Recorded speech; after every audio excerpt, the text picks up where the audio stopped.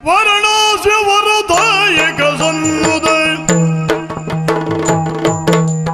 ವಾರಣಾಸಿ ವರದಾಯಕ ಸನ್ನುದ ನರದಾದಿ ಮುನಿ ವಂದಿತ ಪದಯುಗ ವಾರಣ ವದನ ತ್ರೈಲೋಕ್ಯ ಸುಮಾನ ವಾರಣ ವದನೋ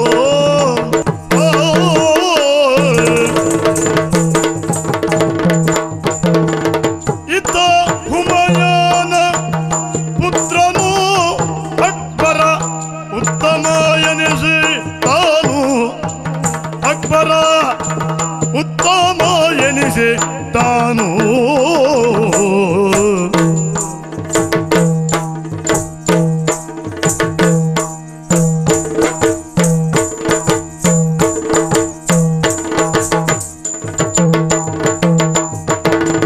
ಮತ್ತೆ ದೆಹಲಿಯ ಪಾಲಿಸುತ್ತೀರ್ದನು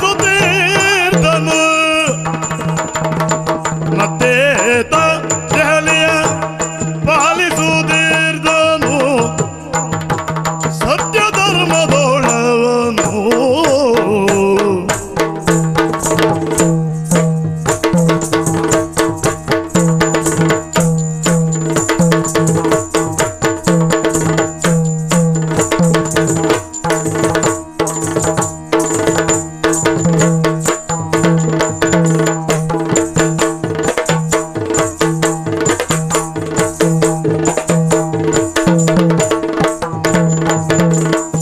ಇತ್ತ ಹುಮಾಯೂನ ಪುತ್ರನು ಅಕ್ಬರ ಉತ್ತಮ ನೆನೆಸಿ ತಾನು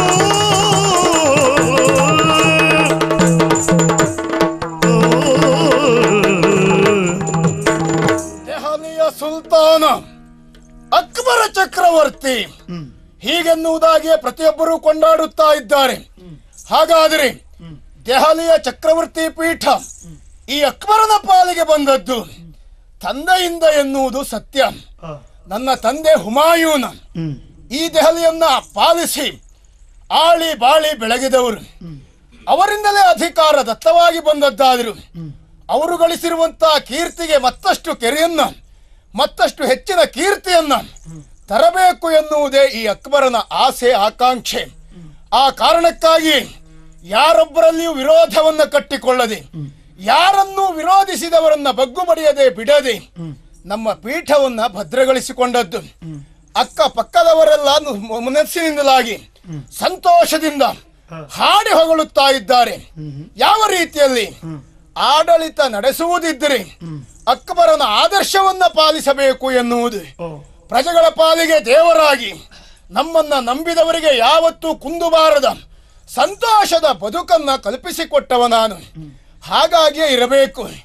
ದೇವರ ಅನುಗ್ರಹ, ಧರ್ಮದ ಪರಿಪಾಲನೆ, ನೀತಿಯ ನಡವಳಿಕೆ ಇದೆಲ್ಲವನ್ನೂ ಮೈಗೂಡಿಸಿಕೊಂಡದ್ರಿಂದಲೇ ನಮ್ಮ ನಾಡಿನಲ್ಲಿ ಎಲ್ಲರೂ ಉಂಡುಟ್ಟು ಸುಖವಾಗಿದ್ದಾರೆ.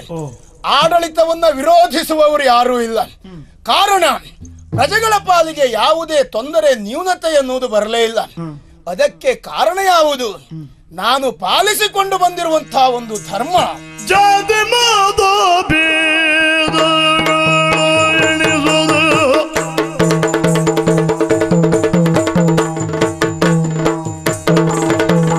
ಜಾತಿ ಮಾತ ಭೇದಗಳು ಎಣಿಸೋದೆ ಖ್ಯಾತ ವಿದ್ವಾಂಸರಿಗೆ ಆಶ್ರಯ ಖ್ಯಾತ ವಿದ್ವಾಂಸರಿಗೆ ಆಶ್ರಯ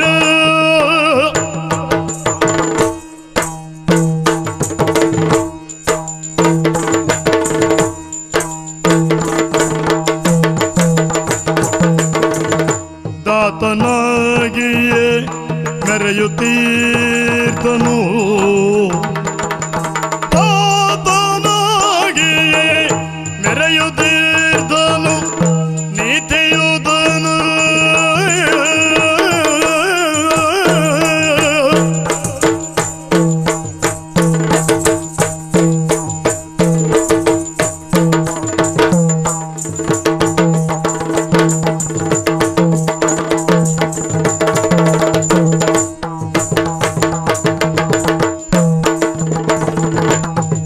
ದಾತನಾಗಿಯೇ ಮೆರೆಯುತ್ತೀರ್ದನು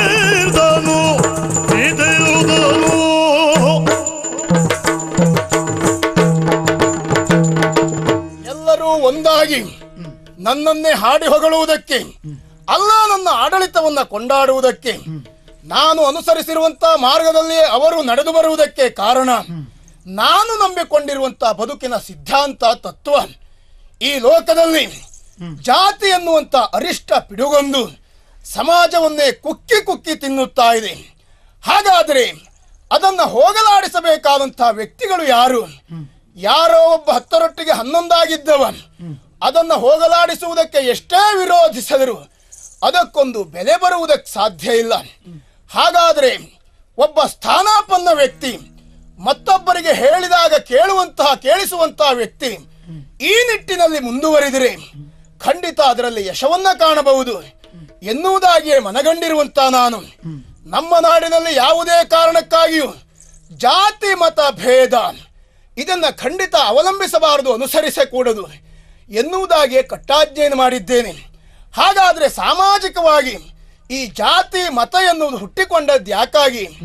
ಮತ್ತೊಬ್ಬ ಮೇಲು ಇನ್ನೊಬ್ಬ ಕೀಳು ಎನ್ನುವಂತ ತಾರತಮ್ಯಕ್ಕಾಗಿ ಅಲ್ಲವೇ ಅಲ್ಲ.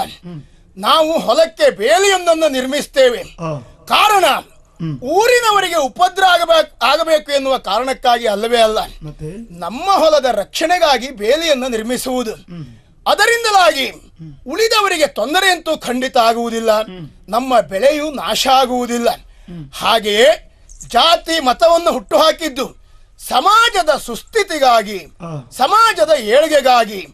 ಆದರೆ ಅಲ್ಪ ಬುದ್ಧಿವಂತರು, ಏನು ತಿಳುವಳಿಕೆ ಇಲ್ಲದೆ ಇದ್ದವರು ತಾನು ಮೇಲೆ ಎನ್ನುವುದಾಗಿ ತಮ್ಮಲ್ಲಿ ಹೊಡೆದಾಟವನ್ನು ನಡೆಸ್ತಾ ಇದ್ದಾರೆ. ನಾನು ತಿಳಿದುಕೊಂಡಿರುವ ಹಾಗೆ ಜಾತಿ ಮನುಷ್ಯ ಜಾತಿ ಒಂದೇ. ಯಾವುದೇ ಜಾತಿಯವನ ಮೈಯನ್ನ ಕಡಿದಾಗಲೂ ಬರುವ ರಕ್ತ ಕೆಂಪು ಬಣ್ಣದ್ದೇ ಅಲ್ಲವೇ? ಹಾಗಾದ್ರೆ ಆ ಜಾತಿ ಈ ಜಾತಿ ಎನ್ನುವಂತಹ ತಾರತಮ್ಯ ಇದ್ದದ್ದೇ ಹೌದು ಅಂತಾದ್ರೆ ರಕ್ತದ ಬಣ್ಣವು ಬದಲಾಗಬೇಕಿತ್ತು.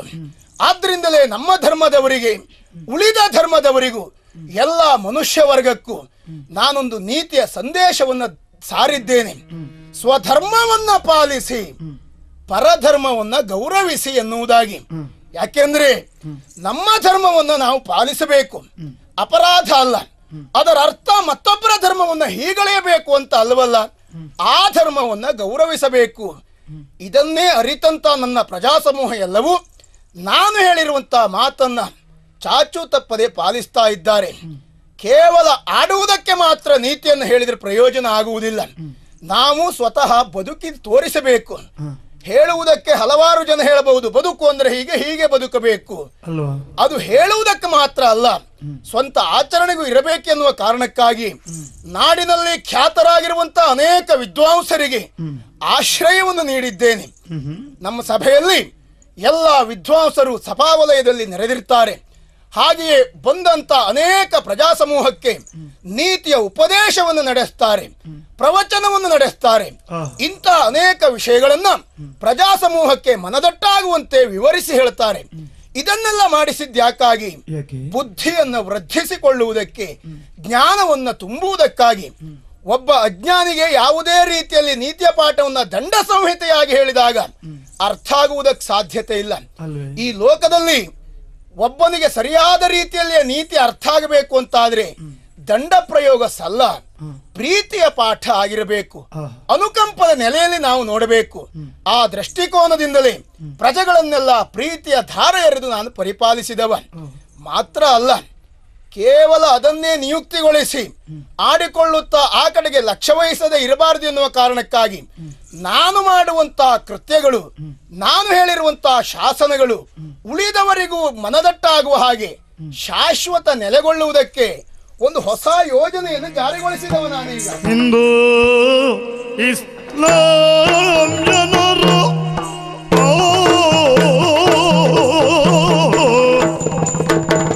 ಹಿಂದೂ ಇಸ್ಲಾಂ ಜನರು ಒಂದಾಗಿ ಬಾಳುವೋರೇ, ಒಂದಾಗಿ ಬಾಳುವೋರೇ, ಒಂದು ಬುದ್ಧಂತವನ್ನು ರಚಿಸಿ, ಒಂದು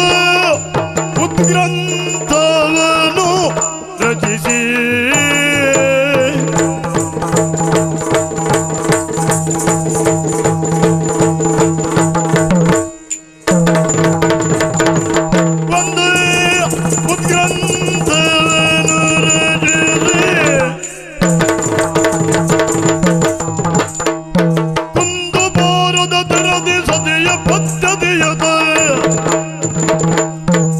ಕುಂದು ಬಾರದ ತೆರದಿ ಸದೆಯ ಪದ್ಧತಿಯದ ಖಂಡಿಸಿದ ಬಹುಪತ್ನಿತನವ ಖಂಡಿಸಿದ ಬಹುಪತ್ನಿತನವ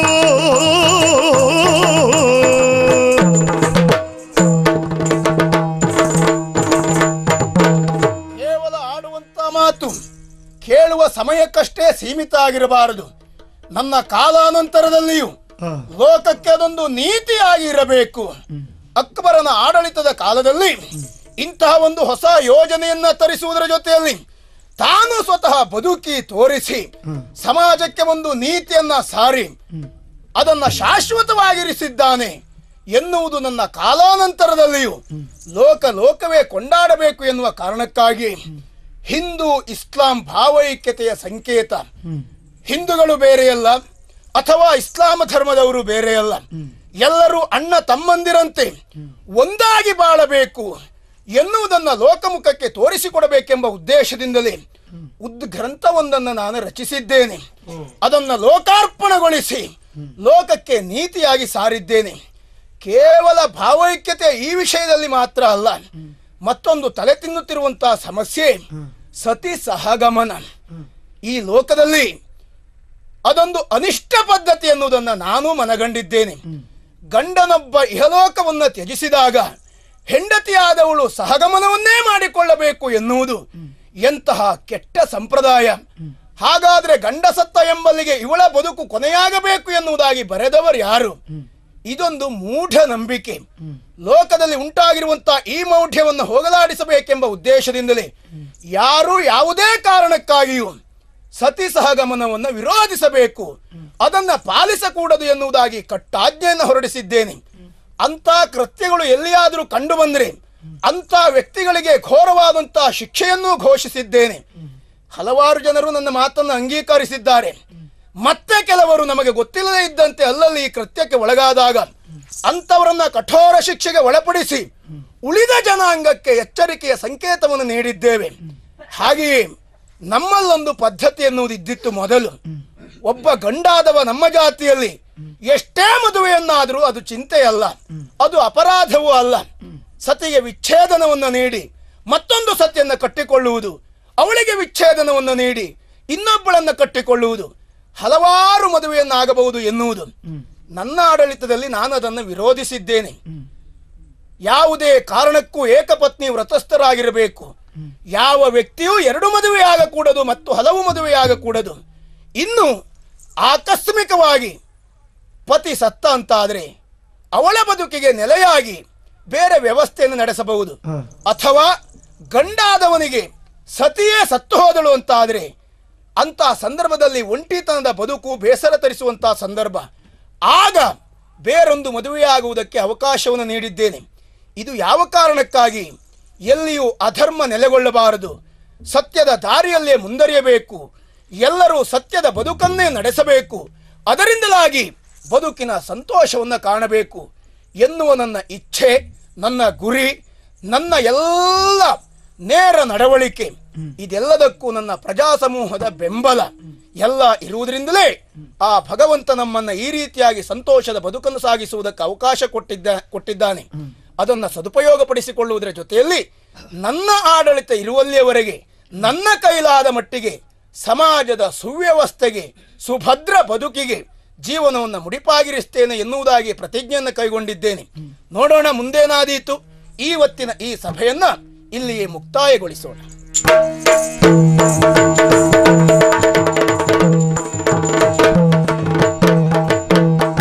ಹರುಕಾದ ವಸನವು ಕುರುಚಲು ಗಡ್ಡವು ಬರಿದಾದ ಉದರದಲ್ಲಿ,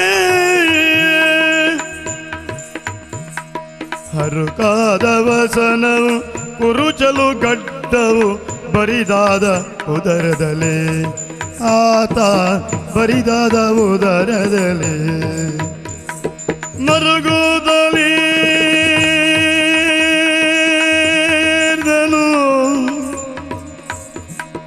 ಮರುಗುದ ಇರ್ದನು ಮಹೇಶದಾಸನು ಬರಡಾಯ್ತು ಬಾಳೆನ್ನುತ್ತ ಮರುಗುತ್ತಾ ಇದ್ದ ಮಹೇಶದಾಸನು ಬರಡಾಯ್ತು ಬಾಳೆನ್ನುತ್ತ ಬರಡಾಯ್ತು ಬಾಳು ಬರಡಾಯ್ತು ಬಾಳು ಬರಡಾಯ್ತು ಮರುಗುದಲ್ಲಿದ್ದ ಮಹೇಶದಾಸನು ತಾನು ಬರಡಾಯ್ತು ಬಾಳನ್ನುತ್ತ.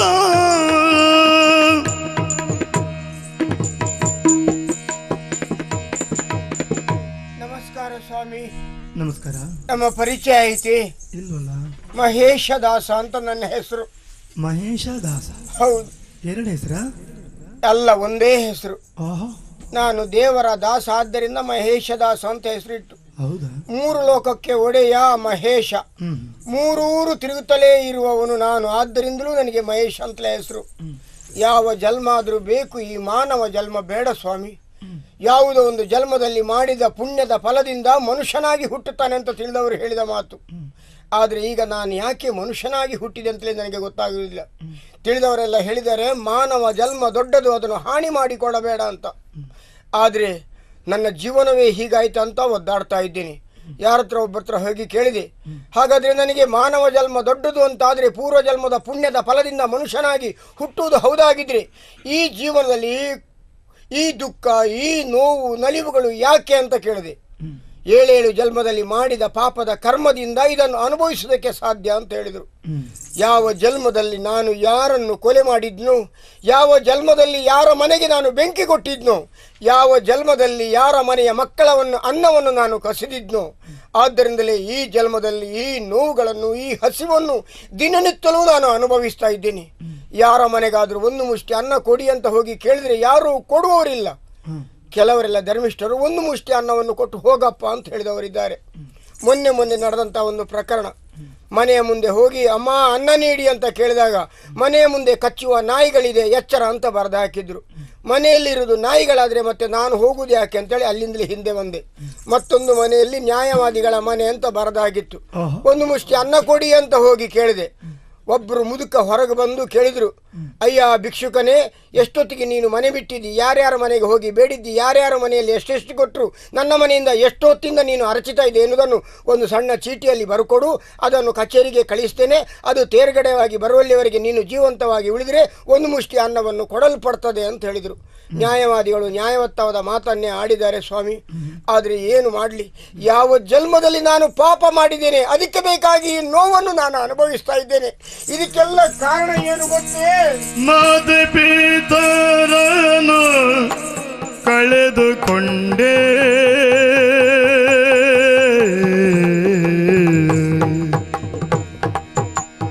ಮಾತೆ ಪಿತರನು ಕಳೆದುಕೊಂಡೆ,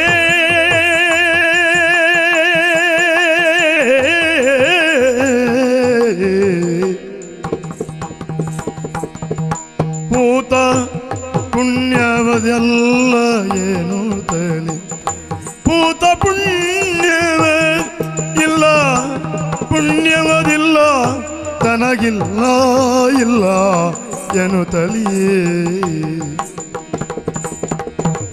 ಯಾತಗೋಸುಗ ದೇವ ನಿಂತ ಶಿಕ್ಷೆ ಇತ್ತ, ಯಾತಗೋಸುಗ ದೇವ ನಿಂತ ಶಿಕ್ಷೆ ಇತ್ತ, ದೇವ ದೇವ ಯಾದಗಿಂತ ಶಿಕ್ಷೆಯ ದೇವನಿತ್ತ.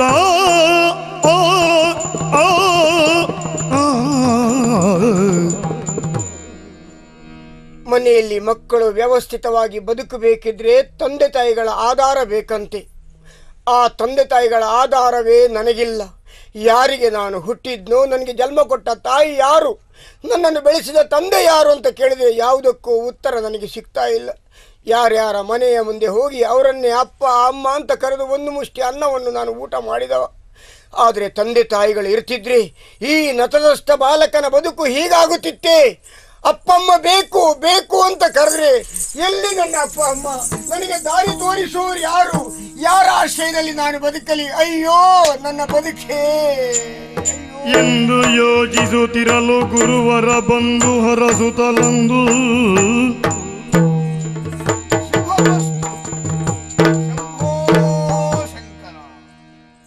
ಶುಭ ಮಸ್ತು ಅಂತ ಹೇಳಿದಿರಿ. ನನ್ನ ಬದುಕಿನಲ್ಲಿ ಶುಭ ಆಗುವುದು ಯಾವಾಗ? ಯಾರಯ್ಯ ನೀವು ಯಾರಯ್ಯ?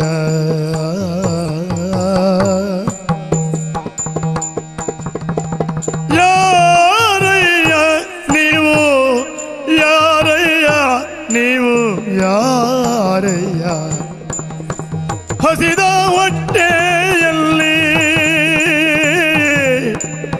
ಹಸಿದ ಹೊಟ್ಟೆಯಲ್ಲಿ ಬಸವಳಿದೆಯೇ ನಾನು ಬಸವಳಿದೆಯೇ ನಾನು ಕಸವಾಯ್ತು ಜೀವನವೆನಗೆ ಕಸವಾಯ್ತು ಜೀವನ ಎನಗೆ.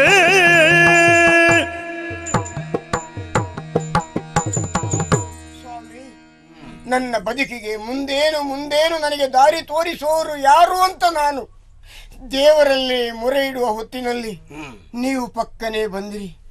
ನಾನಿದ್ದೇನೆ ಅಂತ ಹೇಳಿದಿರಿ. ನಾನು ಬಂದಿದ್ದೇನಲ್ಲ. ನೀವು ಬಂದರೆ ನನಗೇನು ಪ್ರಯೋಜನ ಸ್ವಾಮಿ? ಎಷ್ಟು ದಿವಸ ಆಯಿತು ಹೊಟ್ಟೆಗೆ ಅನ್ನ ಇಲ್ಲದೆ, ಎಷ್ಟು ವರ್ಷಗಟ್ಟಲಾಯಿತು ಒಂದು ಚೂರು ತನೆಗೆ ಎಣ್ಣೆ ಇಲ್ಲದೆ, ಎಷ್ಟು ದಿವಸಗಳಾಯಿತು ನಾನು ಸ್ನಾನ ಮಾಡದೆ.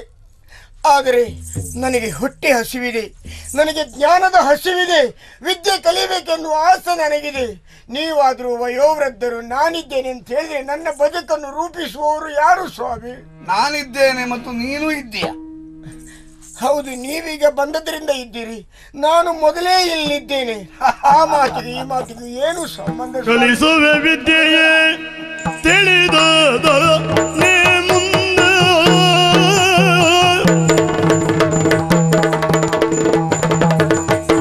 ಕಲಿಸುವೆ ವಿದ್ಯೆಯ ತಿಳಿದ ನೀ ಮುಂದೆ ಬೆಲೆಯುಳ್ಳ ವ್ಯಕ್ತಿಯಾಗಿ ಬೆಲೆಯುಳ್ಳ ವ್ಯಕ್ತಿಯಾಗಿ ಎಳೆಯಳು ಕೀರ್ತಿಯ ಗಳಿಸೆಂದು ಕರೆದೊಯ್ದು ಇಳೆಯಳು ಕೀರ್ತಿಯ ಗಳಿಸೆಂದು ಕರೆದೊಯ್ದು ನೆಲೆಯ ತೋರಿಸಿದ ಅವಗೆ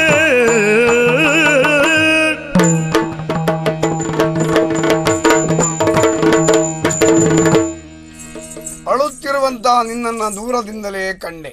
ಹಾ, ನೀನು ಇಷ್ಟು ದಿವಸ ಹೊತ್ತಿದ್ಯಾ? ಇಲ್ಲ, ಅಳಬೇಕೆನ್ನುವ ಯೋಚನೆಯೇ ನನಗೆ ಹೊಳಿಲಿಲ್ಲ. ಹಾಗಾದರೆ ಕೇಳು. ಆ, ಎಲ್ಲಿ ತಗ್ಗುಂಟೋ ಎತ್ತರದ ನೀರು ಹರಿಯುವುದು ಅಲ್ಲಿಂದಲೇ. ಹಾ ಹಾ, ತಗ್ಗಿಲ್ಲದಿದ್ರೆ ಎತ್ತರ ಅಂತ ಆಗೋದು ಹೇಗೆ? ಆಗುವುದಿಲ್ಲ. ದೀನನಾದಾಗ ಮಾತ್ರ ದೇವರೊಲಿಯುತ್ತಾನೆ ಎಂಬುದನ್ನು ಅರ್ಥ ಮಾಡಿಕೊ. ಹಾ, ನಾವು ಬೇಡ್ಕೊಳ್ಬೇಕು ದೇವರಲ್ಲಿ, ದೀನ ನಾನು ಸಮಸ್ತ ಲೋಕಕ್ಕೆ ದಾನಿ ನೀನು ಅಂತ. ಈ ಸಾಹಿತ್ಯ ನನಗೆ ಗೊತ್ತಿರಲಿಲ್ಲ. ನೀನು ಹೇಳ್ತಾ ಇದ್ದಿ, ನಾನು ಕೇಳ್ತಾ ಇದ್ದೇನೆ. ಆ, ಪೂರ್ವ ಸುಕೃತ ರೂಪೇಣ ಮನುಷ್ಯ ಜನ್ಮ, ಓ, ದುರ್ಲಭೋ ಮಾನುಷೋ ದೇಹೋ ದೇಹಂಚ ಕ್ಷಣಭಂಗುರಂ, ಆ, ತತ್ರಾಪಿ ದುರ್ಲಭಂ ಮನ್ಯೆ ವೈಕುಂಠಪುರ ದರ್ಶನಂ. ಅದನ್ನು ಬಿಡಿಸಿ ಹೇಳ್ತೀರಾ ಸ್ವಾಮಿ? ಭಾಗವತರೆಲ್ಲ ಇದನ್ನು ಹೇಳ್ತಾರೆ. ಆ, ಯಾವುದೋ ಜನ್ಮದ ಸುಕೃತ ರೂಪೇಣ ಪುಣ್ಯ ಪ್ರಭಾವದಿಂದ ಮನುಷ್ಯ ಜನ್ಮ. ಆ, ಆದರೆ ಈ ಜನ್ಮದಲ್ಲಿ ನಾನು ಯಾರಿಗೂ ಅನ್ಯಾಯ ಮಾಡಲಿಲ್ಲ, ಆದರೂ ಕಷ್ಟವನ್ನು ಯಾಕೆ ಅನುಭವಿಸ್ತಾ ಇದ್ದೇನೆ? ವಿರಹ ವೇದನೆ ಯಾಕೆ? ವಿಯೋಗ ವ್ಯಥೆ ಯಾಕೆ? ಯಾಕೆ ಈ ಸಂಸಾರ ಬಂಧನ ಯಾಕೆ? ಯಾಕೆ? ಹೀಗೆಲ್ಲ ಆಲೋಚನೆ ಮಾಡ್ತಾ ಇರ್ತಾನೆ ಮನುಷ್ಯ. ಹಾ, ಆದರೆ ಪ್ರಾರಬ್ಧ ಅಂತ ಒಂದಿದೆ. ಆ, ಹಿಂದಿನ ಜನ್ಮದಲ್ಲಿ ಮಾಡಿರುವಂತಹ ಪಾಪದ ವಿಶೇಷಗಳು ಆ, ಅದನ್ನು ಅನುಭವಿಸದೆ ಸತ್ತಾಗ ಆ, ಪುನರ್ಜನ್ಮದಲ್ಲಿ ಅವನು ಮನುಷ್ಯನಾಗೇ ಹುಟ್ಟಿದ್ರು, ಆ. ಅದೆಲ್ಲವನ್ನೂ ಅನುಭವಿಸಬೇಕಾಗ್ತದೆ. ಅಂದ್ರೆ ನಾನು ಹೋದ ಜನ್ಮದಲ್ಲೂ ನಾನು ಮನುಷ್ಯನಾಗಿ ಹುಟ್ಟಿದ್ನೆ. ಖಂಡಿತ ಖಂಡಿತ. ಹಾ, ಹಾಗ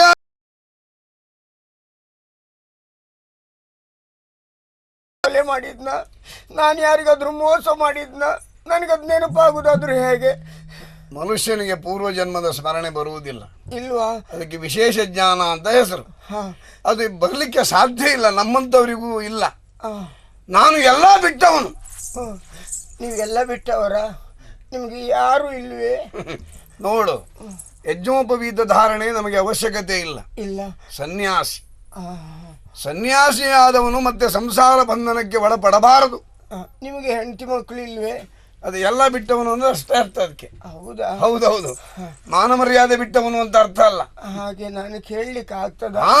ಹೌದಾ? ಸಂಸಾರ ಒಂದಿಗನು ನಾನಲ್ಲ, ಆದ್ರೂ ಈ ಪ್ರಪಂಚಕ್ಕೆ ಅಂಟಿಕೊಂಡಿದ್ದೇನೆ. ಯಾಕೆ? ಯಾಕೆ?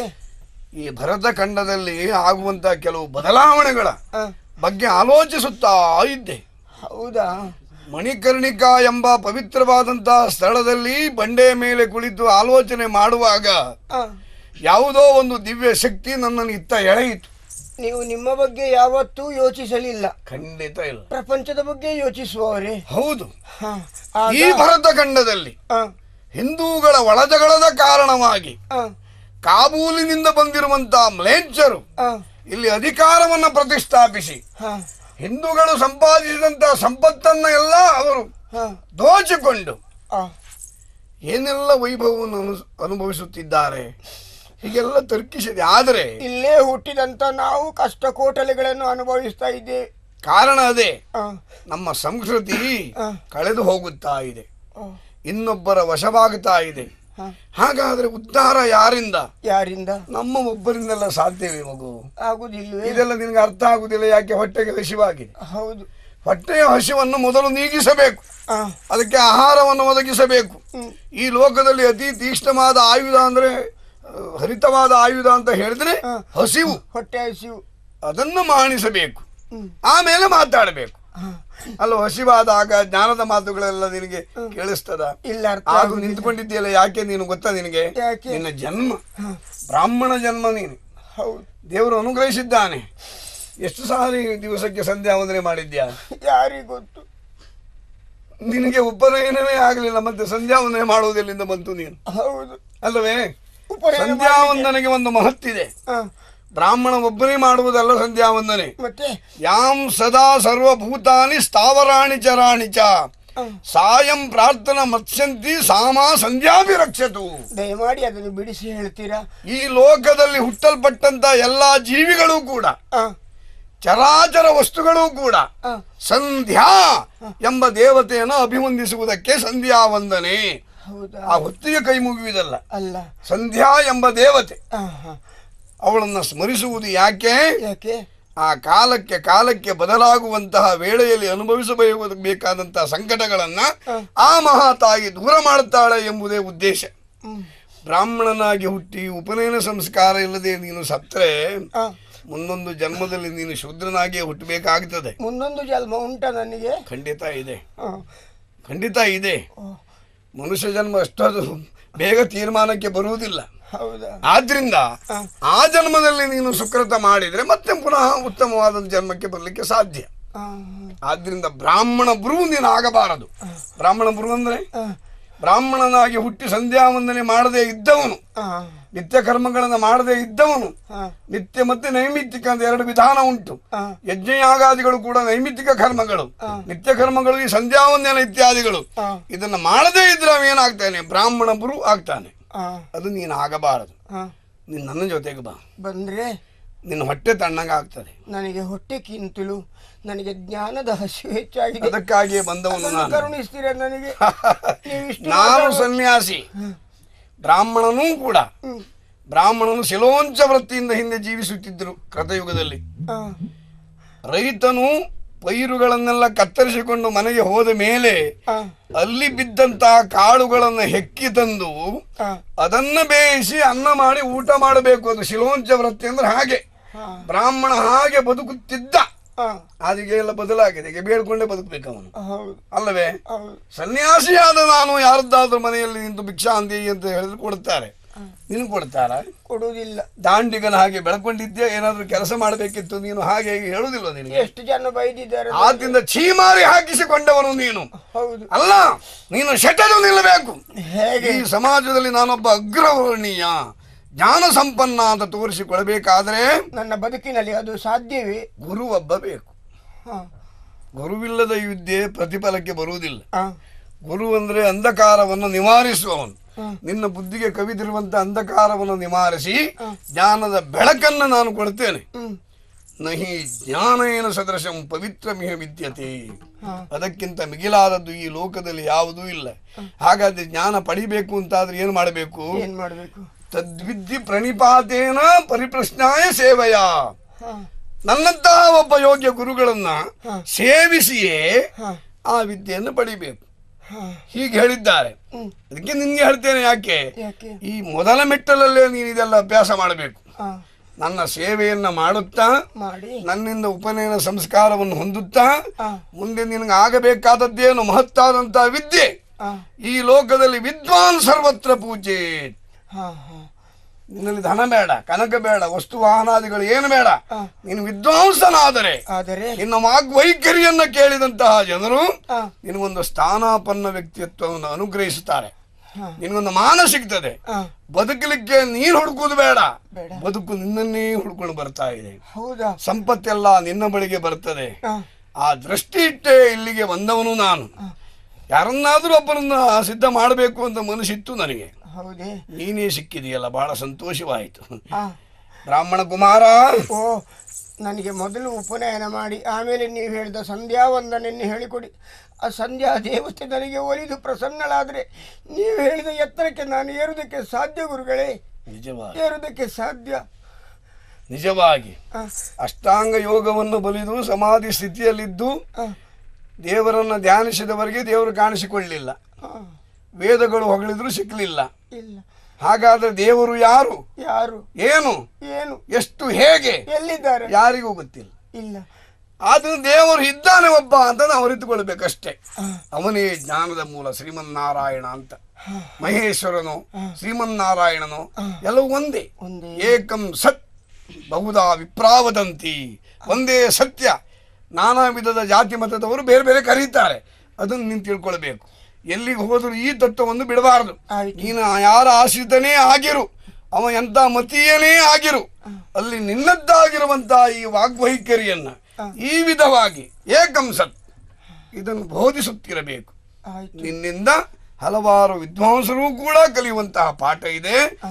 ಇದು ಸತ್ಪಾತ್ರ ಅಂತ ನಿನ್ನನ್ನು ಸ್ವೀಕರಿಸಿದ್ದೇನೆ. ನೀವು ಹೇಳಿದ್ದೆಲ್ಲ ನನಗೆ ಕೇಳಿದ್ದು, ಆದ್ರೆ ಯಾವುದೂ ಅರ್ಥ ಆಗಲಿಲ್ಲ. ನೀವು ಉಪದೇಶ ಮಾಡುವಲ್ಲಿ ಅವರಿಗೆ ಅರ್ಥ ಆಗಬೇಕು ಅಂತಾದ್ರೂ ಉಪನಯನ ಸಂಸ್ಕಾರ ಮೊದಲಾಗಬೇಕು. ಅದು ಮಾಡಿ ನನಗೆ. ಇದು ಸತ್ಪಾತ್ರ ಅಂತ ಸ್ವೀಕರಿಸಿದ್ದೇನೆ ಅಂತ ಹೇಳಿದ್ದು ಅದಕ್ಕೆ.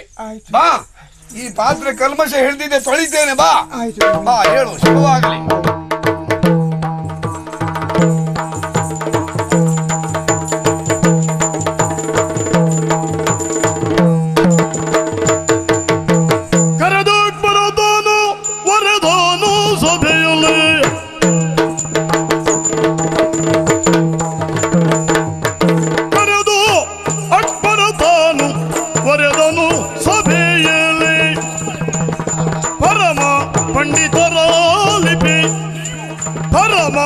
ಪಂಡಿತರ ಲಿಪಿ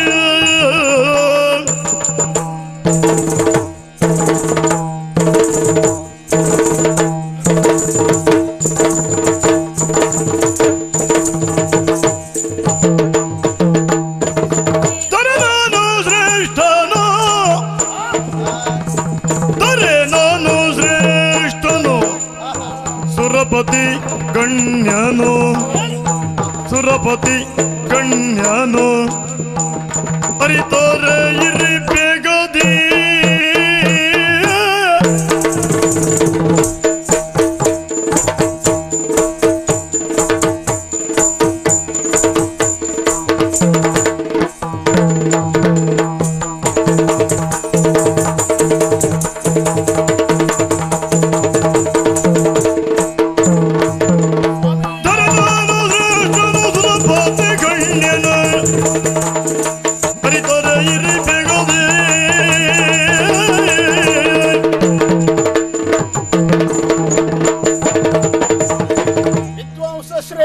ಮಹಾರಾಜ, ಸಭೆಗೆ ಎಲ್ಲರೂ ಆಗಮಿಸಿದ್ದೀರಿ. ಪ್ರತಿನಿತ್ಯವೂ ಬರುವವರು ನೀವು. ಹೌದಪ್ಪ. ನಿಮಗಾಗಿಯೇ ಸಿದ್ಧಪಡಿಸಿರುವಂತ ಆಸನದಲ್ಲಿ ಆಸೀನರಾಗಬೇಕು. ಪ್ರತಿನಿತ್ಯದಲ್ಲಿಯೂ ಸಭೆಯನ್ನು ಸೇರಿದಾಗ ನಿಮ್ಮಲ್ಲಿ ಹಲವಾರು ವಿಷಯಗಳ ಕುರಿತಾಗಿ ಚರ್ಚಿಸುವುದುಂಟು. ಹೌದೌದು. ನಿಮ್ಮಿಂದಲೇ ಹಲವಾರು ವಿಷಯಗಳನ್ನ ಕೇಳಿ ತಿಳಿದುಕೊಳ್ಳುವುದುಂಟು. ಹಾಗಾಗಿ ಜಿಜ್ಞಾಸೆಗೆ ಒಳಗಾದಾಗಲೆಲ್ಲ ನಿಮ್ಮಲ್ಲಿಯೇ ನಾನು ಪ್ರಶ್ನಿಸುವುದು. ಹೌದು. ಇವತ್ತೊಂದು ಜಿಜ್ಞಾಸೆ ನನ್ನನ್ನು ಕಾಡ್ತಾ ಇದೆ. ಯಾವ ವಿಷಯದ ಬಗ್ಗೆಯೋ? ನನ್ನ ವೈಯಕ್ತಿಕವಾದಂತ ವಿಷಯದ ಕುರಿತಾಗಿ ವೈಯಕ್ತಿಕ? ಹಾ. ಬೇಕು ಬೇಕು ಬೇಕು. ಅದನ್ನ ಪರಿಹರಿಸಿಕೊಳ್ಳಬೇಕು ಎನ್ನುವ ಕಾರಣಕ್ಕಾಗಿ ಮಹಾನ್ ಜ್ಞಾನಿಗಳಾಗಿರುವಂತಹ ತಮ್ಮಲ್ಲಿಯೇ ಪ್ರಶ್ನಿಸಬೇಕೆನ್ನುವ ಕಾರಣಕ್ಕಾಗಿ ವಿಶೇಷವಾಗಿ ಕರೆಸಿದ್ದು. ಬರ್ಲಿ ಬರ್ಲಿ, ಪ್ರಶ್ನೆ ಬರ್ಲಿ. ಏನು ಸ್ವಾಮಿ, ಓ, ಎಲ್ಲರೂ ಆಡಿಕೊಳ್ತಾ ಇದ್ದಾರೆ. ಯಾರ ಬಾಯಲ್ಲಿಯೇ ಕೇಳಿದ್ರು ಎಲ್ಲರ ಬಾಯಲ್ಲಿಯೂ ಕೇಳಿ ಬರುವುದು ಯಾವುದು? ದೊರೆತನದ ಗದ್ದುಗೆ, ಸಿಂಹಾಸನ ಹೀಗೆ ಹೆಸರಿಸುವಾಗ ಇದ್ದರೆ ಇರಬೇಕು ಸುರಪತಿಯಂತೆ. ಅಂದ್ರೆ ದೇವೇಂದ್ರನ ವಿಷಯಕವಾಗಿ ಹೇಳ್ತಿದ್ದಾರೆ. ಆ ದೇವಲೋಕ ಎನ್ನುವುದು ಮೇಲ್ಗಡೆ ಇರುವುದು. ಮೇಲ್ಗಡೆ. ಹಾಗಾಗಿಯೇ ಬಹುಶಃ ಜನಮಾನಸದಲ್ಲಿ ದೇವಲೋಕದ ಆಗದ್ದುಗೆ ಸರ್ವಶ್ರೇಷ್ಠ ಎನ್ನುವಂತ ಒಂದು ರೀತಿಯ ಭಾವನೆ ಮೂಡಿದ್ದೋ ಏನು. ಹಾಗಾದ್ರೆ ಅವಯೇರಿರುವ ಸಿಂಹಾಸನ ಅದು ಯಾವುದೇ ರೀತಿಯದ್ದಾಗಿರ್ಲಿ, ಈಗ ನಾನು ಸಿಂಹಾಸನ ಏರಿದ್ದ ಹೌದಲ್ಲ, ನಾನು ದೆಹಲಿಯ ಸುಲ್ತಾನ ಚಕ್ರವರ್ತಿಯಾಗಿ ಮೆರೆದಾಡ್ತಾ ಇದ್ದದ್ದು ಹೌದಲ್ಲ, ಅನುಮಾನವೇ ಇಲ್ಲ. ನನಗೀಗ ಸಮಸ್ಯೆ ಉಂಟಾದದ್ದಲ್ಲಿ ದೊರೆ ನಾನು ಶ್ರೇಷ್ಠನೋ ಅಥವಾ ಆ ದೇವೇಂದ್ರ ಶ್ರೇಷ್ಠನೋ? ಉಳಿದ ಅರಸರ ಕುರಿತಾಗಿ ನಮ್ಮ ಜಿಜ್ಞಾಸೆ ಅಲ್ಲ, ನೇರ ಅವನ ಬಗ್ಗೆ ಕೇಳುವುದು. ನೇರ ಮೇಲೆ ಹೋಗಿದ್ ನೀನು. ಬುದ್ಧಿ, ಹೌದೌದು, ಜಿಜ್ಞಾಸೆ, ಸರಿ ಸರಿ, ಅದನ್ನು ನೀವು ಹೇಳಬೇಕು. ನಾನು ಶ್ರೇಷ್ಠನೋ ದೇವಲೋಕದ ದೇವೇಂದ್ರ ಶ್ರೇಷ್ಠನೋ? ಇದನ್ನ ಒಟ್ಟಾರೆ ಹೇಳಿದ್ರೆ ಆಗಲಿಲ್ಲ. ಯೋಚಿಸಿ ನಿಮ್ಮಲ್ಲಿಯೇ ನೀವು ಮಥಿಸಿ ವಿಚಾರವನ್ನ ಸರಿಯುತ್ತರ ನೀಡಬೇಕು ಈ ವಿಷಯದಲ್ಲ. ನುಡಿಯುವರೆ ಬಾಯಿಲ್ಲ ಪೊಡವೆ ಪದಿನಿ ಕೇಳು, ನುಡಿಯುವರೆ ಬಾಯಿಲ್ಲ ಪೊಡವೆ ಪದಿನಿ ಕೇಳು, ಒಡನೀಗ ನಿಮ್ಮ ಪೊಗಳಿದರೆ, ಒಡನೀಗ ನಿಮ್ಮ ಪೊಗಳಿದರೆ, ಕಡುಮೂರ್ಖ ಮುಖ ಸ್ತುತಿಯ ಮಾಡಿದಿರಿ ಎಂಬಿರೈ, ಕಡುಮೂರ್ಖ ಮುಖ ಸ್ತುತಿಯ ಮಾಡಿದಿರಿ ಎಂಬಿರೈ,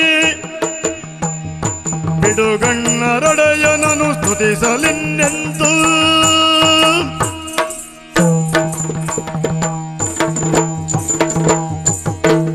ಮಹಾರಾಜ, ನೀನು ಕೇಳಿದ ಪ್ರಶ್ನೆ ಅಲ್ಲ ಅಂತಲ್ಲ, ಸರಿಯಾದ ಪ್ರಶ್ನೆ, ಸರಿಯಾದದ್ದೇ, ಗಟ್ಟಿ ಪ್ರಶ್ನೆ, ಸಮಂಜಸವಾಗಿಯೂ ಉಂಟು. ಆದ್ರೆ ಉತ್ತರ ಕೊಡುವಲ್ಲಿ ನಾವು ಬಹಳ ಜಾಗ್ರತೆ ಮಾಡಬೇಕು. ನಮ್ಮ ಮೊದಲೇ ವಿದ್ವಾಂಸರು ಅಂತೇಳಿ ಪೀಠ ಕೊಟ್ಟಾಗಿದೆ, ನಿಮ್ಮಲ್ಲಿರುವ ವಿದ್ವತ್ತನ್ನ ಪರೀಕ್ಷಿಸಿ ಗುರುತಿಸಿ. ಹಾಗಾಗಿ ಯಾವುದೇ ಪ್ರಶ್ನೆ ಆಗಲಿ ಉತ್ತರ ಕೊಡುವ ಮೊದಲೇ ಜಾಗ್ರತೆ ಮಾಡಿ ಉತ್ತರ ಕೊಡ್ಬೇಕು. ಸರಿ ಆಗ್ತದೋ ಇಲ್ವೋ ಅಂತೇಳಿ ಯೋಚಿಸಿ ಹೇಳಬೇಕು. ನಿಮ್ಮ ಬಾಯಿಂದ ಸರಿಯೇ ಉತ್ತರವಾಗಿ ಬರ್ತದೆ ಎನ್ನುವ ನಿರೀಕ್ಷೆಯಲ್ಲೇ ನಿಮ್ಮಲ್ಲಿ ಕೇಳಿದ್ ನಾನು. ಕೇಳಿದ್ದು ಹೌದು, ಆದ್ರೆ ನನಗೊಂದು ಸಮಸ್ಯೆ ಆಗ್ತಾ ಉಂಟು ಈಗ. ಸಮಸ್ಯೆ? ಹೌದು. ನಿಮಗೂ ಕೇಳಿದ ಪ್ರಶ್ನೆಯನ್ನು ನೀನು ದೇವೇಂದ್ರ ದೊಡ್ಡವನೋ ಅಲ್ಲ ನಾನು ದೊಡ್ಡವನೋ? ಆತ ಶ್ರೇಷ್ಠನೋ ನಾನು? ಈಗ ನೀನೇ ದೊಡ್ಡವ ಅಂತ ಹೇಳೋಣ. ಹೇಳಿದ್ರೆ ಏನಾಗ್ತದೆ ಹೇಳು? ಏನು? ನಾವು ನಿನ್ನ ವಿಷಯಕವಾಗಿ ಬೇರೆಯವರಲ್ಲಿ ಹೇಳಬಹುದು ನಮ್ಮ ಒಡೆ ದೊಡ್ಡವ ಅಂತ. ನಿನ್ನಲ್ಲೇ ನಾವು ನೀನ್ ದೊಡ್ಡವ ಅಂತ ಹೇಳಿದ್ರೆ ಕೆಲವನ್ನ ಹೇಳ್ತಾರೆ, ಅಲ್ಲ ನೀನ್ ತಿಳ್ಕೊಳ್ತೀಯ? ಇಲ್ಲ, ಬಾಯಿಗೆ ಬಂದಾಗ ಮಾತಾಡ್ತಾರೆ, ನನಗೆ ಸಂತೋಷ ಆಗ್ಲಿ ಅಂತ ಹೇಳುವುದೇ ಬಿಟ್ರೆ ಇದರ ಉದ್ದೇಶ ಏನೂ ಇಲ್ಲ ಅಂತ ಹೇಳ್ತಾರೆ. ಮುಖಸ್ತುತಿ ಅಂತ ಆದೀತು. ಅಲ್ಲ ದೇವೇಂದ್ರ ದೊಡ್ಡವ ಅಂತ ಹೇಳೋಣವೇ, ಅಲ್ಲಿ ಸರಿ ಆಗ್ತದ? ಹಾಗೆ ಹೇಳಿದ್ರೆ ನಿನಗೆ ಸಿಟ್ಟು ಬರ್ತದೆ. ಹಾಗಾಗಿ ಇದಕ್ಕೆ ನನಗೆ ಉತ್ತರವೇ ಸಿಗ್ತೇ ಇಲ್ಲ. ಈಗ ಉತ್ತರ ನೀವು ಜಾರಿಕೊಳ್ಳುವುದು ಬೇಡ, ನಾನು ಅರಿತು ಉತ್ತರ ಕೊಡಿ ಅಂತ ಹೇಳಿದ್ದೇನೆ. ಪ್ರಾಮಾಣಿಕವಾದಂತ ಅಭಿಪ್ರಾಯಕ್ಕೆ ಯಾವತ್ತೂ ಸ್ವಾಗತ. ಇಲ್ಲಿ ನನ್ನನ್ನೇ ಹೊಗಳಬೇಕು ಎನ್ನುವುದಾಗಿ ನಾನೇನು ಒತ್ತಾಯ ಪೂರ್ವಕವಾಗಿ ಹೇಳಿದ್ದಿಲ್ಲ, ಅಥವಾ ದೇವೇಂದ್ರನನ್ನ ದೂರಬೇಕು ಎನ್ನುವುದಾಗಿಯೂ ಎಚ್ಚರಿಸಿದ್ದಿಲ್ಲ. ಅದೇನಿಲ್ಲ, ಸ್ಪಷ್ಟವಾಗಿ ಸತ್ಯ ವಿಚಾರ ಯಾವುದು. ಈಗ ಒಡೆಯನನ್ನು ಹೊಗಳಿ ಒಡೆಯ ಆ ಕಡೆ ಹೋದ ಮೇಲೆ ಇವರು ಬೇರೆ ಬುದ್ಧಿವಂತಿಕೆ ತೋರಿಸುವ ಜಾಯಮಾನದವ್ರು ಹಲವಾರು ಇರಬಹುದು. ನೋಡಿ, ನಮ್ಗೆ ಆ ಅಭ್ಯಾಸ ಇಲ್ಲ. ಆದ್ರಿಂದ ನಿಮ್ಮನ್ನೇ ಇಟ್ಕೊಂಡದ್ ನಾವು. ಏನು ಹೇಳುದಿದ್ರು ಸತ್ಯವನ್ನು ನೇರ ಹೇಳಿ ಬಿಡುವುದು. ಅಂದ್ರೆ ನಿಮಗೆ ನನಗೆ ಹೊಳೆಯುವುದಿಲ್ಲ. ಸ್ವಾಮಿ, ತಾವು? ನಾನು ಹಾಗೆ ಇದನ್ನೇ ಹೇಳ್ಬೇಕು ಅಂತಿದ್ದೆ. ನಾನು ಮೊದ್ಲು ಹೇಳಿದೆ ಅಂತೇಳಿ ಅವ್ರು ಸುಮ್ಮನೆ ಇದ್ರೆ ಸುಮ್ಮನೆ ಇದ್ದೆ. ನನ್ನ ಅಭಿಪ್ರಾಯವೂ ಇಷ್ಟೇ ಆಗಿತ್ತು. ಬಹುಶಃ ನೀವಿಬ್ರು ಏನು ಹೇಳುವುದಿಲ್ಲ ಅಂತ ಗೊತ್ತಾಗಿ ಅವ್ರು ಸುಮ್ಮನೆ ಇರಬೇಕು. ನೀವೇನ್ ಹೇಳ್ತೀರಿ ಸ್ವಾಮಿ? ನನ್ನ ಅಭಿಪ್ರಾಯವೂ ಅದೇ. ನಾವು ಒಟ್ಟಿಗೆ ಬಂದವರು. ಇವತ್ತು ಹೀಗೆ ಹೇಳ್ಬೇಕು ಅಂತಲ್ಲ, ಅದಲ್ಲಪ್ಪ. ಅಂದ್ರೆ ಈ ಪ್ರಶ್ನೆ ವಿಷಯದಲ್ಲಿ ಎಲ್ಲರಿಗೂ ಹೊಳೆಯುವುದು ಒಂದೇ ಉತ್ತರ ಅಂತ. ಹಾಗಾದ್ರೆ ನಿಮಗೆ ಸ್ಪಷ್ಟ ಉತ್ತರ ಸಿಗಲಿಲ್ಲ. ಈ ವಿಷಯದಲ್ಲಿ ನಾವು ಸೋತೆವು. ಹೌದು. ಇಂಥ ಘನ ವಿದ್ವಾಂಸರ ಸಭೆಯಲ್ಲಿ ಈ ಒಂದು ಸಣ್ಣ ಪ್ರಶ್ನೆಗೆ ಉತ್ತರ ಸಿಗಲಿಲ್ಲ ಅಂತ ಆದ್ರೆ ಇದು ನಿಮಗೆಲ್ಲ ನಾಚಿಕೆ ವಿಚಾರ ಕೆಲವು ದೊಡ್ಡ ವಿದ್ವಾಂಸರೇ ಆಗೋ ಸಮಸ್ಯೆ ಇದೆ. ದೊಡ್ಡ ಪ್ರಶ್ನೆಗಳಿಗೆ ಸರಿಯಾಗಿ ಅಲ್ಲೇ ಉತ್ತರ ಕೊಡ್ತಾರೆ, ಸಣ್ಣ ಸಣ್ಣ ಪ್ರಶ್ನೆಗಳಿಗೆ ಉತ್ತರ ಕೊಡ್ಲಿಕ್ಕೆ ಬಹಳ ಕಷ್ಟ ಆಗುದು. ನೋಡೋಣ ಹಾಗಾದ್ರೆ ಮತ್ತೆ ಯಾರಾದ್ರೂ ಸಭೆಯಲ್ಲಿ ಬಣ್ಣದ ವಿಪ್ರನಾದಿನ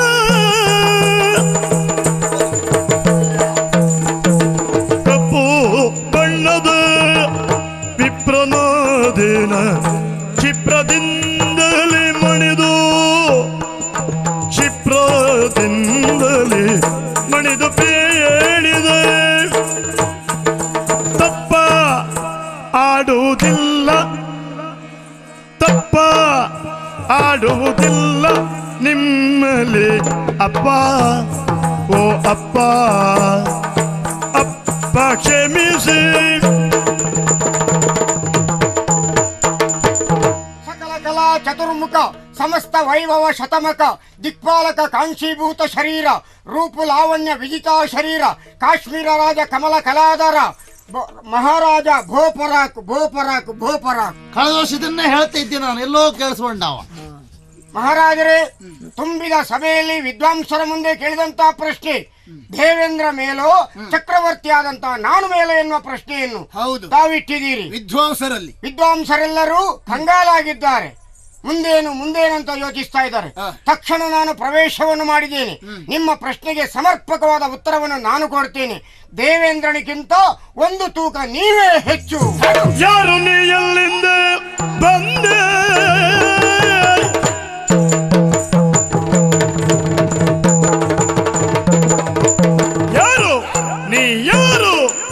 ಯಾರು ನೀ ಎಲ್ಲಿಂದ ಬಂದೆ ರಾಜಸ್ಥಾನ ಯಾರು ಬಿಟ್ಟವರು ನಿನ್ನ ಆಸ್ಥಾನಕ್ಕೆ ಯಾರು ಬಿಟ್ಟವರು ನಿನ್ನ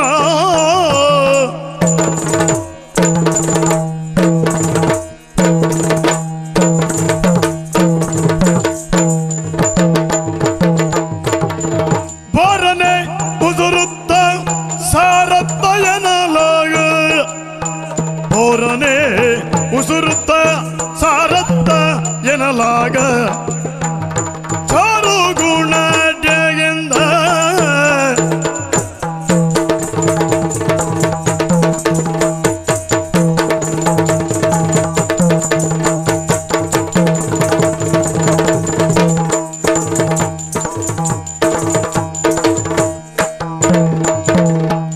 ಬೋರನೆ ಉದುರುತ್ತ ಸಾರತ್ತ ಎನ್ನಲಾಗ ಚಾರು ಗುಣ ಜಗಂದ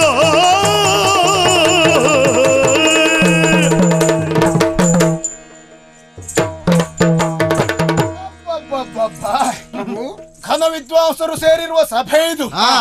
ಪಂಡಿತರಿಂದ ತುಂಬಿ ತುಳುಕಾಡುತ್ತಿರುವಂತಹ ಸಭೆ.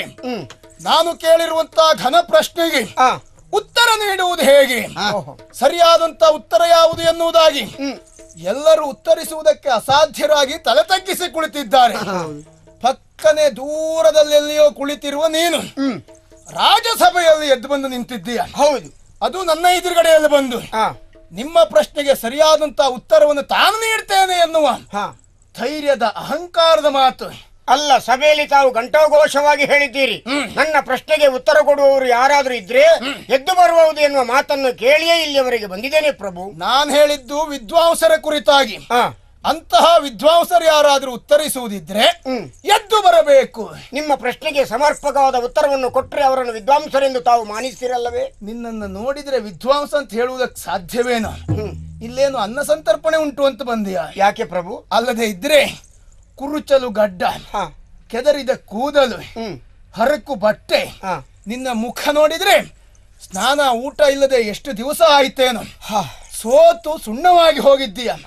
ಇಂತಹ ನೀನು ಬಹುಶಃ ಯಾವುದೋ ಪ್ರಯೋಜನ ಪಡೆಯಬೇಕೆನ್ನುವಂತಹ ದುರಾಲೋಚನೆಯಿಂದ ಬಂದದ್ದು ಬಿಟ್ರೆ ಉತ್ತರ ನೀಡುವ ಸಾಮರ್ಥ್ಯ ಇದ್ದು ಬಂದದ್ದು ಅಲ್ಲವೇ ಅಲ್ಲ. ಶ್ವೇತ ವಸ್ತ್ರವನ್ನು ಧರಿಸಿದ ಮಾತ್ರಕ್ಕೆ ಎಲ್ಲರೂ ವಿದ್ವಾಂಸರಾಗುವುದಿಲ್ಲ ಪ್ರಭು. ಅದರ ಅರ್ಥ ಹೀಗಿದ್ದವರು ವಿದ್ವಾಂಸರು ಅಂತಲ್ಲ ಅಲ್ಲ ಅನ್ನೋದು. ಯಾರು ನೀನು? ನಿನ್ನನ್ನ ಒಳ ಬಿಟ್ಟವರು ಯಾರು? ಯಾರನ್ನ ಕೇಳಿ ಇಲ್ಲಿಗೆ ಬಂದೆ? ಒಳ್ಳೆ ಮಾತಿಂದ ಹೇಳ್ತೇನೆ, ನಿನ್ನಂತಹ ಅವರಿಗೆಲ್ಲ ಇಲ್ಲಿ ಅವಕಾಶ ಇಲ್ಲವೇ ಇಲ್ಲ.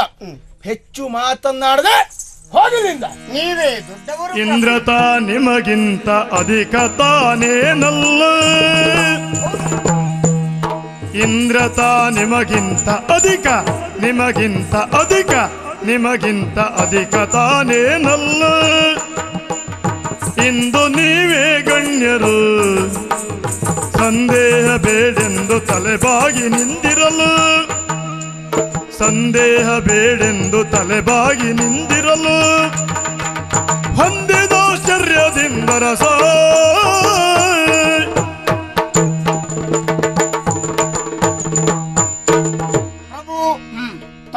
ತಮ್ಮಿಂದ ಅಪ್ಪಣೆಯನ್ನು ಕೇಳದೆ ಸಭಾ ಪ್ರವೇಶವನ್ನು ಮಾಡಿದಕ್ಕೆ ನನಗೆ ಕ್ಷಮೆ ಇರಲಿ ಪ್ರಭು.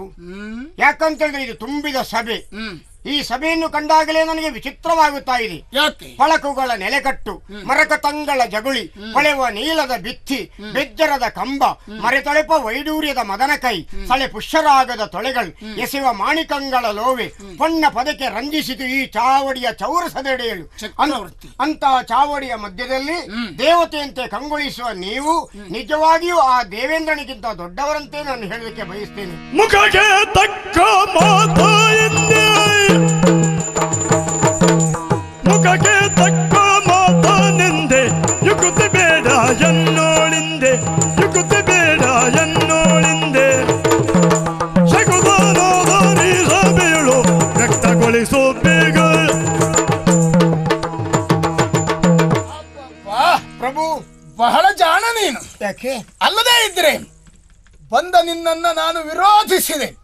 ನಿನ್ನಂತವರಿಗೆಲ್ಲ ಈ ಸಭೆಯಲ್ಲಿ ಅವಕಾಶ ಇಲ್ಲ ಎನ್ನುವುದಾಗಿ ಹೊರಹೋಗು ಎನ್ನುವುದಾಗಿ ಆಜ್ಞಾಪಿಸಿದೆ. ಹೌದು. ಆದ್ರೂ ಹೊರಗೋಗ್ಲಿಲ್ಲ ನೀನು. ಇಲ್ಲ. ಮತ್ತೆ ನಿನ್ನ ಮಾತನ್ನ ಪ್ರಾರಂಭಿಸಿ ನನ್ನನ್ನೇ ದೇವೇಂದ್ರನಿಗಿಂತಲೂ ಶ್ರೇಷ್ಠ ದೊಡ್ಡವ ಎನ್ನುವುದಾಗಿ ಕೊಂಡಾಡ್ತಾ ಇದ್ದೀಯ. ಹೌದು. ಜಾಣ ಅಂತ ಹೇಳಿದ್ ನಿನಗೆ ಅದನ್ನೇ. ಈ ಲೋಕದಲ್ಲಿ ನಿನ್ನಂತವರೆಲ್ಲ ಕೆಲವರಿದ್ದಾರೆ, ಮುಖ ನೋಡಿ ಮಣೆ ಹಾಕುವವರು, ಜನ ನೋಡಿ ಮಾತನ್ನಾಡುವವರು. ನೀನಿಲ್ಲಿ ಮಾಡಿದ್ದು ಅದನ್ನೇ. ನನ್ನಿಂದ ಯಾವುದೋ ಒಂದು ಲಾಭವನ್ನ ಪಡೆಯುವಂತಹ, ಪ್ರಯೋಜನವನ್ನ ಪಡೆಯುವ ಪ್ರಲೋಭನೆಗೆ ಒಳಗಾಗಿ ನನ್ನನ್ನು ನೀನು ಹೊಗಳ್ತಾ ಇದ್ದೀಯ. ಹೇಳಿದೆಯಲ್ಲ ದೇವೇಂದ್ರನಿಗಿಂತ ದೊಡ್ಡವ ನೀವು ಎನ್ನುವುದಾಗಿ.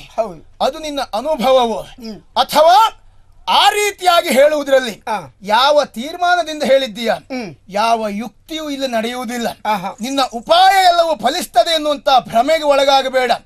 ಹಾಗೊಮ್ಮೆ ನಾನೇ ದೇವೇಂದ್ರನಿಗಿಂತ ದೊಡ್ಡವ ಎನ್ನುವುದು ಸತ್ಯ ಅಂತ ಆದ್ರೆ ಅದು ಹೇಗೆ, ಯಾವ ರೀತಿಯಲ್ಲಿ ಹೇಳು ನೋಡೋಣ. ಪ್ರಭು ಸರಸಿಜ ಈರ್ವರ ಸೃಜಿಸುತ್ತ ತೂಗಲು ಪರಿತ ಬರದಿದರೆಗೆ. ಸರಸಿಜ ಈರ್ವರ ಸೃಜಿಸುತ್ತ ತೂಗೆ, ಸರಸಿಜ ಈರ್ವರ ಸೃಜಿಸುತ್ತ ತೂಗಲು ಭರಿತ ಭಾರದಿದರೆಗೆ, ಭರಿತ ಭಾರದಿದರೆಗೆ. ಸೇರಿದ ಇಂದ್ರನು ಸ್ವರ್ಗವ, ಸೇರಿದ ಇಂದ್ರನು ಸ್ವರ್ಗವ ಹಗುರದಿ ಮತ್ತೆಂದನು ನಗುದ. ಪ್ರಭು ಹರಕು ಬಟ್ಟೆಯನ್ನು, ಕುರಿಚಲು ಗಡ್ಡವನ್ನು, ತಲೆಗೆ ಎಣ್ಣೆ ಇಲ್ಲದನ್ನು ಕಂಡಂತ ನಾನು ನೀವು ವಿದ್ವಾಂಸ ಅಲ್ಲ ಅಂತೇಳಿ ತೀರ್ಮಾನ ಮಾಡಿದ್ದೀರ. ಶ್ವೇತ ವಸ್ತ್ರಧಾರಿಗಳಂತ ಈ ವಿದ್ವಾಂಸರು ನಾನು ಹೇಳಿದ ಯಾವುದೇ ಸಾಹಿತ್ಯವನ್ನು ಬರೆದುಕೊಟ್ಟರು ಹೇಳುವುದಕ್ಕೆ ಅಸಾಧ್ಯ ಇವರಿಗೆ. ನಾವು ಮೊದಲೇ ಹೇಳಿಬಿಟ್ಟಾಗಿದೆ, ಮತ್ತೆ ಹೇಳುವುದಿಲ್ಲ. ಆದ್ರೆ ಪ್ರಭು ನೀವು ಕೇಳಿದ ಪ್ರಶ್ನೆಗೆ ಸಮರ್ಪಕವಾದಂತಹ ಉತ್ತರವನ್ನು ನಾನು ಕೊಡ್ತೀನಿ. ಕೇವಲ ನಿಮ್ಮನ್ನು ಮೆಚ್ಚಿಸಿ ಈ ಪ್ರಶಂಸೆಯನ್ನು ಪಡೆದುಕೊಂಡು ಹೋಗಬೇಕೆನ್ನುವ ಉದ್ದೇಶದಿಂದ ಬಂದದಲ್ಲ. ನಿಮ್ಮ ಪ್ರಶ್ನೆಗೆ ಸರಿಯಾದ ಉತ್ತರವನ್ನು ಕೊಡಬೇಕೆನ್ನುವ ಉದ್ದೇಶದಿಂದಲೇ ಈ ಸಭಾ ಪ್ರವೇಶವನ್ನು ಮಾಡಿದವ ನಾನು. ಹಾಗಾದ್ರೆ ನೀನು ಉತ್ತರಿಸಿದ ರೀತಿಯಂತೆ ಅದನ್ನೇ ದೃಢವಾಗಿ ಹೇಳುವುದಕ್ಕೆ ಆಧಾರ ಉಂಟಾ? ಉಂಟು ಪ್ರಭು. ಏನದು? ಈ ಪ್ರಪಂಚದಲ್ಲಿ ಚರಾಚರ ಜೀವರಾಶಿಗಳನ್ನು ಸೃಜಿಸಿದವ ಬ್ರಹ್ಮ ಅಲ್ವೇ? ಆ ಬ್ರಹ್ಮ ದೇವೇಂದ್ರನನ್ನು ಮತ್ತು ನಿಮ್ಮನ್ನು ಒಟ್ಟಿಗೆ ಸೃಷ್ಟಿ ಮಾಡಿದ. ಹೌದಾ? ಸೃಷ್ಟಿ ಮಾಡಿ ಹಾಗೆ ಒಂದು ತಕ್ಕಡಿಯಲ್ಲಿಟ್ಟು ತೂಕ ಮಾಡಿದ ಇಬ್ರನ್ನು. ಹೌದು. ತೂಕ ಮಾಡಿದಾಗ ಅವನ ಭಾರ ಕಮ್ಮಿ ಆಯಿತು, ನಿಮ್ಮ ಭಾರ ಹೆಚ್ಚಾಯಿತು.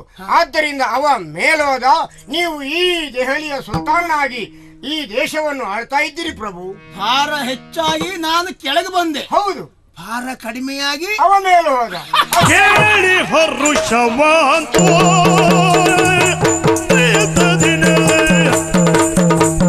ತತ್ತೊಂದು ದಿಕ್ಕು ತಕ್ಕತೈ ತಗಡ್ಗದಿನ ತತ್ತೊಂದು ದಿಕ್ಕು ತೋದೆ.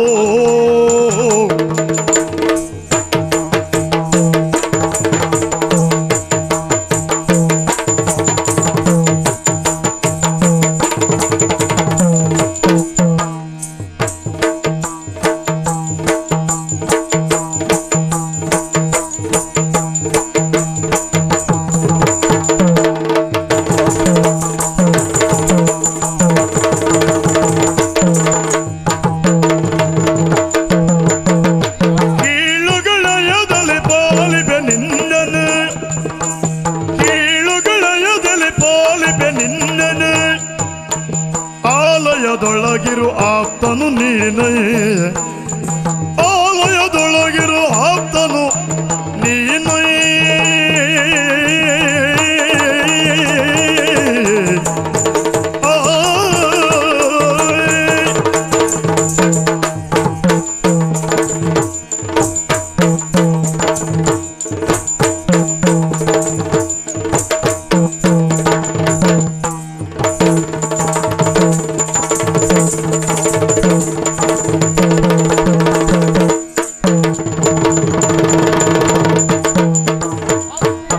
ಕೇಳಿ ಹರುಷವಾದ ಅಕ್ಬರ ಬೇಡಿದ ನಾನಂದೆ. ಆಹಾ ಸಂತೋಷವಾಗಿ ಹೋಯಿತು, ಹೌದೇ? ಬಹಳ ಸಂತೋಷ ಆಗಿ ಹೋಯಿತು. ನನಗಾಗಿರುವಂತಹ ಉತ್ಸಾಹ ಉಲ್ಲಾಸ ಶಬ್ದಗಳಲ್ಲಿ ವರ್ಣಿಸುವುದಕ್ಕೆ ಅಸಾಧ್ಯ. ಯಾಕೆ ಪ್ರಭು? ನೀನಾಡಿರುವಂತಹ ಮುತ್ತಿನಂತಹ ಮಾತು, ನುಡಿ ಮುತ್ತುಗಳು ಅದು ಎಲ್ಲಿ ಈ ರೀತಿಯಾಗಿ ಬಡ ಬಿಕಾರಿಯಂತೆ ಬಂದಿರುವಂತಹ ನಿನ್ನಿಂದ ಉತ್ತರಿಸುವುದಕ್ಕೆ ಅಸಾಧ್ಯ ಎನ್ನುವುದಾಗಿ ಪ್ರಥಮ ನೋಟದಲ್ಲಿಯೇ ನಿನ್ನನ್ನ ಕಡೆಗಣಿಸಿದವ ನಾನು. ಹೌದು. ನೀನಾಡುತ್ತಾ ಆಡುತ್ತಾ ವಿಷಯಗಳನ್ನ ಮನದಟ್ಟು ಮಾಡುತ್ತಾ ಇರುವ ಹಾಗೆ ಮನಸ್ಸಿನಲ್ಲಿರುವಂತಹ ಸಂಶಯ ಎಲ್ಲ ದೂರ ಆಗಿ ಹೋಯಿತು. ಅಬ್ಬಾ, ಯಾರಿಂದಲೂ ಕೊಡಲಿಕ್ಕಾಗದ ಉತ್ತರ, ಯಾರಿಂದಲೂ ನಿರೀಕ್ಷಿಸಲಾರದ ಉತ್ತರ. ದೇವೇಂದ್ರನ ಭಾರ ಕಡಿಮೆ, ಹೌದು. ಅವ ಮೇಲೆ ಹೌದು. ನಮ್ಮ ತೂಕ ಹೆಚ್ಚು.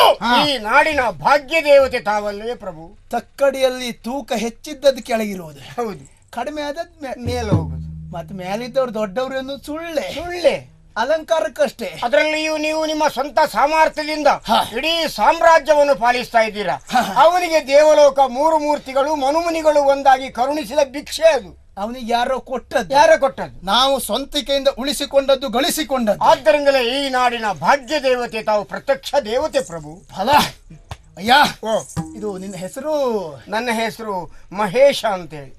ಹಾ, ಒಂದು ಕೆಲಸ ಮಾಡೋಣ. ಓ, ನೀನೊಬ್ಬ ಘನ ವಿದ್ವಾಂಸ ಎನ್ನುವುದರಲ್ಲಿ ಅನುಮಾನವೇ ಇಲ್ಲ. ಆ. ನಮ್ಮ ವಿದ್ವತ್ ಶ್ರೇಣಿಗಳೆಲ್ಲ ಇಲ್ಲಿ ನೆರೆದಿದ್ದಾವೆ ನೋಡು. ಶ್ರೇಣಿ ಮಾತ್ರ ಲೆಕ್ಕಕ್ಕೆ. ಈ ವಿದ್ವಾಂಸರೆಲ್ಲ ಹ. ಈ ನಮ್ಮ ಸಭೆಗೆ ಬರುವುದಕ್ಕೆ ಪ್ರಾರಂಭಿಸಿ ಹಲವು ಕಾಲ ಕಳೆದು ಹೋಯಿತು. ಹ. ಇಲ್ಲಿರುವಂತ ಈ ಸೌಂದರ್ಯದ ಕುರಿತಾಗಿ, ಹ್ಮ್. ಕಂಬಗಳ ಬಿಂಬಗಳ ಕುರಿತಾಗಿ ಹ. ಒಬ್ಬರ ಬಾಯಿಂದಲೂ ಇಲ್ಲಿವರೆಗೆ ನೀನಾಡಿದಂತ ನುಡಿಮುತ್ತುಗಳು ಬರಲಿಲ್ಲ. ಇಲ್ಲ. ಈಗ ಯಾರೋ ಹೇಳಿದ್ದನ್ನ ಕೇಳಿದಾಗ ಹ. ಇವೆಲ್ಲೋ ಕಂಠಪಾಠ ಮಾಡ್ಕೊಂಡು ಬಂದಂತ ಆಕ್ಷೇಪಿಸುವುದು ಬಹಳ ಸುಲಭ. ಹೌದು. ಅದೇ ಬದುಕಿನಲ್ಲಿ ನಾವು ಆಡಿ ಮಾಡಿ ತೋರಿಸುವುದು ಹ. ಎಷ್ಟು ಕಷ್ಟ ಎನ್ನುವುದು ಇವರಿಗೂ ಗೊತ್ತಾಗಿರಬಹುದು. ಆ ಮಟ್ಟಿಗೆ ಸಂಗ್ರಹ ಯೋಗ್ಯವಾದಂತಹ ಭಾಂಡಾರ ನೀನೆನ್ನುವುದಕ್ಕೆ ಅನುಮಾನವೇ ಇಲ್ಲ. ಅದಕ್ಕಾಗಿ ನಾನೊಂದು ತೀರ್ಮಾನಕ್ಕೆ ಬಂದಿದ್ದೇನೆ. ಏನು ಪ್ರಭು? ನಿನ್ನಂತಹ ಬುದ್ಧಿವಂತರು, ಜಾಣರು, ಹ್ಮ್. ನಿನ್ನಂತಹ ವಿದ್ವಾಂಸರು, ಹ. ನಿನ್ನಂತಹ ಚುರುಕುಮತಿಯುಳ್ಳವರು ಹ. ನಮ್ಮ ಸಭೆಯಲ್ಲಿ ಇರಲೇಬೇಕು. ಓ. ಸಭೆಯಲ್ಲಿ ನಿನ್ನಂಥವ್ರು ಇದ್ದಾಗ ಮಾತ್ರ ಅದಕ್ಕೊಂದು ಶೋಭೆ ಅಂತ ಬರುವುದು. ಹ. ಹಾಗಾಗಿ ನಿನ್ನನ್ನ ಆತ್ಮೀಯನಾಗಿ ನಾನು ಸ್ವೀಕಾರ ಮಾಡ್ತಾ ಇದ್ದೇನೆ. ಮಾತ್ರ ಅಲ್ಲ, ಈ ನಮ್ಮ ಸಭೆಯಲ್ಲಿ ನಿನಗೊಂದು ವಿಶಿಷ್ಟವಾದಂತಹ ಸ್ಥಾನವನ್ನು ಕಲ್ಪಿಸಿಕೊಡ್ತಾ ಇದ್ದೇನೆ. ಏನು ಪ್ರಭು? ಇನ್ನು ನೀನು ಎಲ್ಲೆಲ್ಲಿ ಹೋಗುವುದು ಬೇಡ. ಹ. ನನ್ನ ಅತಿ ಹತ್ತಿರದ ಆತ್ಮೀಯನಾಗಿ, ಹ. ನನ್ನ ಆಪ್ತ ಸಹಾಯಕನಾಗಿ, ಹ. ಆಗಾಗ ನನಗೆ ಉಂಟಾಗುವ ಸಮಸ್ಯೆಯನ್ನು ಹೋಗಲಾಡಿಸುವ ಆಪ್ತ ಮಿತ್ರನಾಗಿ ಹ. ನಮ್ಮಲ್ಲಿಯೇ ಶಾಶ್ವತವಾಗಿ ನೀನಿರಬೇಕು. ಸನಿಹದಲ್ಲಿಯೇ ನಿನಗೆ ಉಳಿಯುವುದಕ್ಕೆ ಆಲಯದ ವ್ಯವಸ್ಥೆ ಮಾಡ್ತೇನೆ. ಹ. ಜೊತೆಯಲ್ಲಿ ನಿನಗೊಂದು ಎಚ್ಚರಿಕೆ ಮಾತು. ಏನು ಪ್ರಭು? ನೀನು ಇನ್ನೂ ಹೀಗೆ ಇರಬಾರದು. ಯಾಕೆಂದ್ರೆ ನೋಡಿದವರು ಕೆಲವರಾದರೂ ನಿನ್ನನ್ನು ಹೀಗಳೆಯಬಹುದು. ನಿನ್ನಲ್ಲಿ ಹುದುಗಿರುವಂತ ಅಗಾಧವಾದ ಪ್ರತಿಭೆ ಏನು ಎನ್ನುವುದು ನನಗೆ ಅರ್ಥ ಆಗಿದೆ. ಆದ್ರೆ ಒಬ್ಬ ವ್ಯಕ್ತಿಯಿಂದ ಗೌರವ ಪಡೆದುಕೊಳ್ಳುವುದರಲ್ಲಿ, ಒಬ್ಬ ವ್ಯಕ್ತಿ ಪೂಜಿಸಲ್ಪಡುವುದರಲ್ಲಿ ಮಾತು ಕೃತಿಗಳು ಎಷ್ಟು ಮುಖ್ಯವೋ ಅದೇ ರೀತಿಯಲ್ಲಿ ತೊಡುವ ಬಟ್ಟೆಗಳು ಅಷ್ಟೇ ಮುಖ್ಯ ತಾನೆ. ಒಬ್ಬ ವ್ಯಕ್ತಿ ಕಂಡಾಗಲೇ ಕೈ ಮುಗಿಯುವುದು, ಅವನಲ್ಲಿರುವ ವಿದ್ವತ್ತನ್ನು ಗುರುತಿಸುವುದು ಹೌದಾದ್ರೂ ಹೇಗೆ ನೋಡುವುದಕ್ಕಿದ್ದಾನೆ ಎನ್ನುವುದು ಮೊದಲ ನೋಟದಲ್ಲಿ ಗುರುತಿಸುವುದು. ಆದ್ರಿಂದ ನಿನಗೆ ಯೋಗ್ಯವಾದ ಶುಭ್ರವಾದಂತಹ ವಸನಗಳನ್ನು ನೀಡ್ತೇನೆ. ಅದನ್ನು ನೀನು ಧರಿಸಿಕೊಳ್ಳಬೇಕು. ಶುಭ್ರ ವಸನನಾಗಿ, ಶುಭ್ರ ವದನನಾಗಿ ನನ್ನ ಜೊತೆಯಲ್ಲೇ ಇರಬೇಕು. ಜೊತೆಗೆ ನಿನ್ನ ಬದುಕಿನ ಬದಲಾವಣೆ ಇಂದಿನಿಂದ ಪ್ರಾರಂಭ ಆಗಲಿ. ನಿನ್ನ ಹೆಸರನ್ನು ನಾನು ಬದಲಾಯಿಸ್ತಾ ಇದ್ದೇನೆ. ಹೇಗೆ ಪ್ರಭು? ಯಾವ ರೀತಿಯಲ್ಲಿ? ನೀನು ವೀರನು, ಧೀರನು, ಶೂರನು ಹೌದು. ಗುರುತಿಸಿದ್ದ ಹೇಗೆ? ಸೇರಿರುವಂತಹ ಸಾವಿರ ವಿದ್ವಾಂಸರು ನನ್ನ ಪ್ರಶ್ನೆಗೆ ಉತ್ತರಿಸುವುದಕ್ಕೆ ಅಸಾಧ್ಯರಾಗಿ ತಲೆ ತಗ್ಗಿಸಿದಾಗ ಉತ್ತರ ಹೇಳುವುದಕ್ಕೆ ಎದ್ದು ನಿಂತವರು ಕೆಲವರೆಲ್ಲ ಅಲ್ಲಲ್ಲಿಯೇ ಕುಳಿತುಕೊಂಡ್ರು. ಹೌದು ಜಪಾನ್. ಯಾಕೆ? ಉತ್ತರ ಅವರಿಗೆ ಗೊತ್ತಿದ್ದೋ ಗೊತ್ತಿಲ್ಲದೆಯೋ ಹೇಳುವ ಧೈರ್ಯ ಮಾಡಲಿಲ್ಲ. ಆದ್ರೆ ನೀನು ಮಾತ್ರ ಹಾಗಲ್ಲ. ಇದುವರೆಗೂ ನಮ್ಮ ಸಭೆಗೆ ಬರದೇ ಇದ್ದವನಾದರೂ ಸಹ ದೂರದಿಂದ ಇಲ್ಲಿಗೆ ಎದ್ದು ಓಡೋಡಿ ಬಂದೆ. ಧೈರ್ಯದಿಂದ ನನ್ನಲ್ಲಿ ಮಾತನಾಡಿದೆ. ನಾನು ನಿನ್ನನ್ನ ಬೈದು ಭಂಗಿಸಿದಾಗಲೂ ನೀನು ಎದೆಗುಂದದೆ ನೀಡಬೇಕಾದಂತ ಉತ್ತರವನ್ನು ನೀಡಿದ್ದೀಯ. ಆದ್ರಿಂದ ನಿನ್ನ ವೀರತನವನ್ನು ಗುರುತಿಸಿದೆ. ಹಾಗೆಯೇ ಎಲ್ಲವನ್ನು ಬಲ್ಲವ ನೀನು. ಒಂದೊಂದು ಮಾತುಗಳು ಸಭೆಯ ವರ್ಣನೆಯೋ, ದೇವೇಂದ್ರನ ನನ್ನಲ್ಲಿರುವಂತಹ ವ್ಯತ್ಯಾಸವೋ, ಉಳಿದ ನಿನ್ನ ಪ್ರೌಢಿಮೆಯೋ, ಇದನ್ನೆಲ್ಲ ಗುರುತಿಸಿ ನೀನು ಎಲ್ಲವನ್ನು ಬಲ್ಲವ. ವೀರನಾದದ್ರಿಂದ ನೀನು ಬೀರ, ಎಲ್ಲವನ್ನು ಬಲ್ಲವನಾದದ್ರಿಂದಲೇ ನಿನ್ನನ್ನ ಬೀರಬಲ್ಲ ಎನ್ನುವುದಾಗಿ ನಾನು ಗುರುತಿಸ್ತೇನೆ, ಹಾಗೆ ಕರೀತೇನೆ. ಈ ಸಭಾಮಂಟಪದಲ್ಲಿ ನನಗೆ ಹೊಸ ನಾಮಕರಣವೇ ಪ್ರಭು. ಹೌದು, ಆಗಲಿ. ಇವತ್ತಿನಿಂದ ಮೊದಲುಗೊಂಡು ನೀನು ಬೀರಬಲ್ಲ. ಅಕ್ಬರ್ ಬೀರಬಲ್ಲ ಸ್ನೇಹಿತರಾಗಿ ಇರುವಂತಹ ವಿಚಾರ ನಮ್ಮವರಿಗೆಲ್ಲ ತಿಳಿಯಬೇಕು. ಸದಾ ನಿಮ್ಮ ಕೃಪಾ ಕಟಾಕ್ಷ ನನ್ನ ಮೇಲಿರಲಿ. ಆಗ ಯಾವ ಸಂದರ್ಭದಲ್ಲೂ ತಮ್ಮ ಈ ಪುರವನ್ನು ಪ್ರವೇಶ ಮಾಡುವಂತ ಒಂದು ಅಧಿಕಾರ ಪರವಾನಿಗೆಯನ್ನು ನನಗೆ ಕೊಡಿ ಪ್ರಭು. ಯಾವ ಸಂದರ್ಭದಲ್ಲಿಯೂ ನೀನು ನನ್ನನ್ನು ನೋಡಬಹುದು, ಮುಕ್ತವಾಗಿ ಎಲ್ಲಿಯೂ ತಿರುಗಾಡಬಹುದು. ನಿನಗೇನಾದರೂ ಅವಶ್ಯಕತೆ ಬಿದ್ದಲ್ಲಿ ನನ್ನನ್ನು ಕೇಳಬಹುದು. ಆಗಲಿ ಪ್ರಭು, ಆಗಲಿ. ಸ್ವಾಮಿ ವಿದ್ವಾಂಸರೇ, ನೀವೇನು ಆತಂಕಕ್ಕೆ ಒಳಗಾಗುವುದು ಬೇಡ. ಇಲ್ಲಪ್ಪ, ಈ ಹೊಸಬರ ಸೇರ್ಪಡೆಯಾದ ಕ್ಷಣ ಇಲ್ಲಿ ಮೊದಲಿದ್ದವರಿಗೆಲ್ಲ ಸ್ವಲ್ಪ ತಲೆ ಬಿಸಿ ಆಗುವುದು ಅಂತ ಇರ್ತದೆ. ನಿಮ್ಮ ಸ್ಥಾನಕ್ಕೇನು ಚ್ಯುತಿ ಇಲ್ಲ. ಅಲ್ಲ, ನಾವು ಅವಕಾಶ ಸ್ವಲ್ಪ ಕಡಿಮೆ ಆದ್ರೆ 1 ವರ್ಷದ ಮಟ್ಟಿಗೆ ನೀವು ಸುಧಾರಿಸ್ಕೊಳ್ಬೇಕು. ಅಲ್ಲ, ನನಗೆ ವಿಶ್ವಾಸ ಉಂಟು ಆ ವಿಷಯದಲ್ಲಿ. ಬೇರೆಯವರು ಬಂದ್ರು ನಮ್ಮನ್ನು ನೀವು ಬಿಡುವುದಿಲ್ಲ ಅಂತ ಹೇಳಿ ಆ ವಿಶ್ವಾಸ ನಿಮಗೂ ಉಂಟು. ನೀವು ನಮ್ಮನ್ನು ಬಿಟ್ಟು ಎಲ್ಲಿ ಹೋಗುವುದಿಲ್ಲ ಎನ್ನುವುದು ನಮಗೆ ಮೊದಲೇ ಗೊತ್ತುಂಟು. ಹೌದಲ್ಲ? ಬನ್ನಿ.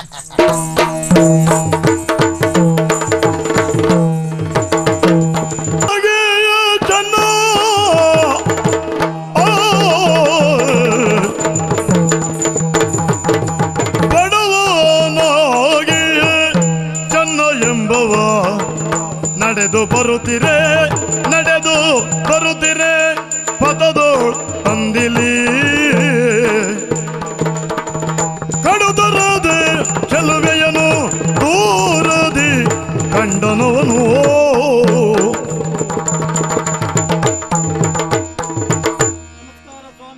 ನಮಸ್ಕಾರ. ಏನ್ ಹೇಳಿದ್ರಿ ಪ್ರಥಮದಲ್ಲಿ? ಬಡವನಾಗಿಯ ಚೆನ್ನ. ನೀವು ಯಾಕೆ ಅದಲ್ಲದೆ ಇದ್ರೆ ದೊಡ್ಡವ ಯಾರು ಕೇಳ್ತೇನೆ? ಯಾರು? ದೊಡ್ಡ ಎಲ್ಲ ಆನೆ ಹುಟ್ಟಿದವರು ಇದ್ದದ. ಎಂತ ಮಾತು ನೀವು ಆಡುದು ಸ್ವಾಮಿ. ತಲೆ ಮೇಲೆ ಹೊಡೆದ ಯಾವುದೋ ಒಂದು ಒಳ್ಳೆ ಹೊರಟವ ನಾನು ಉಮೇದಿನಲ್ಲಿ ನಿಮ್ಮ ಗಂಟ್ಲಿಗೆಲ್ಲ ಎಂತ ಇದೆ ಕೇಳುದು ನಾನು. ಏನು? ದೊಡ್ಡವ ದೇವರು ಮಾತ್ರ ದೊಡ್ಡವ ಸ್ವಾಮಿ. ದೇವರೇ ದೊಡ್ಡವ. ದೇವರು ಮಾತ್ರ ದೊಡ್ಡವ. ಈ ದೊಡ್ಡವ ನೀವು ಮೇಲೆ ಕೂತಾಕ್ಷಣ ನೀವು ದೊಡ್ಡವರು ಅಂತ ಹೇಳುದಾ? ಆಗುದಿಲ್ವಾ? ಅಥವಾ 3 ಕಾಸು ನಿಮ್ ಕಿಸೆಗಿದ್ದಾಕ್ಷಣ ನೀವು ದೊಡ್ಡವರು ಅಂತ ಹೇಳುದಾ? ದೊಡ್ಡ ಮನಸ್ಥಿತಿ ಬೇಕು ಸ್ವಾಮಿ. ಹೌದಪ್ಪ. ಅದು ಎದೆ ಸಿಗಿದ್ರು ಸಿಗ್ಲಿಕ್ಕಿಲ್ಲ ಅಂತ ವಿಶ್ವಾಸ ನನಗೆ ಉಂಟು. ಹೌದಾ? ಮತ್ತೆ ನೀವು ದೊಡ್ಡವ ಆಗುದು ಹೇಗೆ? ಹೇಗೆ? ಇಲ್ಲಿ ಯಾರು ಪಾಪದವರು ಬಂದ್ರೆ ಬಡವ. ನೀವು ಪ್ರಚಾರ ಮಾಡುವವರು, ನೀವು ಬಡವನಾದರೂ ಚೆನ್ನ ಬಂದಂತ ಹೇಳ್ಬಹುದು ನೀವು. ನಮ್ಗೆ ಬೇಸರ ಇರ್ಲಿಲ್ಲ. ಬಡವ ಅನ್ನೋ ಶಬ್ದ ಇವತ್ತು ನೀವು ತೆಗೆದು ಹಾಕಬೇಕು. ಅದನ್ನ ತೆಗಿಬೇಕಾ? ಹೌದು. ಮತ್ತೇನಂತ ಹೇಳ್ಬೇಕು? ಮತ್ತೊಂದು ಹೇಳಿ ನಿಮ್ಗೆ, ನೀವೇನು ಹೇಳೋದು ಬೇಡ, ಚಂದ ಅಂತ ಹೇಳಿ ಅಷ್ಟೇ ಸಾಕು. ಮತ್ತೆ ನಾವು ಒಬ್ಬರೇ ಇದ್ದಾಗ ನೀವು ಪ್ರೀತಿಯಿಂದ ಬಡವ ಅಂತ ಹೇಳಿ ಬೇಸರ ಇಲ್ಲ. 4 ದಿನ ಮುಂದೆ ಮಾತ್ರ ಯಾವ ಸಂದರ್ಭದಲ್ಲಿ ಬಡವ ಅಂತ ಮಾತ್ರ ನೀವು ಹೇಳಬೇಡಿ. ಇಲ್ಲಪ್ಪ, ಇರ್ಲಿ ಬಿಡಿ ಸ್ವಾಮಿ. ಆದ್ರೆ ರಸಿಕತೆ ಅನ್ನೋದು ಯಾರನ್ನು ಬಿಟ್ಟಿಲ್ಲ ನೋಡಿ ಸ್ವಾಮಿ. ಹೌದಪ್ಪ, ನಾನು ದಿನಗೂಲಿ ನೌಕರ. ಹೌದಾ? ದಿನಗೂಲಿ ನಮಗೇನು ಕಡಿಮೆ ಇಲ್ಲ. ನೌಕರ ಏನು ಕಡಿಮೆ ಇಲ್ಲ. ಏನ್ ಕಡಿಮೆ ಇಲ್ಲ, ದಿನಗೂಲಿ ನೌಕರ. ನಮ್ಮದಂತ ಯಾವ್ದು ಅಂತಿಲ್ಲ, ಇದ್ದದ್ದೆಲ್ಲ ನಮ್ಮದ್ದೇ. ಹಾಗಿದ್ರೆ ಬೆಳಿಗ್ಗೆ ಎದ್ರ ಆಯ್ತು, ದೊಡ್ಡವ್ರ ತೋಟಕ್ಕೆ ಹೋದ್ರ ಆಯ್ತು. ನಾನು ಹೇಳಿದ್ದೆ ಸರಿ. ಯಾವುದು? ಬಡವ ಚೆನ್ನ. ಮತ್ತೆ ಅದನ್ನ ಹೇಳ್ಬೇಡಿ, ಬೇಸರ ಆಗ್ತದೆ ಅಂತ. ಹೌದು, ಯಾಕಂದ್ರೆ ದೊಡ್ಡವ್ರ ಮನೆ ಕೆಲಸ, ಸಂಜೆವ್ರಿಗೆ ಕೆಲಸ ಮಾಡಿದ ಯಾವ ತಾಪತ್ರಗಳು ನಮಗಿಲ್ಲ. ನಾವು ಬೆಳೆಯುವಂತ ಬೆಳೆಗೆ ರೋಗ ಬರ್ತೇನೆ ಅಂತ ಹೆದರಿಕೆ ನಮಗಿಲ್ಲ. ಹೌದಾ? ಉದಿರಿ ಹೋಗ್ತೇನೆ ಅಂತ ಹೆದರಿಕೆ ನಮಗಿಲ್ಲ. ಬೆಲೆ ಬರುವುದಿಲ್ಲ ಎನ್ನುವಂತ ಹೆದರಿಕೆ ನಮಗಿಲ್ಲ. ದೇಹದಲ್ಲಿ ಬಲ ಇದ್ರೆ ಸಾಕು. ಅದು ಉಂಟೆನ್ನುವಂತ ವಿಶ್ವಾಸ ನಮಗುಂಟು, ದೇವರು ಕೊಟ್ಟಿದ್ದಾನೆ ಎಂಬಲ್ಲಿಗೆ ನಾವು ಬಡವನಲ್ಲ. ಈ ಬಡವ ದೊಡ್ಡವ ನೋಡುವ, ನಾವಿಬ್ರು ಹೊಯ್ಕೆ ನೋಡ್ಕೊಳ್ಳುವ ಒಂದ್ಸಾರೆ ಪೆಟ್ಟ. ಹೌದು, ನೋಡುವ, ನಾಳೆ ನೋಡು. ನಾಳೆ ನೋಡಿದ್ರು ಅಷ್ಟೇ, ಬೇಡ ಬಿಡಿ ಸ್ವಾಮಿ. ದೇವರು ನಮ್ಮ ಸುಖ ಕೊಟ್ಟಿದ್ದಾನೆ, ನೆಮ್ಮದಿ ಉಂಟು. ಹಾಗಂತ ನನ್ನ ಮದುವೆ ಆಗ ಸಂಸಾರ ಅನ್ನೋದು ಬೇಕಲ್ಲ. ಹೌದಲ್ಲ? ಹೌದು. ಮದುವೆ ಆದ ಪುರುಷೊತ್ತು ಮಾಡ್ಲಿಲ್ಲ. ಮಾವಿನಿಕ ಬಡ ಮಾವಿನಿಕ ಉದ್ರದ ಆಗ ಒಂದು 3-4 ಮಕ್ಕಳಾಯ್ತು ನೋಡಿ ಸ್ವಾಮಿ. ಹೌದಾ? ಹೌದು. ಆದ್ರೆ ಈಗ ಒಂದ್ ರೀತಿ ಬೇಸರ ಪ್ರಾರಂಭ ಆಗಿದೆ. ಉಮೇದಿಲ್ವೇನ? ಉಮೇದಿ ನನಗಿಲ್ಲ ಅಂತಲ್ಲ, ನಮ್ಮ ಮನೆ ಒಳಗೆ ಹೌದಾ? ಸ್ಪಂದನವೇ ಇಲ್ಲ ಸ್ವಾಮಿ. ಛೇ ಛೇ ಛೇ. ಹೌದಪ್ಪ, ಯಾಕೆಂದ್ರೆ ಸ್ವಲ್ಪ ನಾನು ತಪ್ಪು ಮಾಡಿದೆ ನೋಡಿ. ವರ್ಷಕ್ಕೊಂದೊಂದಂತೆ 4 ವರ್ಷಕ್ಕೆ 4 ಆಯ್ತಾ, ಆಚೆ ಕೈಯಲ್ಲಿ 2 ಈಚೆ ಕೈಯಲ್ಲಿ 2 ಅದನ್ನ ಹಿಡ್ಕೊಂಡು ಮಕ್ಕಳ ಕೆಲಸ ಮಾಡೋದ್ರಲ್ಲಿ ಆಗ್ತದೆ ಬಿಟ್ರೆ ಮತ್ತೆ ನಮಗೆ ಸ್ಪಂದಿಸುವುದಿಲ್ಲ. ನಮ್ಮ ರಸಿಕತನ ಸ್ವಲ್ಪ ಹೆಚ್ಚು ಸ್ವಾಮಿ. ಹೌದಾ? ಹೌದು. ಮತ್ತೊಂದು ಕೇಳ್ತೀರಾ ನೀವು, ಈಗ ಸ್ವಲ್ಪ ಮನೆಯದು ಹಳತಾ ಆಯ್ತು, ಹೊಸ್ತು ನೋಡುವ ಅನ್ಸೋದು ತಪ್ಪ ಒಂದ್ಸಲ ನಿಮ್ಗೆ ಗೊತ್ತಿರ್ಬೇಕಲ್ಲ. ನಿಮ್ಗೆ ಮದುವೆ ಆಗಲ್ವಾ? ನಮಗ್ ಮದುವೆ ಆಗಿದಪ್ಪ. ನಿಮಗೆ ಬೇರೆ ಒಂದು ವಸ್ತು ಬೇಕು ಅನ್ಸುದಿಲ್ವ ಈಗ? ಇಲ್ಲಪ್ಪ, ನಾವಂತವ್ರಲ್ಲ. ಅಂತವ್ರು ಈಗ ಬೇಡ ಅನಿಸ್ತಾ ಉಂಟಾ? ಅಲ್ಲ ಅದು ಹೇಳಿ, ಬೇಸರ ಇಲ್ಲ. ಹೌದಾ? ನಮಗೆ ಬೇಕು ಅನಿಸ್ತಾ ಉಂಟು ಸ್ವಾಮಿ. ಹಾಗಂತ ಬೇಕು ಎನಿಸ್ದಾಗ ಎಲ್ಲೆಲ್ಲೋ ಹೋಗುದಲ್ಲ, ಇಂಥ ಕಡೆಯಲ್ಲೇ ಹೋಗ್ಬೇಕಂತ ನಾನು ನಿರ್ಧಾರ ಮಾಡಿದ್ದೇನೆ ನಾನು. ಹೌದಾ? ಯಾಕೆ ನಿಮ್ಮಂತ ದೊಡ್ಡವರು ಹೋಗಿದ ಮನೆ ಒಂದು ನೋಡಿದ್ದೇನೆ ನಾನು. ಹೌದಾ? ಹೌದು. ಅವಳು ಯಾರು ಗೊತ್ತಾ? ಯಾರು? ಇಲ್ಲಿ ಉಂಟು, ಹತ್ತಿರದಲ್ಲಿ ಉಂಟಲ್ಲ. ಹಾಗೆ ಸುಖವದು ದೊರೆ ತೊರೆಯನಗೆ ನಾಕವು ಮತ್ತೆ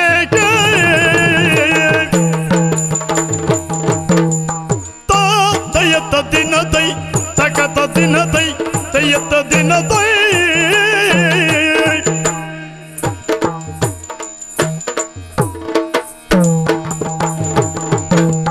ಆಕೆಯ ಸುಖ ಆಕೆಯ ಸುಖ ಆಕೆಯ ಸುಖವದು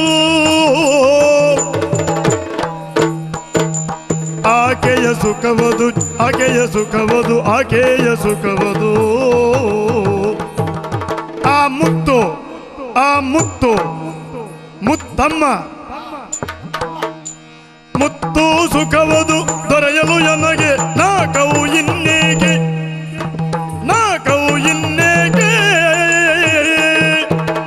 ತೈತದ ದಿನ ತೈತದ ದಿನ ತೈತದ ದಿನ ತೈತದ ದಿನ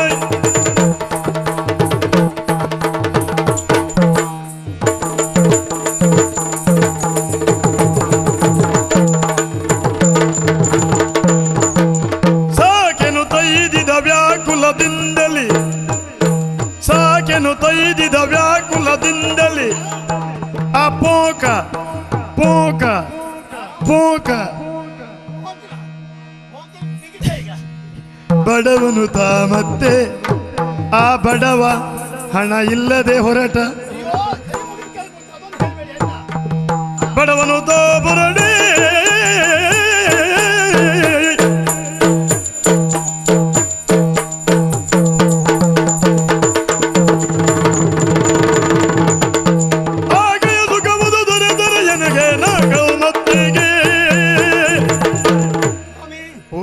ನಾನು ಈಗಾಗಲೇ ತೀರ್ಮಾನ ಮಾಡಿದ್ದೇನೆ.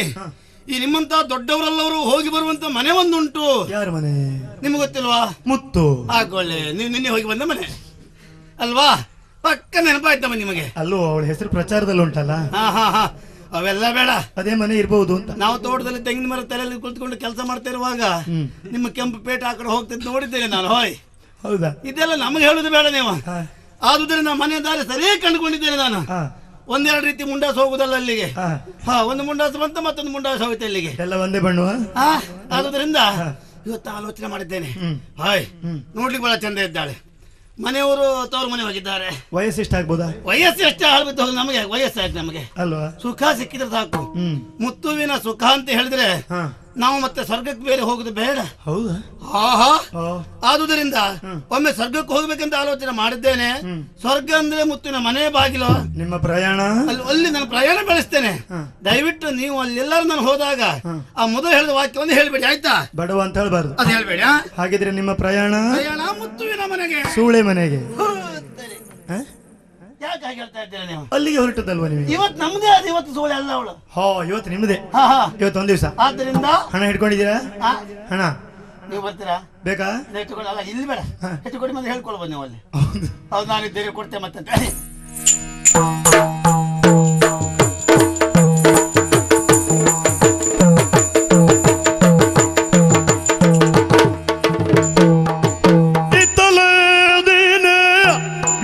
ಮುತ್ತು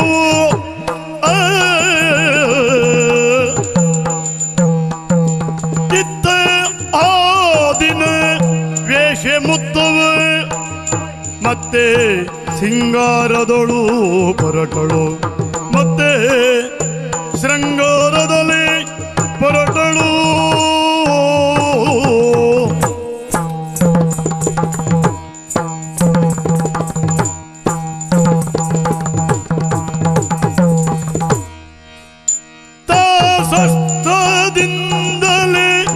ಬರುವವರ ಬರನೋಡಿ ಸ್ವಸ್ಥದಿಂದಲಿ ಬರುವವರ ಬರ ನೋಡುತ್ತಾಗ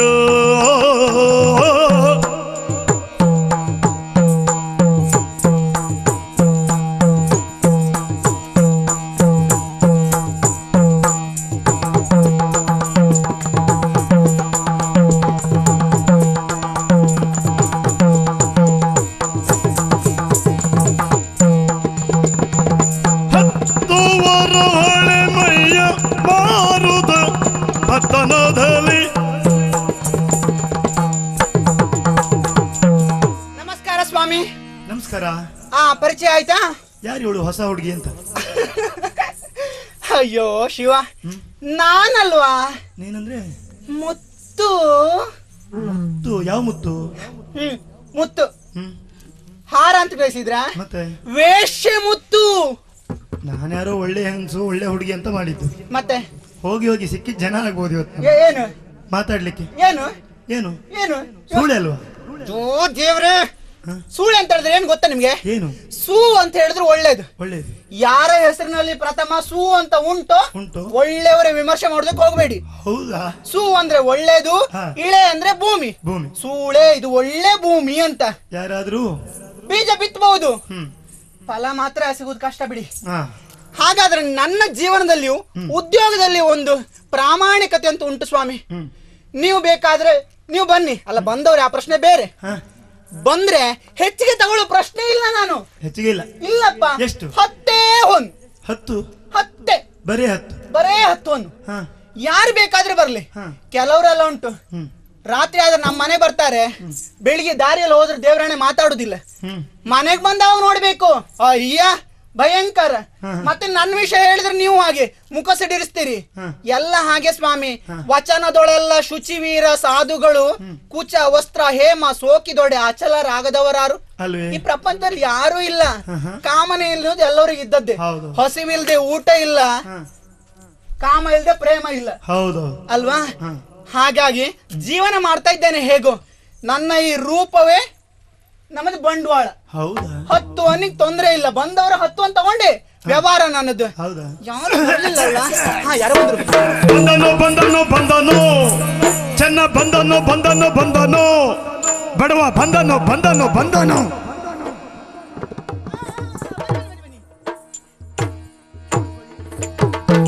ಬಡವ ನನ್ನ ಪ್ರಾರಬ್ಧ ಕರ್ಮ. ಯಾರ ಮನೆ ಕೂಲಿ ಕೆಲಸದವನೇನು ನನ್ನ ಹಣೆ ಬರ. ಆದ್ರೆ ಮುಷ್ಟಿ ಹಿಡ್ಕೊಂಡಿದ್ದಾನೆ, ಮುಷ್ಟಿ ಬಿಡ್ಲೇ ಇಲ್ಲ. ಮುಷ್ಟಿ ಆ ಕೈ ಮುಷ್ಟಿ ಬಿಡುವುದೇ ಇಲ್ಲ. ಒಂದು ಮುಷ್ಟಿ ಗುಟ್ಟಿ ಹಿಡ್ಕೊಂಡು ಬಂದಿದ್ದಾನೆ. ನಮಸ್ಕಾರ ಸ್ವಾಮಿ. ಎಷ್ಟು ಚಂದ ಇದ್ದೀರಿ ನೀವು. ನಾನ್ ನಿನ್ನ ಚಂದ. ಹೌದಾ? ಚಂದ ಗೋಪಿ ನೀನು. ಹೌದಾ ಹಾ. ಸ್ವಾಮಿ, ನಿಮ್ಮನ್ನ ನೋಡಿದಾಗ ಎಷ್ಟು ಸಂತೋಷ ಆಗ್ತಾ ಇದೆ. ನನಗೆ ಮೊದಲೇ ಅದು ಆಗಿಯೇ ಬಂದಿದ್ದೇನೆ ನಾನು. ಮನ್ಮತ. ಹಾ ಹಾ. ತಾವು ಯಾರು ಅಂತಲೇ ಗೊತ್ತಾಗ್ಲಿಲ್ಲ. ಹೌದಾ? ಹೌದಾ? ತರುಣಿಯನು ನೋಡಿ ಕಾವೇರಿ, ತರುಣಿಯನು ನೋಡಿ ಕಾವೇರಿ ಬಡವಗೆ ಅವಳ ಮನೆಯ ನಿನ್ನ ಸೊಬಗಿಗೆ ಮರುಳದೆ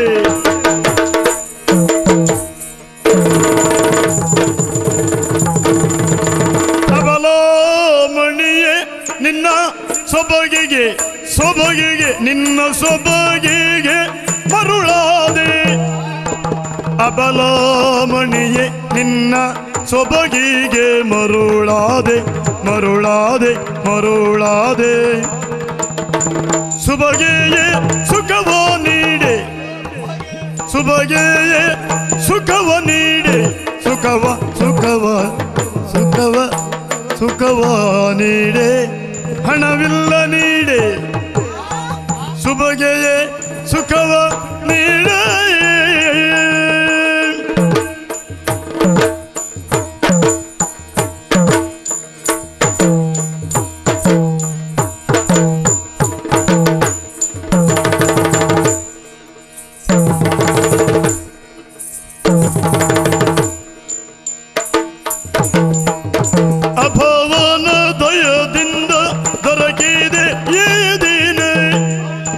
ಅಭವ ಅಭವ ಅಭವನ ದಯೆಯಿಂದ ದೊರಕಿದೆ ಈ ದಿನ, ದೊರಕಿದೆ ದೊರಕಿದೆ ದೊರಕಿದೆ. ವಿಭವ ಇನ್ನೇ ನಿಂಬಿನೇ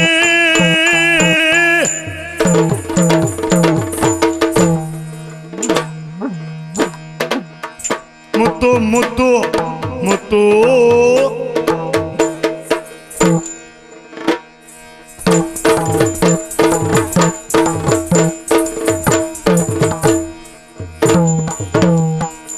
ಅವನ ದಯೆಯಿಂದ ದೊರಕಿದೆ ನೀನಿಂದು ಸುಬಗೆಯ ಸುಖವ ನೀಡಿ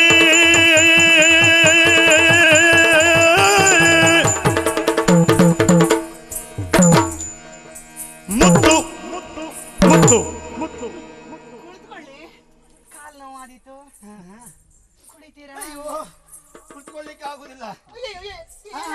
ಹಾಗೇನಲ್ಲ, ಎದುರಿಗೆ ನೀ ನನ್ನ ಕಣ್ಣು ಮುಂದೆ ನಿಂತಾಗ ನನಗೆ ಯಾಕೋ ಒಂದು ರೀತಿ ವಿದ್ಯುತ್ ಸಂಚಾರ ಆದ ಅನುಭವ ಆಗುವುದು. ಹಾಗ್ಯಾಕೆ? ಹಾಗಾಕೆಂದ್ರೆ ಈ ಸ್ಥಳ ಮಹಿಮೆ ಅದು. ಹಾಗೇನಿಲ್ಲ, ಕುಳಿತುಕೊಳ್ಳಿ. ಹೌದಾ? ಕುಳಿತುಕೊಂಡು ಮಾತಾಡಿ. ಆಯಾಸ ಆದೀತು ಮತ್ತೆ.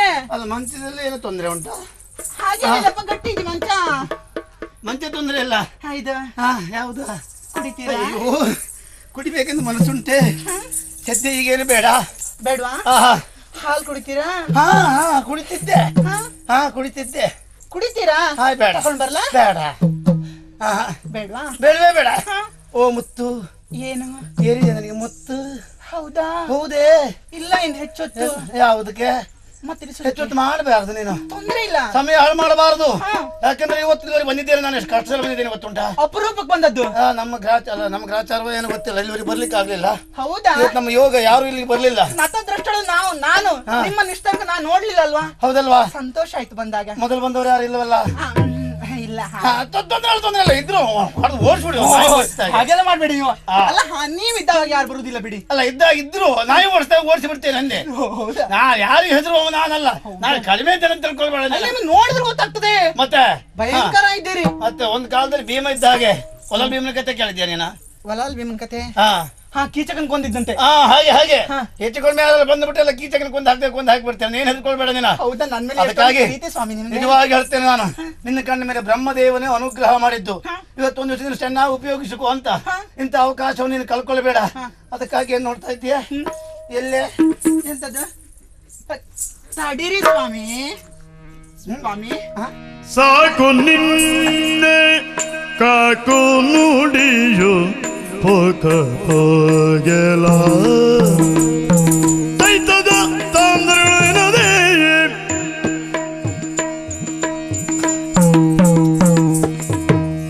ಸಾಕು ನಿನ್ನೆ ಕಾಕು ನುಡಿಯು ಹೋಗ ಹೋಗಲ ಓ ಹೋಗ ಹೋಗಲ ಹೋಗ ಹೋಗಲ ಬೇಕೆ ನಾನು 10 ವರಹ ಇತ್ತು ನುಡಿಯಲೆ ಬೇಕೆ ನಾನು 10 ವರಹ ಇದ್ದು ನುಡಿಯಲ ವರಹ ಇತ್ತು ನುಡಿಯಲ ಸಾಕು ನಿನ್ನ ಕಾಕು ನುಡಿಯು ಪೋಕ ಪೋಗಿಲ ಬೇಕೆ ನಾನು 10 ವರಹ ಇತ್ತು ನುಡಿಯಲ ಬೇಕೆ ನಾನು 10 ವರಹ ಇತ್ತು ನುಡಿಯಲ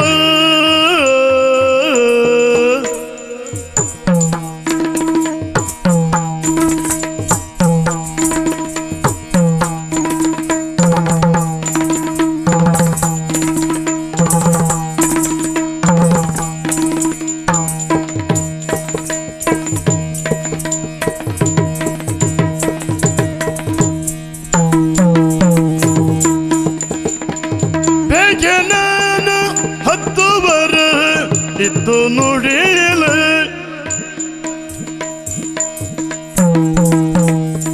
ನಾಕವನ್ನು ಶುನಕತಾನು ಬಯಸೆ ಸಿಗುವುದೇ ನಾಕವನ್ನು ಶುನತಾನು ಬಯಸೆ ಸಿಗುವುದೇ ತಾಕಲಾಟ ಮನವ ಬಿಟ್ಟು ಬಿಟ್ಟು ಮನೆಗೆ ನಡೆಯದೆ ತಾಕಲಾಟ ಮನವ ಬಿಟ್ಟು ಮನೆಗೆ ನಡೆಯದೆ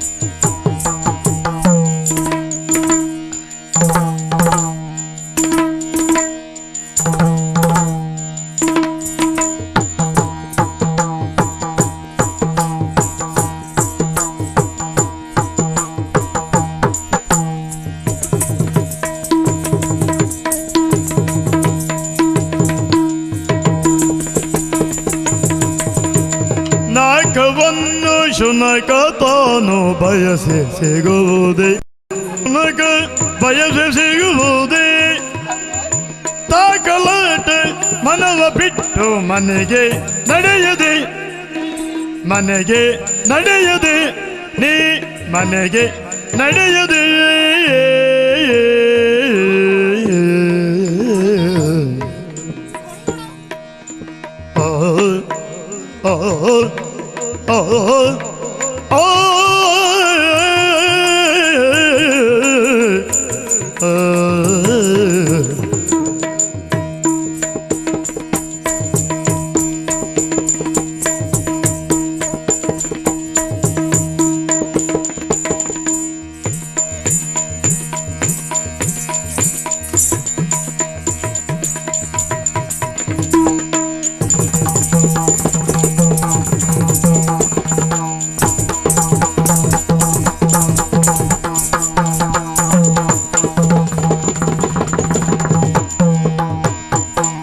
ನಾಗವನ್ನು ಸುನಗ ಬಯಸೆ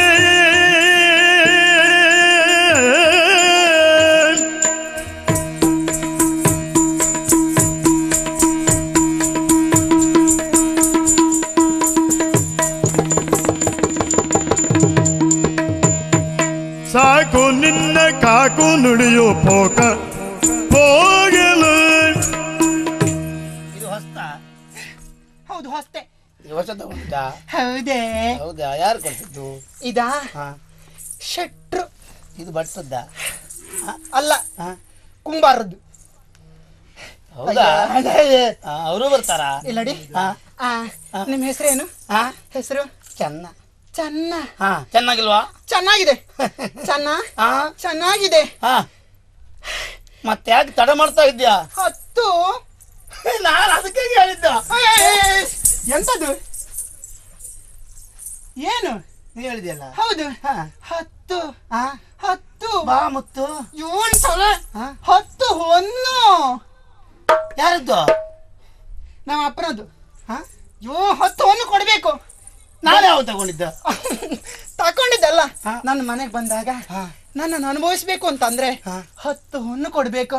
ಸುಮ್ಮನೆ ಆಗ್ತದೆ ಅಂತ ಗ್ರಹಿಸಿದ್ದೀರಾ? ಇದನ್ನ ಧರ್ಮಕ್ಕಿದ್ದದ್ದು ಅಂತ ಗ್ರಹಿಸಿದ್ದೀರಾ? 10 ಹೊನ್ನು ಕೊಡಿ. ಒಂದು ತಿಂಗಳು ತೊಂದ್ರೆ ಇಲ್ಲ. ಆ 1 ತಿಂಗಳ? ಹಾ. ಎಂತದದು? ಮತ್ತೆ ಒಂದು ಕ್ಷಣಕ್ಕೆ. ಎಷ್ಟ? ಒಂದು ಕ್ಷಣಕ್ಕೆ. ಒಂದು ಇಡೀ ರಾತ್ರಿ ಅಲ್ಲ, ಇಡೀ ರಾತ್ರಿ ಅಲ್ಲ. ಎದ್ದೇವ್ರೆ ಕಡನ್ ತೀರ್ಲಿಕ್ಕೆ. ಏನು? ನಾವು ಸೌಕಾರ ಮನೇಲಿ ಬೆಳಗ್ಗೆಯಿಂದ ಸಂಜೆವರೆಗೆ ಕೆಲಸ ಮಾಡಿದ್ರೆ ಹಾ. ಒಂದು ಹೊಂದು ಕೊಡ್ತಾರ ಅವರು. ಹೌದಾ? ಇವಳು ಅಂದ್ರೆ ಒಂದು ಕ್ಷಣಕ್ಕೆ 10 ಹೊನ್ನು. 10 ಹೊನ್ನು. ನಮ್ಮತ್ತ ಹೇಗಿದ್ದಾನೆ? ಹೇಗಿದ್ದೇನೆ? ನಾವು ಅದೇ ಉದ್ಯೋಗ ಮಾಡಿದ್ರೆ ಒಳ್ಳೇದು. ಆದಿತ್ತದ? ಅಲ್ಲ ಅಲ್ಲ, ದುಡ್ಡಿಗೆ ಲೆಕ್ಕವೇ ಇಲ್ವಾ? ನಾನ್ ಚಂದ ಇಲ್ವಾ? ಚಂದ ನಾ ಚಂದ ಇಲ್ವಾ? ಹಾ? ಚಂದ ಅಂತೆ. ಮತ್ತೆ ನಿನಗೆ 10 ವರೆ ನಿನಗೆ ಕೊಡುದು ಯಾಕೆ? ಅಯ್ಯಯ್ಯೋ, ಒಂದು 5 ನನಗೆ ಕೊಡ್ಬೋದಲ್ಲ ನೀನು? ನಾನ್ ಬೇಕು. ಕಡಿತಾ ಉಂಟು ಅದ್ರಲ್ಲಿ. ಬೇಡ, ನಾನ್ ಬೇಕು ಅಂತಂದ್ರೆ ಹಾ. ಕೊಡ್ಲೇಬೇಕು. ರಾಜ 10 ಹೊನ್ನು ಕೊಡು. ಈ 10 ನಾನು ಕೊಡುದಿಲ್ಲ, ಇಟ್ಕೋ. ಹಾ. ಬೇರೆ ಯಾರು ಕೊಡೋರು ಇದ್ದಾರಾ ಇವತ್ತು? ಇವತ್ತಾ? ಇವತ್ತಾ? ಹಾ. ಅಯ್ಯೋ, ಈಗ ಇದ್ದಾರೆ. ಯಾರಿದ್ದಾರೆ? ಈಗ ನೀವು ಮಗನಾರು ಬರ್ಲಿ ನೋಡುವ. ಆಚೆ ಹೋದ್ರೆ ಸಾಕು. ಈ ಕಡೆ ಈಗ ಈಗ ಇವತ್ತು ಬರ್ಲಿಕ್ಕೆ ಬಿಡುವುದಿಲ್ಲ ನಿನಗೆ. ಅಯ್ಯೋ, ಯಾಕೆ? ನಿನಗೆ ವ್ಯಾಪಾರ ಇಲ್ಲದೆ ಮಾಡ್ತೇನೆ, ದಾರಿಯಲ್ಲಿ ಕೂತ್ಕೊಳ್ತೇನೆ, ಬಡ್ದು ಓಡಿಸ್ತೇನೆ ನಾನು. ಏನಂದ್ರೆ ಎಸೆದ್ಯೋ? ಅವೆಲ್ಲ ಬೇಡ. ಏನಂದ್ರೆ ಎಸೆದಿ? ಒಂದ್ ಕೆಲಸ ಮಾಡುವ. ಒಂದ್ ಕೆಲ್ಸ ಅಲ್ಲ. ಅಲ್ಲ ಈಗ ಧರ್ಮಕ್ಕೆ ಬೇಡ. ಹಾ. ನಿನಗೆ ಬರುವ ವರ್ಷ ಕೊಡ್ಲಾ? ಆ ಬರುವ ವರ್ಷವಾ? ಇಲ್ಲಿಯೂ ಸಾಲವಾ? ಅಲ್ಲ ಇಲ್ಲ ಅಲ್ವೇ ನಂಗೆ ಅವ್ರು ಕೊಡ್ಲಿಕ್ಕಿಲ್ಲ, ಕೊಡುದು ಬಾಕಿ ಉಂಟು, ನಾನೇ ಕೊಡ್ಲಿಕ್ಕೆ ಉಂಟಲ್ಲಿ. ನೀವು ನೇಣು ಹಾಕೊಳ್ಳಿ, ನನ್ಗೇನು ಎಲ್ಲಿ? ನನ್ನಲ್ಲಿ ಸಾಲ ಎಲ್ಲ ನಡೆಯುವುದಿಲ್ಲ. ಹತ್ತು ಒಂದು ಹೋಗುದಿಲ್ವಾ? ಯಾಕೆ ಹೋಗ್ತದೆ? ನಾನೊಂದು ಗಿರಾಕಿ ತೆಪ್ಪಿ ಹೋಗುದಿಲ್ವಾ? ಹೋದ್ರು ತೊಂದ್ರೆ ಇಲ್ಲ, ನಿಮ್ಮಂತವ್ರಲ್ಲಿ ಎಷ್ಟು ಜನ ಬೇಕಾ? ಮುಖ ನೋಡಿದ್ರೆ ಸಾಕು. ಅವಲ್ಲ ಬೇಡ, ಇಲ್ಲ ನೋಡಿ ಗಿರಾಕಿ ಬರಬಹುದು. ಈ ಹಳಿಯರೆಲ್ಲ ಬಂದು ನಿನಗೆ ಯಾವ ಸುಖ ಕೊಟ್ಟಾರೆ ಹೇಳ? 10 ಒಂದು ಹೇಳ್ಕೊಂಡು ಬರ್ತಾರ. ನನಗೆ ಯಾವ್ದು ನಮ್ಮಂತ ಯುವಕರಲ್ಲಿ ನೀವು 10 ಒಂದು ಕೇಳುದಲ್ಲ, ಒಂದು 5-10 ಕೊಟ್ಟು ಕಳ್ಸಬೇಕು ನೀವು. ನನ್ಗೆ ಅಗತ್ಯ ಇಲ್ಲ, ನನ್ಗೆ ಬೇಕಾದ ಹಣ. ಯಾರೋ ಮನೆ ಕೂಲಿ ಮಾಡುವವ ನೀನು ಈ ರೀತಿ ಮಾತಾಡ್ತಾ ಇದೀಯ. ಸ್ವರ್ಗವನ್ನು ನಾಯಿ ಬಯಸಿದಾಗ ಆಯ್ತು, ನನ್ನನ್ನು ನೀನು ಬಯಸುದು ಅಂತ ಹೇಳಿ. ಒಳ್ಳೆ ಸಂದರ್ಭದಲ್ಲಿ ಅದೆಲ್ಲ ನಾಯಿ ಸುತ್ತಲಿ ನಾಯಿ ಅಲ್ಲದೆ ಮತ್ತೆಂತದ್ದು? 10 ಅನ್ನು ಕೊಡು, ಆಮೇಲೆ ಏನಂತ ನೋಡು. ಜೋರಾಗ್ತಿದ್ದೆ ಜೋರಲ್ಲದೆ ಮತ್ತೆಂತದ್ದು? ಅದ ಬಂದಾಗ ಮತ್ತೆ ಆಗಿದ್ದೆ ಹೀಗಿದ್ದೆ. ನೀನ್ ಮುಸುಡ್ ನೋಡಿದ್ರೆ ಸಾಕಾಯ. ನೀನೆಂತದ್ದು? ಎಂತೆಂತವರೆಲ್ಲ ಬರ್ತಾರೆ, ಕೊಡು ಹೋಗು. ಮತ್ತೆ ಎಲ್ಲ ಆಗ್ತದೆ, ನಾನು ಒಬ್ಬನಿಗೆ ಆಗುದಿಲ್ವಾ? ನೋಡಿ ದುಡ್ಡಿಲ್ವೇ? ಮರ್ಯಾದೆಯಿಂದ ಹೇಳಿದ್ದೇನೆ, ಗಲಾಟೆ ಮಾಡ್ಲಿಕ್ಕಿಲ್ಲ. 10 ಅನ್ನು ಕೊಡ್ಬೇಕು, ಮತ್ತೇನೋ ನೋಡ್ಬೇಕು, ಗೊತ್ತಾಯ್ತಾ? ನಾ ತಂದು ಕೊಡ್ತೇನೆ. ನಾ ಇವತ್ತು ಕೇಳಿದ್ದೇನೆ ಅವ್ರು ಇವತ್ತು ವಾರ ನಾವು ಕೊಡುದಿಲ್ಲ ಅಂತ ಹೇಳಿದ್ದಾರೆ. ನಾಳೆ ತಂದು ಕೊಡ್ತೇನೆ. ಕೊಡೆ ನಾಳೆಗೆ ಬಾ, ಸುಖ ಕೊಡೆ. ಇವತ್ತು ಒಂದ್ ದಿವಸ ಖಂಡಿತ ಸಾಧ್ಯ ಇಲ್ಲ. ನಾಳೆಗೆ ಬಾ, 10 ಅನ್ನು ತಗೊಂಡು. ಈಗ ಬೇರೆ ಯಾರಾದ್ರೂ ಬಂದ್ರೆ ನೀವು ಸುಖ ಕೊಡುದಿಲ್ವಾ? 10 ಅನ್ನು ಕೊಡ್ತಾರೆ, ಹಾಗಾಗಿ ನನ್ಗೇನು ಯಾರು ಬೇಕು ಅಂತ ನಾನು ಹಣ ಆದ್ರೆ ಆಯ್ತು. ನೀನೆಂತದ್ದು? ಯಾರನ್ನು ಕೂಲಿ ಮಾಡೋ ನಿನ್ನ ಅವಸ್ಥೆ ನೋಡು. ಒಂದ್ ಚಿನ್ನಚೂರು ಸಾಯಿಲ್ಲ ನಿನ್ನ ಮೈ ಮೇಲೆ. ಕೂಲಿ ಮಾಡುವಂತ ಕೂಲಿ ಮಾಡೋದು ಹಂಗ ಹೇಳ್ಬೇಡ. ನಾಳೆ 10 ಅಂತ ಮುಸುಳ್ಮ ಬೀಸಾಕ್ ಬಿಡುವೆ. ಆಮೇಲೆ ಉಂಟಲ್ಲ ನೀನ್ ಹೇಳ್ಬಾರದು. ಹೌದಾ? ಗೊಂಡೆ ಆದ್ರೂ ಅದನ್ನ ಬಿಡ. ಎಂತೆಂತವ್ರನ್ನೆಲ್ಲ ನೋಡಿದ್ದೇನೆ. ಮತ್ತೆ 10 ಗಿರಾಕಿ ತೆಪ್ಪಿ ಹೋಗ್ಬೇಕು. ನೀನು ಎಷ್ಟು ಮಾಡಿ ಬಿಡ್ತೇನೆ. ಎಂತೆಂತವ್ರನ್ನೆಲ್ಲ ನೋಡಿದ್ದೇನೆ. ಹೋಗ ಹೋಗ ಎತ್ತ ಹೋಗುದು. ನಾನು ಹೋಗ್ತಾ ಆಯ್ತಾ? ಹೋಗ ಮತ್ತೆ ಬರ್ತೇನೆ ನೋಡು. 10 ಹಿಡ್ಕೊಂಡೆ ಬಾ. ತಲೆ ಮತ್ತೆ ಜರಿತೇನಾ? 10 ಸ್ವಲ್ಪ ಕಡಿತ ಮಾಡ್ಲಿಕ್ಕೆ ಆಗುದಿಲ್ವಾ? ಎಲ್ಲೆಲ್ಲ ಸಾಲ ಮಾಡಿದ್ಯೋ ಏನೋ, ನಿನ್ನ ಹಣೆ ಬರ್ಕ ಇಲ್ಲೂ ಒಂದು ಸಾಲವೇ. ಯಥಾರ್ಥ ಸತ್ಯ ಹೇಳ್ತೇನೆ, ಸಾಲ ಮಾಡಿದ್ದು ಹೌದು, ಇಲ್ಲ ಅಂತಲ್ಲ. ಇಲ್ಲೂ ನಾ ಅದನ್ನೇ ಮಾಡ್ತೇನೆ. ನೀನು 10 12 ಕೊಡ್ತೇನೆ. ಬರುವ ವರ್ಷ ಕೊಡ್ತೇನೆ, ಗಡ್ಡೆ ಕೊಯ್ಲ ನಂತರ. ಮನಸ್ಸುಂಟು. ಅಲ್ಲ 12 ಕೊಡ್ತೇನೆ. ಹೌದಾ? ಹಾಗಾದ್ರೆ ನಾನು ಬರುವ ವರ್ಷ ಸಿಗ್ತೇನೆ, ಆಯ್ತಾ? ದುಡ್ಡು ಬೇಕೇನಾ?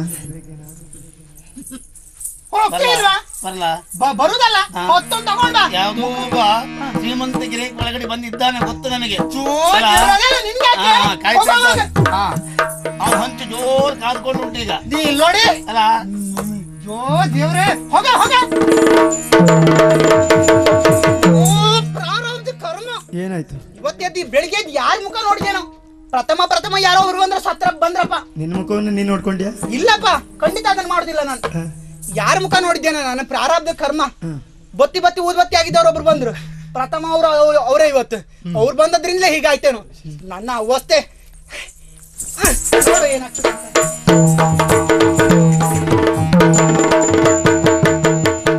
ಮನದಿ ಕಡು ನೊಂದಾಗ ಚನ್ನನು,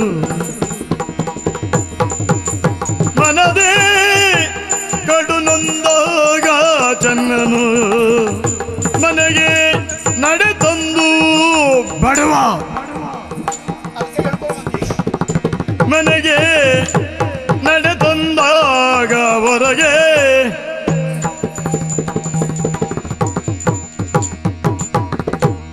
ಮೊದಲು ನಾನು ನಿಮಗೆ ಚೂರಿ ಹಾಕೋದು ನಾನೀಗ. ಯಾಕೆ? ಯಾಕೆಂದ್ರೆ ನಾನು ಹೋಗುವಾಗ ಹೇಳಿದ್ದೇನು, ಏನು ಯಾವ ಸಂದರ್ಭದಲ್ಲಿಯೂ ಅವಳು ಮುಂದೆ ಬಡವ ಅಂತ ಹೇಳ್ಬಾರ್ದು ಅಂತ. ಹೌದಾ?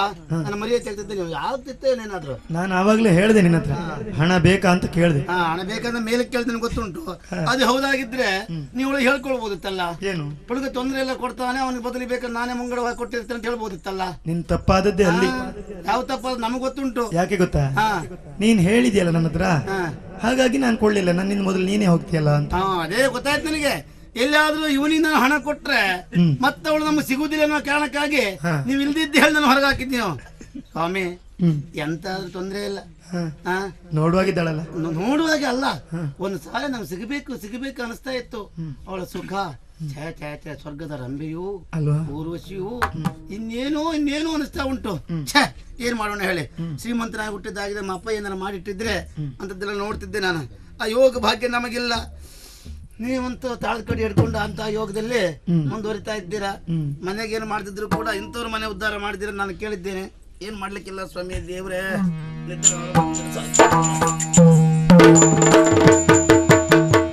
ಬಡನಡು ಬಳುಕಿಸಿ ಮುತ್ತು,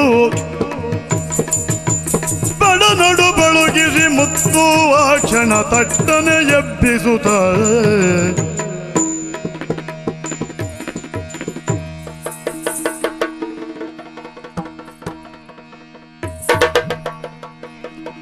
ಇನಿಯನೆ ನಿನ್ನಯತನು ಸುಖ ಬಯಸುತ್ತ ಸನ್ಮತದಲ್ಲಿ ಬಂದೆ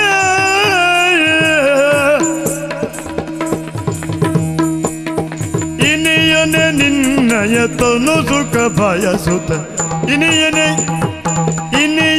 ನಿನ್ನಯತನು ಸುಖ ಬಯಸುತ್ತ ಸನುಮತದಲ್ಲಿ ಬಂದೆ ಸನುಮತದಲ್ಲಿ ಬಂದೆ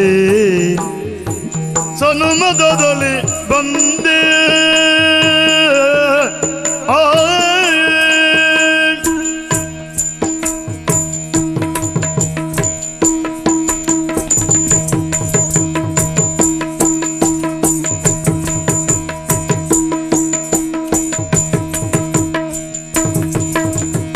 ಜನುಮಾಂತರದ ಋಣವಿದು ಎಂಬೆ ಜನುಮಾಂತರದ ಋಣವಿದು ಎಂಬೆ ಕನಿಕರಿಸುತ್ತ ನೀ ರಮಿಸುಬಾ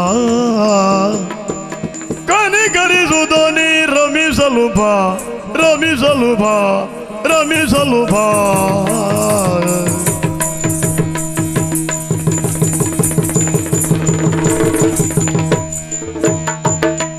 ಕನಿಕರಿಸುತ್ತ ನೀ ರಮಿಸಲು ಬಾ ರಮಿಸಲು ಬಾ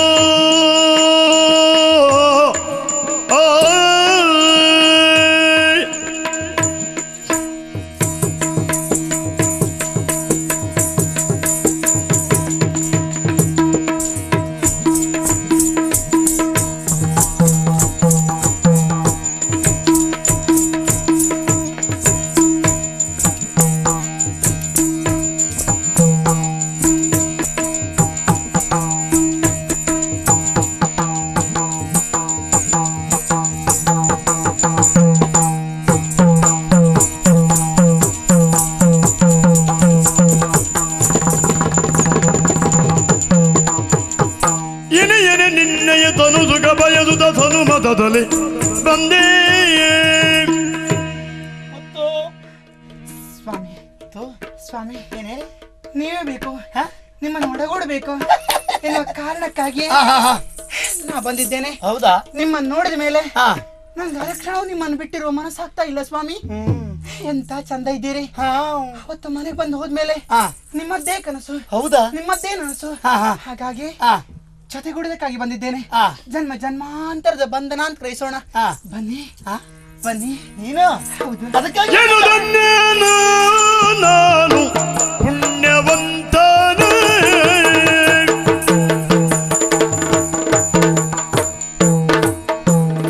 ಏನು ಧನ್ಯನು ನಾನು ಪುಣ್ಯವಂತನು ನಾನು ಪುಣ್ಯವಂತನು ಮೀನನಯನೆ ನಿನ್ನ ರೂಪ ಮೀನನಯನೆ ಮೀನನಯನೆ ಮೀನನಯನೆ ನಿನ್ನ ರೂಪ ನಾನು ಸೋತೆನೋ ನಾನು ಸೋತೆನೋ ನಾನು ಸೋತೆನೋ ನಾನು ಸೋತೆನೇ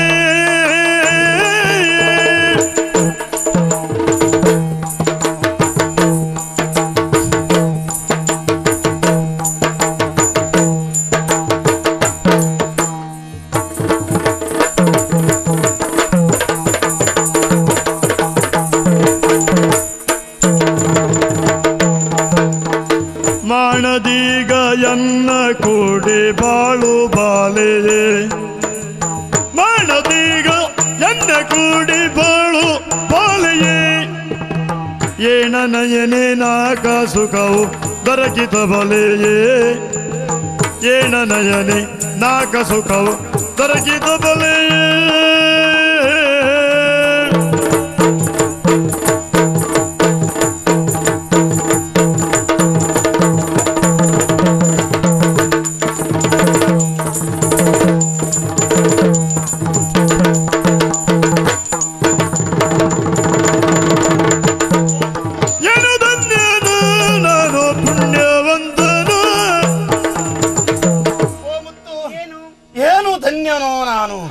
ನನಗೆ ಮೊದಲೇ ಗೊತ್ತುಂಟು ನೀ ಬಂದೇ ಬರ್ತೀಯ ಅಂತ.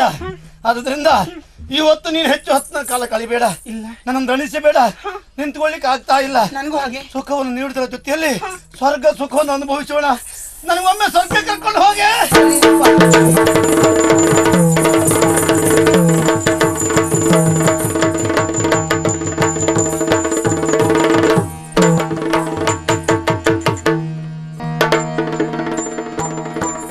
ಏಳನಯನೆ ನಾಕ ಸುಖವು ದೊರಕಿರೆ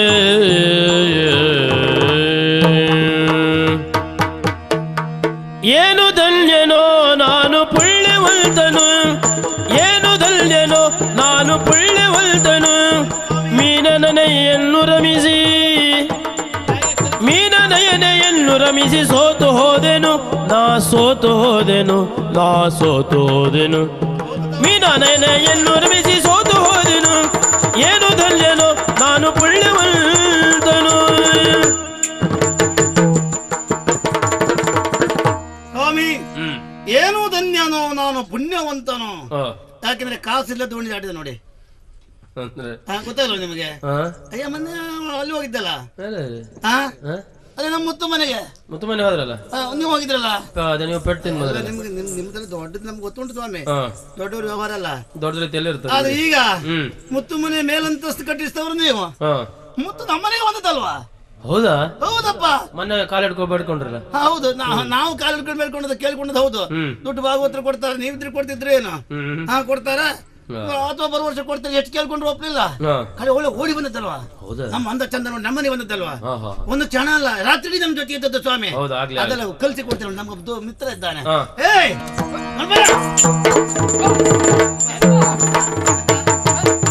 ನಿಮಗೆಲ್ಲ ಕೈ ಕಾಸು ಉಂಟು. ನಿಮ್ಮ ಅಪ್ಪಯ್ಯ ಮಾಡಿಟ್ಟದಂತ ಹುಳಿ ಜೋರು ಉಂಟಲ್ಲ.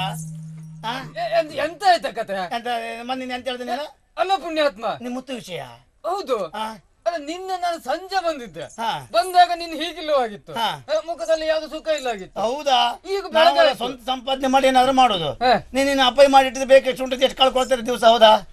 ನೀವೆಲ್ಲ ಕಲ್ಸಿಟ್ಟದ ಅವಳಿಗೆ ಸುಳ್ಳೆಲ್ಲ ಹೇಳ್ಬೇಡ. 10 ವರಹ ಕೊಡ್ತೇನೆ ನಾವು ಗಣಪಯ್ಯ ಬಂದ್ರೆ ಅಂತ ನನ್ನ ಹೇಳ್ತೇವೆ. ಹಾಗೆ ಹೇಳಿದ್ನ ಒಂದಿನ ವಿಚಾರ ಅವಳು ಹೇಳಿದ್ದ. ಅವಳ ಮನೆ ಹಾಗಿದ್ರೆ ನಾನಲ್ಲ ಬೇರೆ ಯಾರು ಗಣಪಯ್ಯ ಇರ್ಬೇಕು. ಎಲ್ಲ ಗಣಪಯ್ಯ ಸೇರಿಕೊಳ್ಳು ಅಂತಸ್ತ ಮೇಲೆ ಹೋಗ್ತಾ ಉಂಟು ಈಗ. ಯಾವ್ದು ಮನೆಯದು ಎಲ್ಲ ಗೊತ್ತಾಯ್ತು. 10 ಕೊಡುವೆ 10 ಬೇಡ ಅಂತ ಹಾಗೆ ಬಂದೆ ನಾನು. ನೀನೆಲ್ಲ ನಿನ್ನ ಅಜ್ಜಿ ಅಂತ ಸಿಗ್ತಾಳೆ ಅಂತ. ಹೌದಾ? ಗಣಪಯ್ಯ ಕತೆ ಗೊತ್ತುಂಟಾ? ಒಳ್ಳೆ ಗೊತ್ತುಂಟ ಅವಳ ಮುತ್ತುನಾ? ಹೌದಾ? ಅಯ್ಯೋ ಒಳ್ಳೆ ಇಡೀ ಊರಿಗೆ ಗೊತ್ತುಂಟು. ಊರ ಕತೆ ಅಲ್ವಾ? ನಿಮ್ಮನೆಗೆ ಬಂದಿದ್ದ ಅವಳ? ಬರ್ಲಿಲ್ವಾ? ನಮ್ಮ ಮನೆಗೆಲ್ಲ ಬರ್ಲಿಕ್ಕೆ ಹೇಳ್ತೀನಿ. ನೀವು ದುಡ್ಡು ಕೊಡೋಕೆ ನಿಮ್ಮ ಮನೆಗೆ ಬರಲಿಲ್ಲ ಅವಳ? ನಾನ್ ದುಡ್ಡು ಕೊಡುದಿಲ್ಲ ಅಂತ ಹೇಳಿದ್ನಾ? ಅವಳಿಗೆ ಪಾಪ ಅನಿಸ್ತ ಏನೋ ಗೊತ್ತಿಲ್ಲ. ಬಹುಶಃ ಮನೆಗೆ ಬಾ ಕೊಡ್ತೇವೆ ಅಂತ ಹೇಳ್ಕೊಂಡಿದ್ಯಾ ಹಾಗೆ? ಅಲ್ಲೇನು ಕೆಲಸ ಆಗ್ಲಿಲ್ವಾ? ಓಡಿಸಿದ್ಲಲ್ಲ ಅವಳ? ನಾನ್ ಮನೆಗೆ ಬಂದ ಹಾಸಿಗೆ ಮಲ್ಕೊಂಡ ನಿದ್ರೆ ಬಂದದ್ದಲ್ವಾ ಮುತ್ತು? ರಾತ್ರಿ ನಾನು ಒಟ್ಟಿಗೆ ನೋಡ್ಬೇಕಿತ್ತ ಹೊರತ. ಬಂದದ್ದ? ಹೌದಾ? ನಿನ್ನ ಹುಡುಕ್ತಾ ಬಂದದ್ದ? ಕಾಸ ಕೊಡ್ಲಿಲ್ಲ. ಬೆಳಿಗ್ಗೆ ಎದ್ದು ನೋಡ್ತೀನಿ ಹಾಸಿಗೆ ಅವಳಿಲ್ಲ. ಹೌದನಾ? ಬಹುಶಃ ನಿನ್ ಕನಸು ಬಿದ್ದಿರ್ಬೇಕು. ನಾನಲ್ಲ ಅಂತ ಹೇಳಿನ. ಹೌದಾ? ಕನಸಿನೊಳಾದರೂ ಧನವನ್ನು ಕೊಡದೆಲೆ ವನಿತೆಯ ರಮಿಸಿದೆನು. ಕನಸಿನೊಳಾದರೂ ಧನವನ್ನು ಕೊಡದೆಲೆ ವನಿತೆಯ ರಮಿಸಿದೆನು. ವನಿತೆಯ ರಮಿಸಿದೆನು ಎನ್ನುತ್ತಲೇ ಹೋದನು ಸಕನಳು ಅಲು ಅಲು ವನಜಾಂಬಕಿಗರು.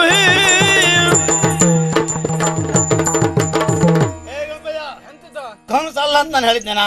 ಕನಸ ಮರಯ? ನಾನು ಸತ್ಯ ಅಂತ ನಂಬ್ಕೊಂಡಿದ್ದು. ಸತ್ಯವೇ ಅದು ಕನಸ. ಕನಸು ಬಿದ್ದದ್ದು ಸತ್ಯ. ಸತ್ಯ. ಕನಸಿನಲ್ಲಾದ್ರೂ ಅನುಭವಿಸಿದ್ದು ಸುಖವನ್ನು ಅನುಭವಿಸಿದ್ದೆ. ಸುಖವಾ? ಹೌದೇನಾ? ಮತ್ತೆ ಕನಸಿನಲ್ಲಿ ಅಷ್ಟು ಸುಖ ಪಟ್ಬಿಟ್ಟೆ ನೀನು. ಹಣ ಕೊಡದೆ ಸುಖ ಪಟ್ಟಿದ್ದೇನೆ. ಹೇಳ, ನಾ ಸ್ನಾನಕ್ಕೆ ಹೋಗ್ತೇನೆ.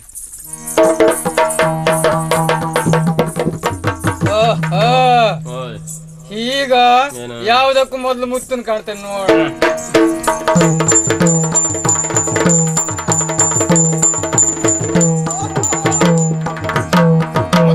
ಗಣಪಯ್ಯ ಹೇಗಿದ್ದೀಯಾ? ಗಣಪಯ್ಯ ಇವತ್ತು ಬೆಳಿಗ್ಗೆ ಬಂದಿದ್ಯಲ್ಲ? ಬರ್ಬೇಕಾಯ್ತು. ಹೌದೇನೋ? ಬಾರೋ ಎಳೆಬಿಡಿ ಅವನು.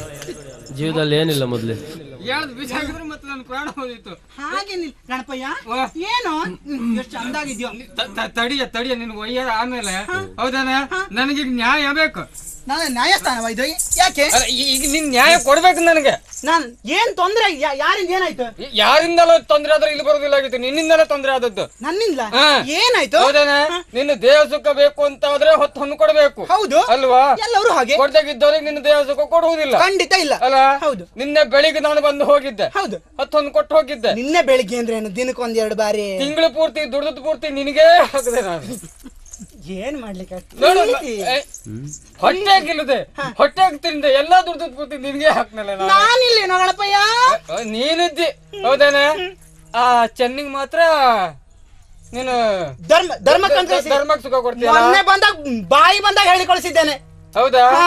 ಸಂಜೆ ಬಂದಾಗ ನೀವು ಹೊಡೆದ್ ಕಳ್ಸಿದ್ದಿ. ಹೌದು. ಹೌದಾ? ಆದ್ರೆ ಅವ ಈಗ ಏನ್ ಮಾಡಿದಾನ ಗೊತ್ತಾ? ಏನ್ ಮಾಡಿದಾನೆ? ನೀನು ದೇಹ ಸುಖ ಪಡೆದಿದ್ದೇನಂತ ಎಲ್ಲರ ಹತ್ರ ಹೇಳ್ತಾ ಇದ್ದಾನೆ. ಇಲ್ಲಿಂದ ನಿನ್ನ ಪೆಟ್ಟು ತಿಂದು ಹೋದ್ನಲ್ಲ ಅವ. ಹೌದು. ರಾತ್ರಿ ಮಲಗಿದ್ನಂತೆ, ಕನಸಿನಲ್ಲಿ ನೀನು ಬಂದಿಯಂತೆ, ನಿನ್ನ ದೇಹ ಸುಖ ಪಡ್ಕೊಂಡೆ ಅಂತ ಇಡೀ ಊರಿಗೆ ಹೇಳ್ತಾ ಇದ್ದಾನವ. ಹೌದೇನಾ? ಹೌದಾ? ಬಿಡೋದಿಲ್ಲ. ಅವನನ್ನೇ ಕೇಳು.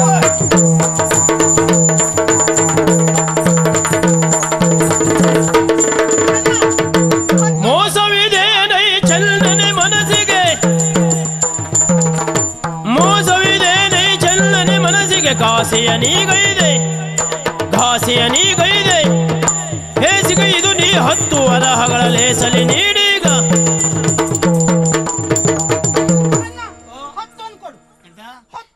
ನೀನು ಹೊಂದಿ ರೋಗ ಹಿಡಿದಿದ್ಯಾ? ಯಾಕೆ? ಯಾಕೆ ಕೊಡು ನೀನು. ಯಾಕೆ ಕೊಡ್ಬೇಕು ಅಂತ? ಯಾಕೆ ಕೊಡ್ಬೇಕಾ? ಕನಸಿನಲ್ಲಿ ನಾನು ಅನುಭವಿಸಿದ್ಯಲ್ಲ, ಅದಕ್ಕೆ 10 ಕೊಡು. ಕನಸಿನಲ್ಲಿ ನನ್ನ ಅನುಭವಿಸಿದ್ಯಂತೆ. ಎಲ್ಲಿ ನಿಮ್ಮನೆಲ್ಲ? ಯಾರು ನಿಮ್ಮ ಮನೆಯಲ್ಲಿ? ನಮ್ಮನೆ ನೀನು ಯಾಕೆ ಬಂದೆ ಕನಸಿನಲ್ಲಿ? ಯಾರು? ನಾ ಬಂದದ್ದು ನೀನು ಅನುಭವಿಸಿದ ಹೌದಲ್ವಾ? ಅಲ್ಲ. ನಿಮ್ಮ ಮನೆ ಆಗ್ಲಿ ನಮ್ಮ ಮನೆ ಆಗ್ಲಿ. ನಮ್ಮ ಮನೆಗೆ ಕನಸಿನಲ್ಲಿ ನೀನು ಬಂದವಳು. ಹೌದು. 10 ನೀನು ಕೊಡ್ಬೇಕು ನನಗೆ. ಯಾಕೆ? ಯಾಕೆ? ಅದಲ್ಲ ಅಂತಾದ್ರೆ ಎಲ್ಲಿಗೆ ಬರಲಿ? ನಾ ಬಂದದ್ದು ಹೌದಲ್ಲ, 10 ಕೊಡು. ನಾನು ಕೊಡುವುದಿಲ್ಲ. ಕೇಳಲು ನಿನ್ನಲಿ ಒಪ್ಪದ ಎನ್ನನು, ಕೇಳಲು ನಿನ್ನಲಿ ಒಪ್ಪದ ಎನ್ನನು, ಕೀಳು ತನದಿ ಬೈದೆ ಎನ್ನ, ಕೀಳು ತನದಿ ಬೈದೆ. ಬೇಳುತ್ತಲ ರಸಗೆ ಶಿಕ್ಷೆಯ ಕೊಡಿಸುವೆ, ಚಾಳಿಸದಿರೆ ನಿನಗೆ. ಏನು? ಯಾರಿಗೆ ಹೇಳ್ತೇನೆ? ನಿನಗೆ ಹೇಳ್ತಾ ಇರೋದು. ನಾನು ಮರ್ಯಾದಿಂದ ಅವತ್ತಿ ಮನೆ ಬಂದದ್ದು ಹೌದಾ? ಹೌದು. ನೀನು ಹೋಗು ದುಡ್ಡಿಲ್ಲ ಅಂತ ಹೇಳಿದ ಹೋಗು ಅಂತ ಹೇಳಿದವಳು ಹೌದಾ? ಹೊರಟು ಬಂದೆ ನಾನು. ಆಮೇಲೆ ನಾನು ಏನೂ ಮಾಡ್ತೇನೆ. ನಮ್ಮನೆ ನೀನು ಯಾಕೆ ಬಂದೆ? ನಾನ್ ಕನಸಿನಲ್ಲಿ ನಾನು ಅನುಭವಿಸಿದ ಹೌದಲ್ವಾ? ಅದು ಬೇಡ, ಅದು ನನ್ನ ವೈಯಕ್ತಿಕ. ಅದು ನನ್ನ ವೈಯಕ್ತಿಕ. ಅದು ನಮ್ಮ ಮನೆ ನೀನು ಬಂದದ್ದಕ್ಕೆ 10-20 ಹೊಂದು ಇಟ್ಟು ಹೋಗ್ತೀನಿ ಪಾದಗಾಣಿಕೆ. ಇಲ್ಲೋಡು, ಈ ರೀತಿ ಮಾತಾಡಿದ್ರೆ ನಾನು ಸುಮ್ಮನೆ ಇರುದಿಲ್ಲ. ನನಗೇನ್ ಹೇಳಿದ್ರಿ ಅವತ್ತು? ಏನ್ ಹೇಳಿದೆ? ಬಹಳ ಗೈಯಾಳಿತನ ಮಾತಾಡಿದಲ್ಲ. ಹೌದು. ಹೀಯಾಳಿಸಿದ ನನ್ನನ್ನು. ಹೌದು. ಹೋಗು ಅಂತ ಹೇಳಿದ್ಯಲ್ಲ, ನಿಂದಿಸಿದ್ಯಲ್ಲ. ಪ್ರತಿನಿತ್ಯ ನಿನ್ನ ಸುಖ ಅನುಭವಿಸ್ತೇನೆ ಸ್ವಪ್ನದಲ್ಲಿ. ಏನ್ ಮಾಡ್ತೀವಿ? ಕನಸಿನೊಳಾದರೂ ತನು ಸುಖ ಉಳ್ಳಿಯೇ,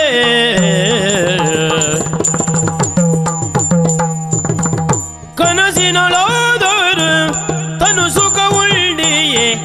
ಜನಪತಿಗಿಂದು ನಾನೇ, ಜನಪತಿಗಿಂದು ನಾನೇ.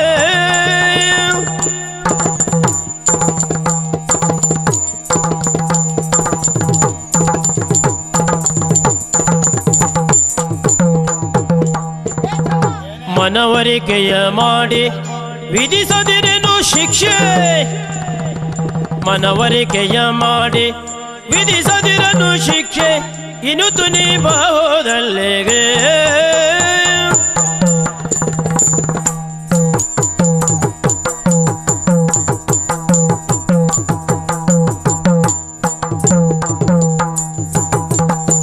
ಮನವರಿಕೆಯ ಮಾಡಿ ವಿಧಿಸದಿರನು ಶಿಕ್ಷೆ, ಇನಿತು ನೀ ಬಾವುದಲ್ಲಿಗೆ.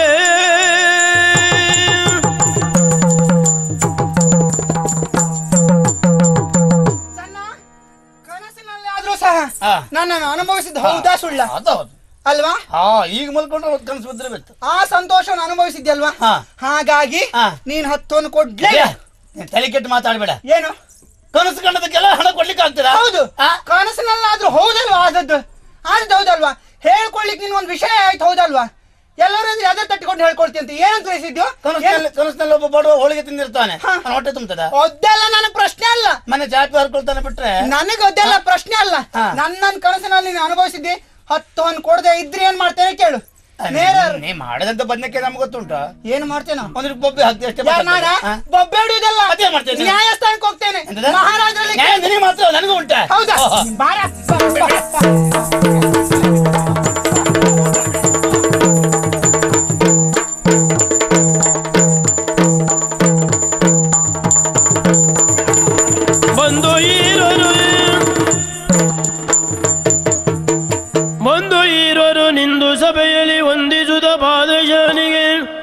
ಎಂದರೆಮ್ಮಯ ನ್ಯಾಯವನ್ನು ನೀ ಪರಿಹರಿಸಬೇಕು, ನ್ಯಾಯವನ್ನು ಪರಿಹರಿಸಬೇಕು. ಒಳ್ಳೆಯದಾಗಿ ಸ್ವಾಮಿ ಪಾಕಿಸ್ತಾನದವರಿಗೆ ನಮಸ್ಕಾರ. ಹೇಳಪ್ಪ ಮೇಲೆ ಎಣ್ಣೆ ಅವನನ್ನ ಧರಧರನೆ ಎಳೆದು ತರ್ತಾ ಇದ್ದೀಯ. ನನಗೆ ಅವಳಿಗೆ ಯಾವ ಸಂಬಂಧವೂ ಇಲ್ಲ. ಉಂಟು, ನಾನು ಹೇಳ್ತೇನೆ. ನಿಮ್ಮಲ್ಲಿ ಉಂಟಾಗಿರುವ ಸಮಸ್ಯೆ ಏನು, ಅವನನ್ನ ಎಳೆತರುವರೇ ಕಾರಣ ಏನು, ನನ್ನಿಂದ ನಿಮಗೆ ಏನಾಗಬೇಕು? ನ್ಯಾಯ ಬೇಕು ಸ್ವಾಮಿ. ನ್ಯಾಯ? ಹೌದು. ಆದ ನ್ಯಾಯ ನನಗೂ ಬೇಕು, ಅವಳಿಗೆ ಮಾತ್ರ ಅಲ್ಲ. ನ್ಯಾಯವನ್ನ ತೀರ್ಮಾನಿಸಿ ಒದಗಿಸಬಹುದು, ಆದ್ರೆ ನಿನಗೆ ಅವನಿಂದ ಆದ ಅನ್ಯಾಯ ಏನು, ನಿನಗೆ ಅವಳಿಂದ ಆದ ಅನ್ಯಾಯ ಯಾವುದು? ದೊಡ್ಡ ಅನ್ಯಾಯವನ್ನೇ ಮಾಡಿದ್ದಾನೆ. ಅನ್ಯಾಯ ಹೇಳಿ ಏನಂತ, ದೊಡ್ಡದಂತ ಹೇಳ್ಬೇಡ. ದೊಡ್ಡ ಸಣ್ಣ ತೀರ್ಮಾನ ಕೊಡೋರು ಅವರಲ್ವಾ? ನೀ ಬಾಯಿ ಮುಚ್ಚ, ನೀನೆಂತ ಮಾತಾಡುದು? ನೆನಪಿರಲಿ, ಜಗಳಕ್ಕೆ ಅವಕಾಶ ಇಲ್ಲ, ಒಬ್ಬೊಬ್ಬರೇ ಮಾತಾಡತಕ್ಕದ್ದು. ಆಯ್ತು ಸ್ವಾಮಿ. ಸ್ವಾಮಿ, ನಾನೊಬ್ಳು ಬಡವಳು. ನಾನು ಬಡವ, ನೀನಲ್ಲ. ನಿನ್ನಲ್ಲಿ ಮಾತಾಡಿದ್ದೇನ? ನಿನ್ನ ವಿಷಯ ನಾ ಮಾತಾಡಿದ್ದೇನ? ನಿನ್ನ ಮಾತಿಗೆ ಮತ್ತೆ ಅವಕಾಶ ಕಲ್ಪಿಸಿಕೊಡಲಾಗುವುದು. ನಿಲ್ಲು. ಸ್ವಾಮಿ, ನಾನೊಬ್ಳು ವೇಶ್ಯೆ. ಆದ್ರೂ ಅದ್ರಲ್ಲೊಂದು ಪ್ರಾಮಾಣಿಕತೆ ಉಂಟು ಸ್ವಾಮಿ. ಯಾವುದು? ಮನೆಗೆ ಬಂದವ್ರನ್ನು ನಾನು ಗಂಡ ಅಂತ ಪೂಜೆ ಮಾಡ್ತೇನೆ, ಅವ್ರ ಸೇವೆ ಮಾಡ್ತೇನೆ. ಅದು ನಿಮ್ಮ ವೃತ್ತಿ ಧರ್ಮ. ಹೌದು. ಕೇವಲ 10 ಅಂತ ತಗೊಳ್ತೇನೆ ಅಷ್ಟೇ. ಕೇವಲ ಅಷ್ಟೇ 10 ನಾ ಬದುಕಬೇಕಲ್ಲ, ಪೂರ್ಣ ದಿವಸಕ್ಕೆ 10 ಅಂತ ತಗೊಳ್ತೇನೆ. ಅದರಿಂದ ಜೀವನ ಸಾಗಿಸ್ತಾ ಇದ್ದೇನೆ ಸ್ವಾಮಿ. ಸುಳ್ಳು ಹೇಳ್ತಾ ಇದ್ದಾಳೆ. ಒಂದು ಕ್ಷಣಕ್ಕೆ ಅಲ್ಲಿ ಬೇಡ, ಆಮೇಲೆ ಮಾತಾಡಿ.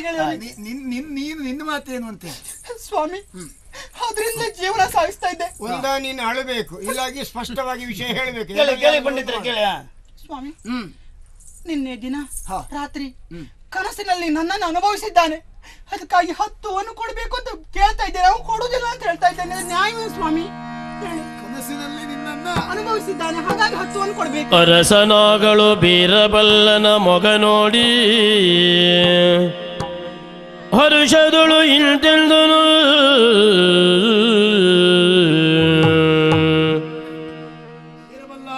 ಪ್ರಭು, ಬಹಳ ವಿಚಿತ್ರವಾಗಿದೆ ಇವರ ಮಾತು. ಹೌದು, ಆತ ಇವಳನ್ನ ಕನಸಿನಲ್ಲಿ ಅನುಭವಿಸಿದ್ದಾನಂತೆ. ನೋಡಿ ಸ್ವಾಮಿ, ಆ ಕಾರಣಕ್ಕಾಗಿ 10 ಹೊನ್ನನ್ನ ಆತ ಕೊಡಲೇಬೇಕು ಎನ್ನುವುದಾಗಿ ಈಕೆ ನ್ಯಾಯಸ್ಥಾನದಲ್ಲಿ ಕೇಳ್ತಾ ಇದ್ದಾಳೆ. ಹೌದು. ಹಾಗಾಗಿ ತುಂಬಾ ಜಟಿಲವಾದಂತಹ ಸಮಸ್ಯೆ ಇದಾದ್ರಿಂದಲೇ ಇದಕ್ಕೆ ಪರಿಹಾರ ಪ್ರಭು. ಹಗಲಡಿ ದುಡಿದ ದೇಹ ಸ್ವಾಮಿ, ರಾತ್ರಿ ಸ್ವಪ್ನ ಬಿತ್ತು. ಇವತ್ತು ಇವಳು ಸ್ವಪ್ನ ಬೀಳಬಹುದು, ನಾಳೆ ಇನ್ನೊಬ್ಳು ಸ್ವಪ್ನ ಬೀಳಬಹುದು. ಅದಲ್ಲ ಸ್ವಾಮಿ, ನಾಳೆ ಮಲ್ಕೊಂಡು ನಿಮಗೂ ಸ್ವಪ್ನ ಬೀಳಬಹುದು. ಸ್ವಪ್ನಕ್ಕೆಲ್ಲ ಈ ರೀತಿ ನ್ಯಾಯ ಕೊಡ್ಲಿಕ್ಕೆ ಆಗ್ತದ ಸ್ವಾಮಿ? ಈಗೆಲ್ಲ ಸ್ವಪ್ನ ಬೀಳುವುದು ಗ್ರಾಚಾರ ಇಟ್ಟವರಿಗೆ ಅಲ್ವಾ? ಆದ್ರಿಂದ ಬೀರಬಲ್ಲ ಪ್ರಭು, ಪಂಡಿತರೆ ನೀವ್ ಹೇಳಿ, ಮನುಷ್ಯನಾಗಿ ಹುಟ್ಟಿದ ಮೇಲೆ ಸ್ವಪ್ನ ಬೀಳುದು ತಪ್ಪ? ತರಿಸಿರಿ ದರ್ಪಣವು, ತರಿಸಿರಿ ದರ್ಪಣವು, 10 ವರಹಗಳ ಇರಿಸಿರಿ ಎದುರಿನಲಿ,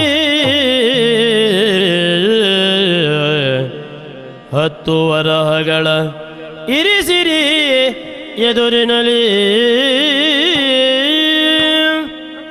ಬೀರಬಲ್ಲ, ಆದಷ್ಟು ಬೇಗ ಈ ಸಮಸ್ಯೆಯನ್ನು ಪರಿಹರಿಸುವ ಯೋಚಿಸಬೇಕಾದ ಅಗತ್ಯ ಇಲ್ಲ. ಆದ್ರೆ ಒಂದು ಪ್ರಶ್ನೆ, ಸ್ವಪ್ನದಲ್ಲಿ ಬಂದದ್ದು ಗೊತ್ತಾದದ್ದು ನಿನಗೋ ಅವನಿಗೋ? ಅವನಿಗೆ ಸ್ವಪ್ನದಲ್ಲಿ ನೀನು ಬಂದದಂತ ಗೊತ್ತಾದದ್ದು ನಿನಗೆ ಹೇಗೆ? ನನ್ಗೆ ಗಣಪಯ್ಯ ಹೇಳ್ದ. ಗಣಪಯ್ಯ ಅಂದ್ರೆ ಯಾರು?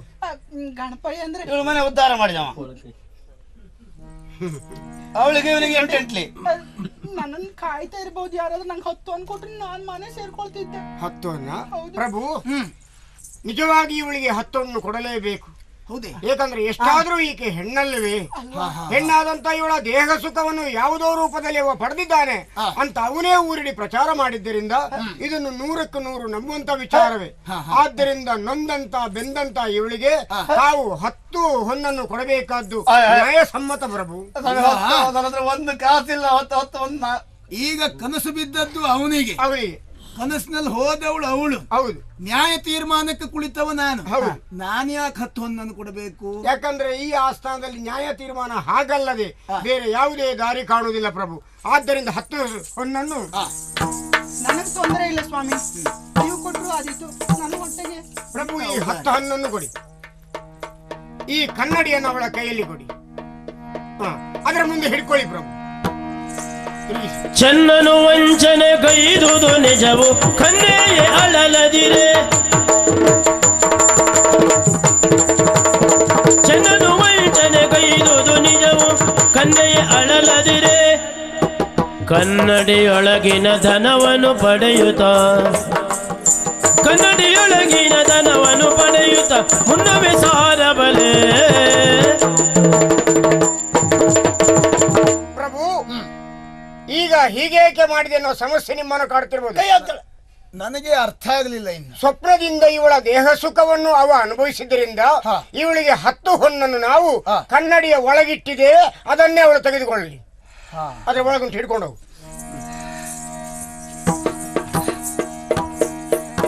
ಹೇಗೆ ನಿನ್ನ ಸಮಸ್ಯೆಗೆ ಉತ್ತರ ಸಿಕ್ತಲ್ವೇ? ಹೋಗ್ಬೋದು. ಅಲ್ಲ ಆಚೆ ಹೋದ ಮತ್ತೆ ನನಗೆ ಕೇಳ್ತಾಳ? ಇಲ್ಲ, ಅದಕ್ಕೆ ರಾಜಾಜ್ಞೆ ಆಗ್ತದೆ, ನೀವು ಇನ್ನು ಹೊರಡಿ. ದಯವಿಟ್ಟು ನಾನು ತಪ್ಪು ಮಾಡಿಬಿಟ್ಟೆ. ನನಗೂ ಸಂಸಾರ ಅಂತ ಉಂಟು ಸ್ವಾಮಿ. ಆದ್ರೂ ಕೂಡ ಒಂದು ಚಪಲ ಹೆಚ್ಚಿತ್ತು. ಅಂತ ಹೋಗಿದ್ದಾನ. ಮುಖ ನೋಡಿದ್ರೆ ಗೊತ್ತಾಗ್ತದೆ. 10 ಹೊನ್ನು ಕೊಡ್ಬೇಕೆಂದಾಗ ನಾನು ಹಾಗೆ ಬಂದದ್ದು ಸತ್ಯ. ಇನ್ನು ಮುಂದೆ ನನಗೆ ಗೊತ್ತಾಯ್ತು ಅಲ್ಪರ ಸಂಘ ಮಾಡಿದ್ರೆ ಅಭಿಮಾನಕ್ಕೆ ಭಂಗ ಬರ್ತದೆ ಅಂತ. ಯಾಕಂದ್ರೆ ರಾಜಸ್ಥಾನದವರಿಗೆ ಬರಬೇಕಾಯ್ತು ಈ ಪ್ರಕರಣ. ಹೌದಾ? ಅದು ದಯವಿಟ್ಟು ಇನ್ನು ಆ ಕಡೆ ನಾನು ತಲೆ ಹಾಕಿ ಮಲಗುವ ನಾನಲ್ಲ. ಮಹಾರಾಜರು ಕಟ್ಟಪ್ಪಣೆಯನ್ನು ಮಾಡಿ ಆ ಕಡೆ ತಲೆ ಹಾಕಿ ಮಲಗುವುದೇ ಇರುವ ಹಾಗೆ ಬುದ್ಧಿ ಕೊಡ್ಲಿಕ್ಕೆ ನನ್ನಿಂದ ಆಗುವುದಿಲ್ಲ. ಆದ್ರೆ ನಿನ್ನ ಮನಸ್ಸು ವಿಕೃತಗೊಳ್ಳದ ಹಾಗೆ ಇನ್ನಿಂತ ಕೆಟ್ಟ ಕನಸಿಗೆಲ್ಲ ಅವಕಾಶ ಕೊಡಬೇಡ. ಯಾವ ಕಾರಣಕ್ಕೂ ಅವಳು ನೆನಪೇ ನಾನು ಮಾಡುವುದಿಲ್ಲ. ಇನ್ನು ಒಂದು ವೇಳೆ ಇಂಥ ಸಮಸ್ಯೆಗಳು ಏನಾದ್ರೂ ಬಂದ್ರೆ ನಿನ್ನ ಶಿರಚ್ಛೇದನವನ್ನು ಮಾಡಲಾಗುವುದು. ಮಹಾರಾಜರ ಕಟ್ಟಪ್ಪಣೆ.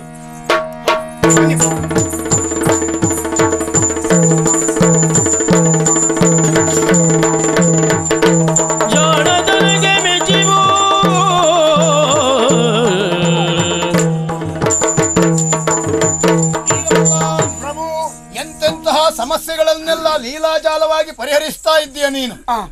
ಈಗೀಗ ಈ ನ್ಯಾಯಸ್ಥಾನದಲ್ಲಿ ನ್ಯಾಯ ತೀರ್ಮಾನ ಕೈಗೊಳ್ಳುವುದಕ್ಕೆ ನನ್ನ ಜೊತೆಯಾಗಿ ಆಪ್ತನಾಗಿ ನೀನಿರುವುದರಿಂದ ಯಾವ ಸಮಸ್ಯೆಯೂ ನನ್ನನ್ನು ಬಾಧಿಸುವುದೇ ಇಲ್ಲ. ಧನ್ಯವಾದ. ಅಲ್ಲ ಅಂತಾದ್ರೆ ನಿನ್ನೆ ಬಂದಿರುವಂತಹ ವೇಷ ಮಾಡಿರುವಂತಹ ಅಪವಾದ ಅದನ್ನು ಹೇಗೆ ತೀರ್ಮಾನಿಸುವುದು ಎನ್ನುವುದು ನನಗೇ ಗೊತ್ತಾಗಲಿಲ್ಲ.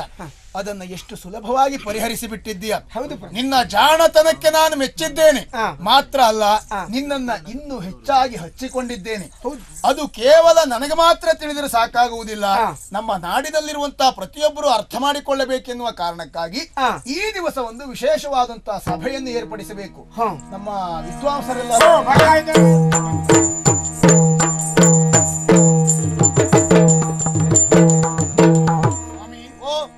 ಇವತ್ತಿನ ಸಭೆಯು ವಿಶೇಷವಾದಂತಹ ಸಭೆ. ಅಂದ್ರೆ ಕೆಲವಷ್ಟು ವಿಷಯಗಳನ್ನು ಆಗಾಗ ನಿಮ್ಮಲ್ಲಿ ಚರ್ಚಿಸಿ ನಿಮ್ಮಿಂದಲಾಗಿಯೇ ತೀರ್ಮಾನವನ್ನ ಕೈಗೊಂಡು ಸ್ಪಷ್ಟ ಉತ್ತರವನ್ನ ಸಭಿಕರಿಗೆ ಉಣಬಡಿಸುವುದು ನಾವಲ್ಲವೇ? ಹೌದು. ಹಾಗಾಗಿ ನಾನು ಕೆಲವಷ್ಟು ಪ್ರಶ್ನೆಗಳನ್ನ ನಿಮ್ಮಲ್ಲಿ ಕೇಳ್ತೇನೆ. ಅದಕ್ಕೆ ಸೂಕ್ತವಾದಂತಹ ಸರಿಯಾದ ಉತ್ತರವನ್ನು ತಾವು ನೀಡಬೇಕು. ಪ್ರಶ್ನೆ ಬರಲಿ. ಸಿದ್ಧರಾಗಿದ್ದೀರಲ್ಲ? ಎಷ್ಟೊತ್ತಿಗೂ ತಯಾರೇ ನಾವು. ಹಾಲಿನಲ್ಲಿ ಶ್ರೇಷ್ಠವಾದ ಹಾಲು ಯಾವುದು? ಇದೆಂತಹ ಪ್ರಶ್ನೆಯೋ ಅಲ್ವಾ? ಹಾಲಿನಲ್ಲಿ ಶ್ರೇಷ್ಠವಾದ ಹಾಲು ಯಾವುದು? ಯಾವುದು? ಪ್ರಶ್ನೆಗೆ ಸಮಸ್ಯೆ ಐತಿ. ಅಲ್ಲಪ್ಪ, ಇದು ಸಮಸ್ಯೆ ಅಲ್ಲ ಅಂತ. ಅಂದ್ರೆ ಆಡಿನ ಹಾಲು. ಆಡಿನ ಹಾಲು ಕುಡಿದ್ರೆ ಬಹಳ ಚುರ್ಕ. ಅದು ಅಲ್ಲ, ಮತ್ತೆ ಹಾಲಿನಲ್ಲಿ ಶ್ರೇಷ್ಠವಾದದ್ದು ಎಮ್ಮೆ ಹಾಲು. ಅರ್ಥ ಆಯ್ತು. ಸರಿ, ಜೀವ ಬೆಳೀತದೆ. ಆ ಕಡೆಯಲ್ಲಿದ್ದದ್ದು ಎಮ್ಮೆ ಹಾಲು ಕುಡಿದದ್ದು, ಈ ಕಡೆಯಲ್ಲಿದ್ದ ತಾವು ಆಡಿನ ಹಾಲು ಕುಡಿದ ಬಹಳ ಚುರುಕ್ ನಾವು. ಆದರೂ ನಮಗೆ ಸಮಾಧಾನ ಆಗಲಿಲ್ಲ.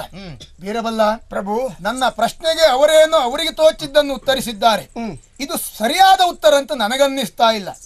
ನೀನೇನ್ ಹೇಳ್ತೀಯ ಅದಕ್ಕೆ? ಪ್ರಭು, ಇವತ್ತಿನ ವಿಶೇಷವಾದಂತಹ ಈ ಸಭೆಯಲ್ಲಿ ಸಾಮಾನ್ಯದವರಲ್ಲ, ವೇದ ಪಾರಂಗತರು, ಪಂಡಿತ ಸಾಧು ಸಂತರು, ವಿವಿಧ ವಿದ್ಯಾ ಕುಶಲ ಪರಿಣಿತ ಮತಿಗಳು, ತಜ್ಞರು, ನೃತ್ಯ ಸಂಗೀತಾದಿ ಕೋವಿದವರ ಶಿಖಾಮಣಿ ತಂಡವು, ಕಾವ್ಯ ಸಾಹಿತ್ಯದಲ್ಲಿ ಮೆರೆವವರ ಕವೀಂದ್ರರು, ಗುರು ಹಿರಿಯರು, ಸಚಿವ ಸಾಮ್ರಾಟರು, ಮಹಾಮಾಂಡಲಿಕರು ಸೇರಿದಂತಹ ಸಭೆಯ ಮಧ್ಯದಲ್ಲಿ ವಿದ್ವಾಂಸರನ್ನು ಕರೆದು ಕೇಳಿದ ಪ್ರಶ್ನೆ ಸಮಂಜಸವಾಗಿದೆ. ಆದರೆ ಸಮಂಜಸವಾದಂತಹ ಉತ್ತರ ಅವರು ಕೊಡ್ಲಿಲ್ಲ. ಒಬ್ಬರು ಆಡಿನ ಹಾಲು, ಮತ್ತೊಬ್ಬರು ಎಮ್ಮೆ ಹಾಲು ಅಂತ ಹೇಳಿದ್ರೆ, ಈ ಪ್ರಪಂಚದಲ್ಲಿ ಪ್ರತಿಯೊಬ್ಬ ವ್ಯಕ್ತಿಯು ಅವನು ಎತ್ತರಕ್ಕೇರಬೇಕಾದ್ರೆ ಪ್ರಥಮವಾಗಿ ಅವನಿಗೆ ತಾಯಿಯ ಎದೆ ಹಾಲು ಸಿಕ್ಕಿದ್ರೆ ಮಾತ್ರ ಆತನೊಬ್ಬ ಮನುಷ್ಯನಾಗಿ ರೂಪುಗೊಳ್ಳೋದಕ್ಕೆ ಸಾಧ್ಯ ಅಂತ ನಿಮ್ಮ ಪ್ರಶ್ನೆಗೆ ನನ್ನ ಉತ್ತರ. ಪ್ರಭು ಮಿತ್ರ, ಕೊಟ್ಟ ಉತ್ತರ ಹೆಚ್ಚು ಕಡಿಮೆ ಐತಿ. ಸ್ವಲ್ಪ ತೊಂದರೆ ಇಲ್ಲ ಬಿಡು. ನಿಮ್ಮದ್ದು ಹೆಚ್ಚು ಕಡಿಮೆ ಆಗುವುದು, ಆಚೀಚೆ ಆಗುವುದು ಇವತ್ತೇ ಹೊಸ್ತೇನಲ್ವಲ್ಲ. ಆದ್ರೆ ಸರಿಯಾದಂತ ಉತ್ತರವನ್ನು ನೀಡಿದವ ನನ್ನ ಆತ್ಮೀಯನಾದಂತ ಬೀರಬಲ್ಲ. ಈಗ ಸಂತೋಷ ಆಗಿದೆ. ಹಾಗಾದ್ರೆ ಇನ್ನೊಂದು ಪ್ರಶ್ನೆ ಇದೆ, ಕೇಳಿ. ಎಲೆಗಳಲ್ಲಿ ಶ್ರೇಷ್ಠವಾದಂತ ಎಲೆ ಯಾವುದು?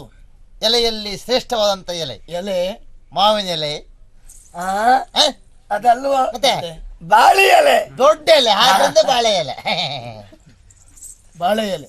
ಬಾಳೆ ಎಲೆ, ಮಾವಿನ ಎಲೆ. ಹೌದಪ್ಪ, ಸಮಯ ಆಗ್ತಾ ಬಂತಲ್ಲ. ಇದು ಸರಿಯಾದಂತ ಉತ್ತರ ಆಗಿರ್ಲಿಕ್ಕಿಲ್ಲ ಪ್ರಭು. ಪ್ಯಾರ್ಲಿ ಎಲೆ, ಬಾಳೆ ಎಲೆ ಆಗಲಿ ಅಥವಾ ಮಾವಿನ ಎಲೆ ಆಗಲಿ ಯಾವುದೇ ಅದರಲ್ಲಿ ಔಷಧೀಯ ಗುಣಗಳನ್ನು ಹೊಂದಿರುವುದಿಲ್ಲ. ಮಂಗಳ ಕಾರ್ಯಕ್ಕೂ, ಶುಭ ಕಾರ್ಯಕ್ಕೂ, ದೇವತಾ ಕಾರ್ಯಕ್ಕೂ ಹಾಗೂ ಸದಾ ಔಷಧೀಯ ಗುಣವನ್ನು ಹೊಂದಿರುವ ವೀಳ್ಯದೆಲೆ ಈ ಪ್ರಪಂಚದಲ್ಲಿ ಶ್ರೇಷ್ಠವಾದದ್ದು ಪ್ರಭು. ವೀಳ್ಯದೆಲೆ. ಮಿತ್ರ, ಇಲ್ಲಿಯೂ ಹೆಚ್ಚು ಕಡಿಮೆ ಐತಿ, ಸ್ವಲ್ಪ ತೊಂದರೆ ಇಲ್ಲ ಬಿಡು. ನಿನ್ನ ಉತ್ತರವೇ ಸರಿಯಾದಂತ ಉತ್ತರ. ಇನ್ನೊಂದು ಪ್ರಶ್ನೆ ಇದೆ. ಹೂವುಗಳಲ್ಲಿ ಶ್ರೇಷ್ಠವಾದಂತಹ ಹೂವು ಯಾವುದು?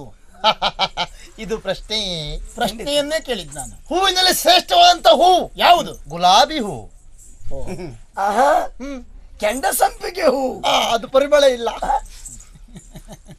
ಒಳ್ಳೆ ಉತ್ತರ, ಒಳ್ಳೆ ಉತ್ತರ. ಅಲ್ಲ, ಉತ್ತರ ನಿಮಗೆ ತೋಚಿದ್ದನ್ನು ಹೇಳಿದ್ದೀರಿ, ಆದ್ರೆ ಇದು ಎರಡು ಸರಿಯಾದ ಉತ್ತರ ಅಲ್ಲವೇ ಅಲ್ಲ ಅಲ್ವಾ? ಬೀರಬಲ್ಲ ಪ್ರಭು, ಗೆಂಡ ಸಂಪಿಗೆ ಹೂವುಗಳ ಹತ್ರ ದುಂಬಿಯೂ ಸುಳಿದಾಡುವುದಿಲ್ಲ.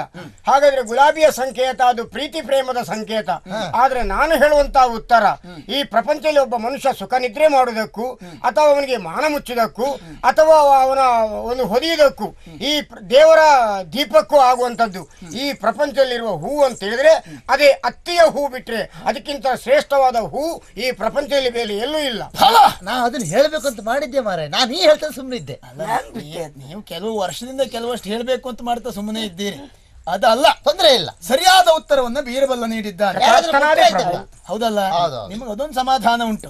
ಇನ್ನೊಂದು ಪ್ರಶ್ನೆ, ಫಲಗಳಲ್ಲಿ ಶ್ರೇಷ್ಠವಾದಂತಹ ಫಲ ಯಾವುದು?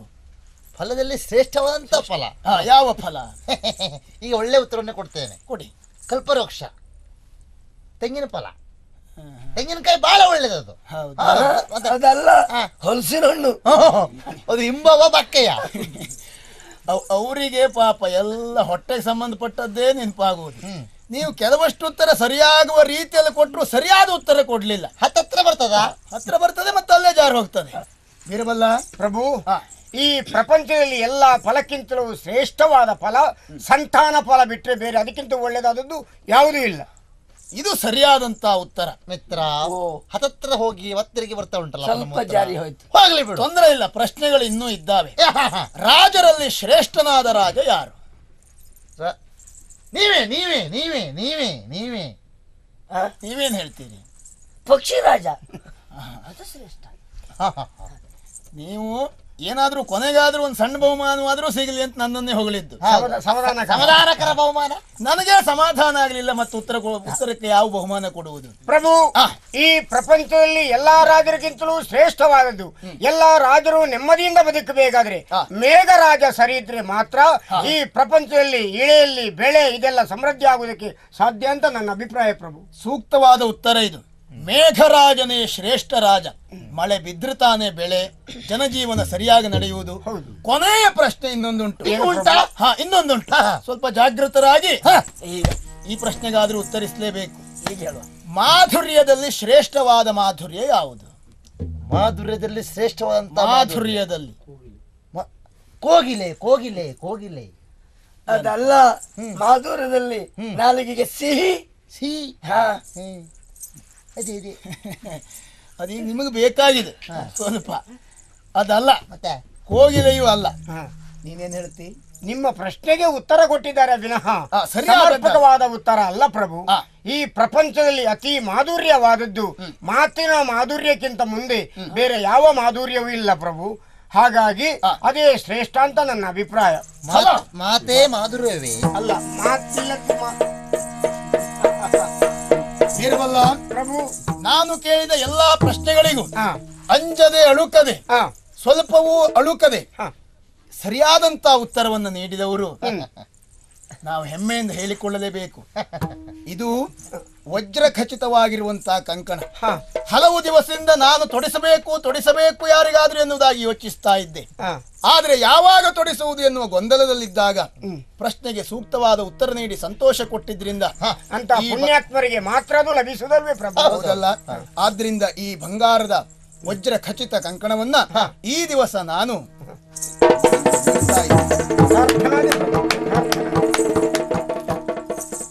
ಊಟದ ವ್ಯವಸ್ಥೆ ಆ ಕಡೆಯಲ್ಲಿ ಆಗ್ತಾ ಇದೆ. ಧನ್ಯವಾದಗಳು.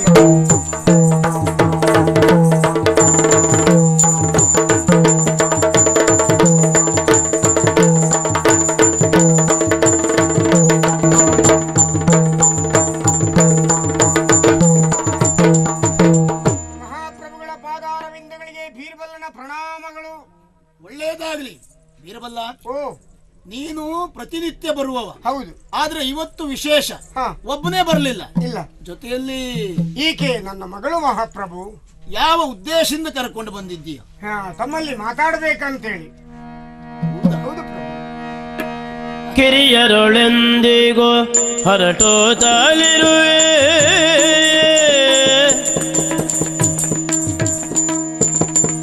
ಕಿರಿಯರೊಳೆಂದಿಗೂ ಹೊರಟುತ್ತಲಿರುವೇನು, ಹಿರಿಯರು ಇದಿರಾಗಲು, ಹಿರಿಯರು ಇದಿರಾಗಲು.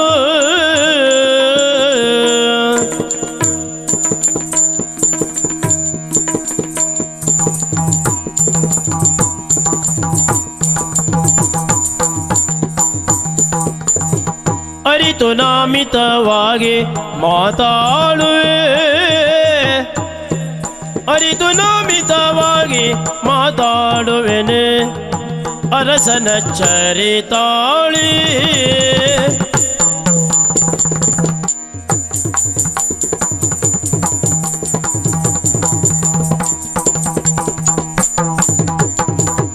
ಕಿರಿಯರೊಳಂದಿಗೂ ಹೊರಟುತ್ತಲಿರುವೆನು, ಹಿರಿಯರು ಇದಿರಾಗಲು.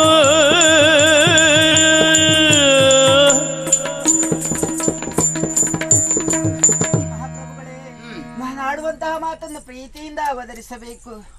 ಹೌದು, ಮುದ್ದಾದ ಮಾತು, ಮಧುರವಾದಂತಹ ಸ್ವರ. ಹೌದು. ವೀರಬಲ್ಲನ ಮಗಳು ಎನ್ನುವ ಕಾರಣಕ್ಕಾಗಿ ನಿನ್ನ ಕುರಿತಾಗಿ ಎಲ್ಲಿಂದದ ಅಕ್ಕರೆ ನನಗೆ. ಮಗಳೇ, ನಿನಗೆ ಚೆನ್ನಾಗಿ ಮಾತನಾಡ್ಲಿಕ್ಕೂ ಬರ್ತದ? ಹೆಚ್ಚು ಕಡಿಮೆ ಮಾತನಾಡುವುದಕ್ಕೆ ಬರ್ತದೆ. ಹೆಚ್ಚು ಕಡಿಮೆ? ಹೌದು. ಹೆಚ್ಚು ಕಡಿಮೆ ಮಾತು ಅಂದ್ರೆ ಅದು ಅವಳಲ್ಲೇ ಕೇಳಬೇಕು ಪ್ರಭು. ಹಾಗಂದ್ರೆ ಏನಮ್ಮ? ಅಂದ್ರೆ ನನ್ನ ಸಮಾನ ವಯಸ್ಕರಲ್ಲಿ ಅದೆಷ್ಟೋ ಮಾತನ್ನು ನಾನು ಆಡ್ತೇನೆ. ಹೌದು, ಬಾಯಿಗೆ ಬಂದಷ್ಟು ಮಾತನ್ನು ಆಡ್ತೇನೆ.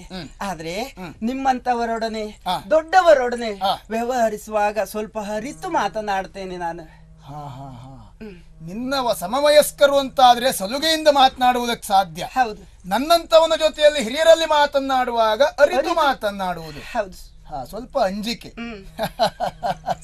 ವೀರಬಲ್ಲ ಪ್ರಭು, ನಿನ್ನ ಮಗಳು ಬಹಳ ಬುದ್ಧಿವಂತಳು ಎನ್ನುವುದಕ್ಕೆ ಅನುಮಾನವೇ ಇಲ್ಲ.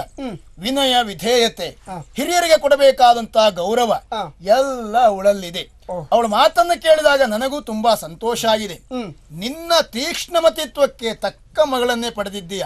ಹಾಗಾಗಿ ರಾಜಸಭೆಯವರೆಗೆ ಬಂದು ನನ್ನನ್ನ ಸಂತೋಷಗೊಳಿಸಿದ್ರಿಂದ ಅವಳಿಗೆ ತಕ್ಕ ಉಡುಗೊರೆಯನ್ನ ಕೊಡ್ಲಿಕ್ಕೆಲ್ಲ ಆಜ್ಞಾಪಿಸ್ತೇನೆ. ಬನ್ನಿ. ಆಗ್ಲಿ.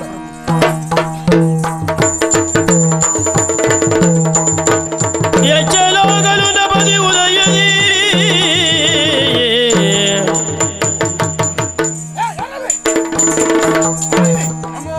ಬೇಗ ಅವನನ್ನು ಕರ್ಕೊಂಡು ಬಾ, ಬೇಗ.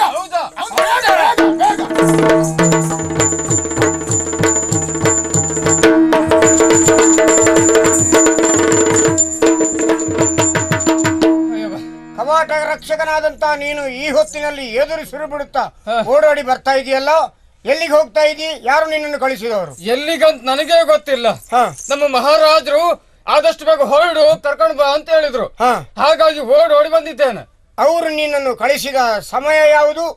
ಅವರ ಬೆಳಿಗ್ಗೆ ಎದ್ದು ಮುಖ ತೊಳೆಯುವ ಸಂದರ್ಭ. ಮುಖ ತೊಳಿತಿದ್ರ? ಹಾಗಾದ್ರೆ ಹೀಗಿರಬಹುದು. ಮೋರೆಯನ್ನು ತೊಳೆಯುವ ಸಮಯದೊಳಗರು ಹಿದರೆ,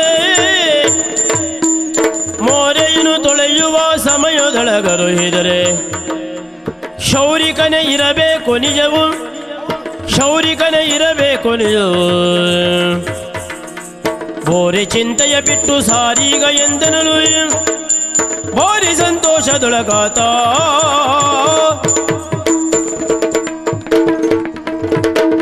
ಅಯ್ಯ ಕವಾಟ ರಕ್ಷಕನೇ, ಬೆಳಗಿನ ಸಮಯದಲ್ಲಿ ಮುಖವನ್ನು ತೊಳಿತಿರುವಾಗ ತಕ್ಷಣ ನಿನ್ನನ್ನು ಕರೆದು ಹೋಗು ಅಂತ ಹೇಳಿದ್ರ ಉದ್ದೇಶ ಬೇರೆ ಯಾವುದಲ್ಲ. ಮುಖ ತೊಳಿತಿರುವಾಗ ಮುಖದ ತುಂಬ ಗಡ್ಡವು ಅವರ ಕೈಗಳಿಗೆ ಸಿಕ್ಕಿರಬೇಕು. ಇದನ್ನು ತೆಗೆಯುವ ಉದ್ದೇಶದಿಂದಲೇ ಹೋಗು ಕ್ಷೌರಿಕರನ್ನು ಕರ್ಕೊಂಬ ಅಂತ ಹೇಳಿದಿರ್ಬೇಕು. ಆದ್ದರಿಂದ ತಡ ಮಾಡದೆ ಕ್ಷೌರಿಕರನ್ನು ಕರೆದುಕೊಂಡು ಹೋಗು. ಅವನಲ್ಲಿಗೆ ಹೋಗ್ತೇನೆ.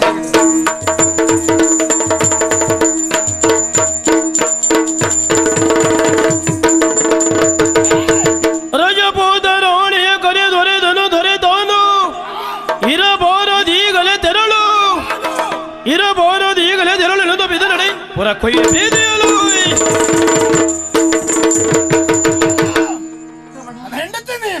ಹೌದು. ನಿನ್ನ ಜೊತೆಯಲ್ಲಿ ಕಾಲ ಕಳೆಯುತ್ತಾ ದಿನಗಳ ಕೆಲವು ಕಳೆದು ಹೋಯಿತು. ಆದ್ರೆ ಯಾಕೋ ಏನೋ ನಿನ್ನ ಕುರಿತಾಗಿ ನನಗೆ ಒಳ್ಳೆ ಅಭಿಪ್ರಾಯ ಮೂಡುವುದಕ್ಕೆ ಸಾಧ್ಯವಾಗ್ತಾ ಇಲ್ಲ. ಯಾಕೆ ಸ್ವಾಮಿ? ನನಗೂ ನಿನಗೂ ದಾಂಪತ್ಯ ಜೀವನ ಸರಿದೂಗಿಸಿಕೊಳ್ಳುವುದಕ್ಕೆ ಸಾಧ್ಯ ಆಗ್ತಾ ಇಲ್ಲ.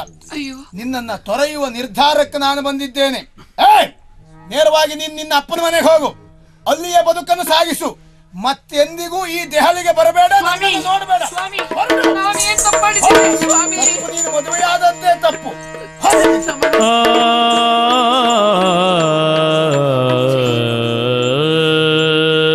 ಯಾವ ತಪ್ಪನ್ನು ಮಾಡಿರುವಂತಹ ನನ್ನನ್ನು ಕರೆದು ಮನೆ ಬಿಟ್ಟು ಹೋಗು ನಿನ್ನ ತವರಿಗೆ ಎನ್ನುವುದಾಗಿ ನನ್ನನ್ನು ಸಹ ಕೋಪಗೊಂಡು ನನ್ನನ್ನು ತ್ಯಜಿಸಬೇಕಿದ್ರೆ ತಪ್ಪ್ಯಾವುದೇನೆನ್ನುವುದು ಹೇಳಲಿಲ್ಲ. ಹಾಗಿದ್ರೆ ಈ ಸಮಸ್ಯೆಗೆ ಪರಿಹಾರ ಯಾರು ಕೊಡ್ತಾರೆ? ಹಾ, ಇದ್ದಾರೆ ಮಹಾಪಂಡಿತರು. ಅವರಲ್ಲೇ ಹೋಗಿ ಕೇಳ್ತೇನೆ.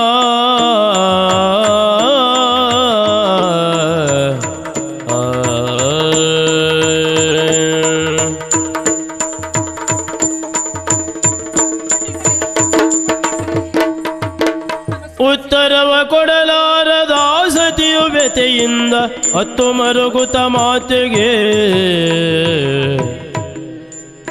ಬಿತ್ತರಿಸಿದಳು ತನ್ನ ಆಪತ್ತಿನ ವಿಷಯ. ಚಿತ್ತಕಿದು ಸಮವೆನಿ ಬೇಳು, ಚಿತ್ತಕಿದು ಸಮವೆನಿ ಬೇಳು.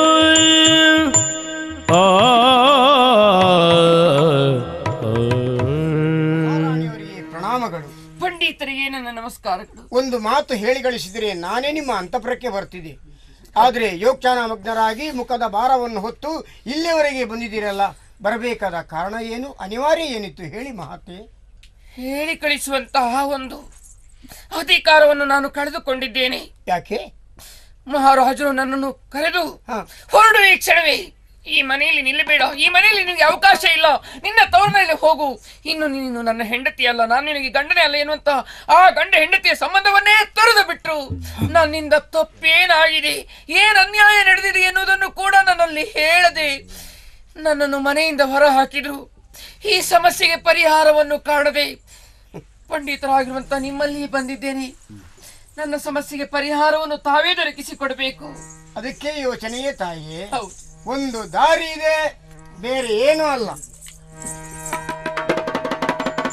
ಇಷ್ಟು ಮಾಡಿ ಆಗ್ತದೆ.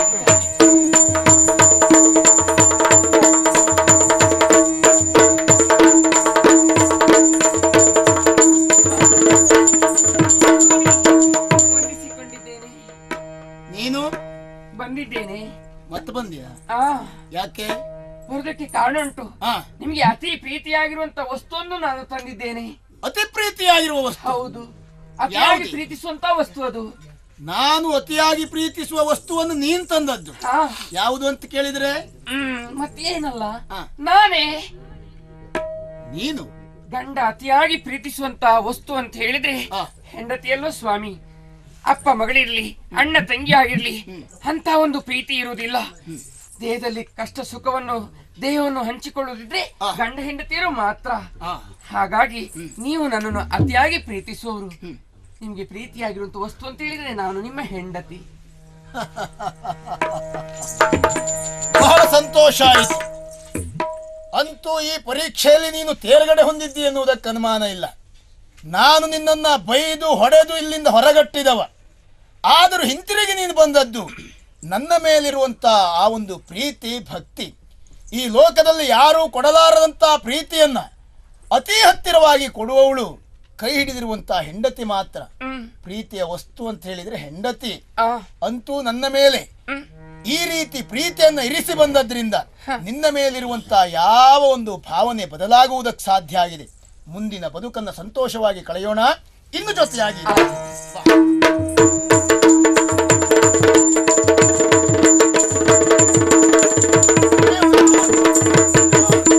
ಅರಸನು ಸಭೆಯೊಳಗಿರುತ್ತಿರಲೋರನು ಬರುತ್ತಲಾತನು ನಮಿಸಿ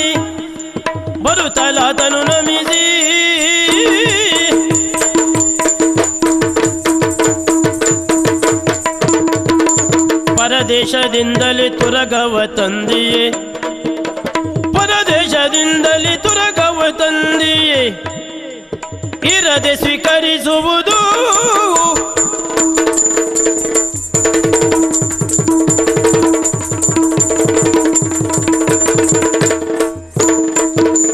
ಪರದೇಶದಿಂದಲೇ ತುಲಗುವ ತಂದೆ ಇರದೆ ಸ್ವೀಕರಿಸುವುದು.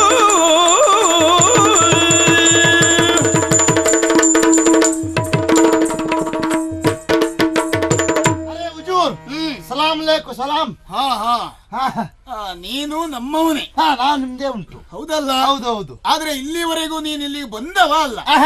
ಹೊಸದಾಗಿ ನೋಡ್ತಾ ಇದ್ದೇನೆ. ಅವರವರೇ ಅದು ಉದ್ಯೋಗ ಬೇರೆ ಬೇರೆ ಇರ್ತದಲ್ಲ.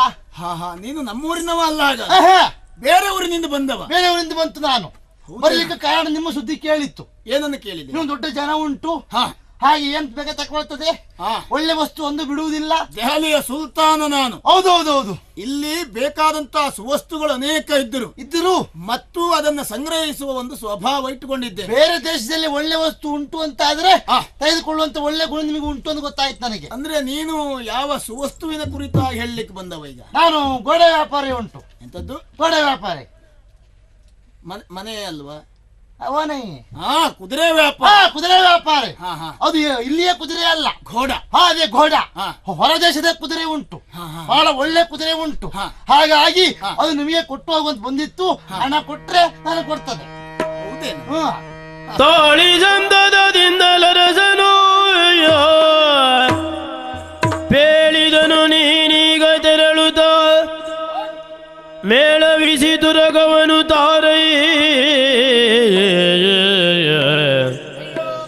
ಮೇಳವಿಸಿ ದುರಗವನು ತಾರೈ ಇತ್ತ ಧನವ ತಾವನಿತ್ತ ಧನವ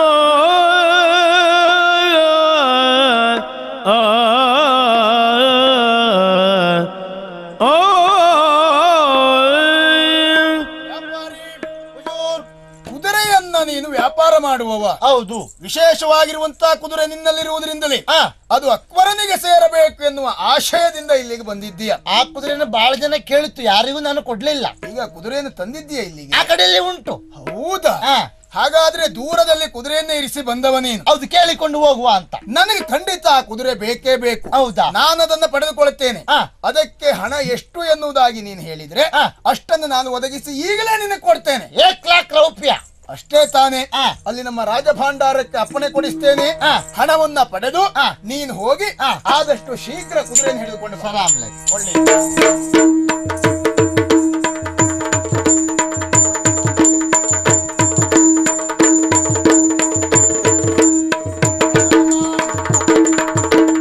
ಕ್ಷಿಪ್ರಗತಿಯಲ್ಲಿ ಬೀರಬಲ್ಲ ಸಭೆ ಪ್ರವೇಶ ಮಾಡಬೇಕಂತೇಳಿ ಅಪ್ಪಣೆ ಆಯಿತು. ಹಾಗಾಗಿ ಬಂದಿದ್ದೇನೆ. ಏನು ಕಾರಣ ಪ್ರಭು? ಬೀರಬಲ್ಲನು ಕರೆದು ಬೇಳಿದ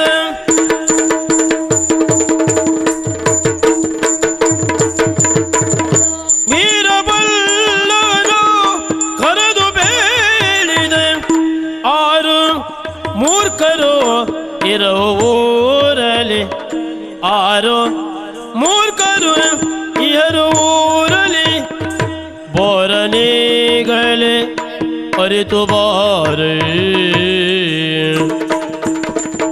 ಬೋರನಿಗಳೇ ಅರಿತು ಬಾರೆ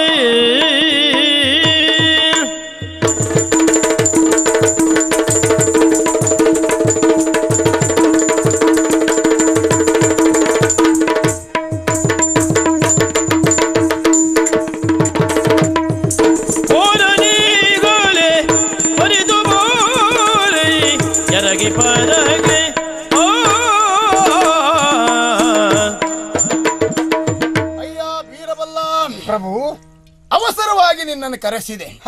ಕಾರಣ ಉಂಟು. ಏನು ಪ್ರಭು? ದಿನದಿಂದ ದಿನಕ್ಕೆ ನೀನಿಲ್ಲಿ ಪ್ರಕಾಶಿಸುತ್ತಾ ಇದ್ದವ ಮಾತ್ರ ಅಲ್ಲ, ಜನಮಾನಸದಲ್ಲಿಯೂ ನಿನ್ನ ಕುರಿತಾಗಿ ಒಳ್ಳೆಯ ಭಾವನೆ ಮೂಡುವಂತಾಗಿದೆ. ಕೃತಾರ್ಥನಾದೆ ಪ್ರಭು. ಅದಕ್ಕೆ ಕಾರಣ ನಿನ್ನ ಬುದ್ಧಿವಂತಿಕೆ, ನಿನ್ನ ಚುರುಕುತನ, ನಿನ್ನ ಹರಿತವಾದಂತಹ ಮಾತುಗಳು.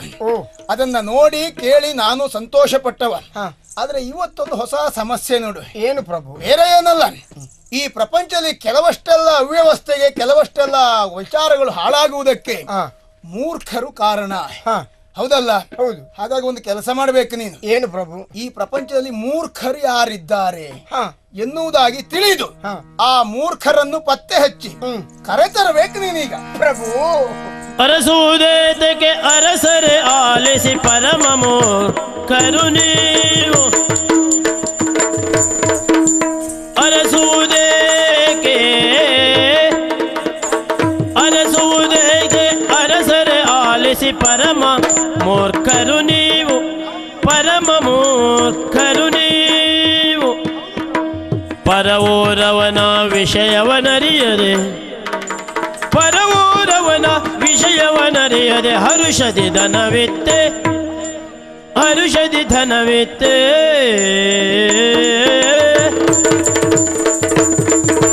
ಪರವೋರವನ ವಿಷಯವನರಿಯದೆ ಹರುಷದಿ ಧನವಿತ್ತೆ.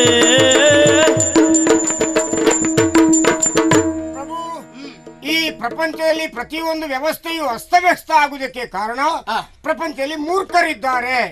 ಅಂತ ಮೂರ್ಖರು ಎಲ್ಲಿದ್ದಾರೆ ಹುಡುಕಿಕೊಂಡು ಬರಬೇಕಂತ ಹೇಳ್ತಿದ್ರಲ್ಲ. ಈ ಪ್ರಪಂಚದಲ್ಲಿ ನಮಗೆ ಸಿಗುವ ಪ್ರಥಮ ಮೂರ್ಖನೇ ಇಲ್ಲಿಯ ಮಹಾರಾಜರಾದಂತ ತಾವು ಪ್ರಭು.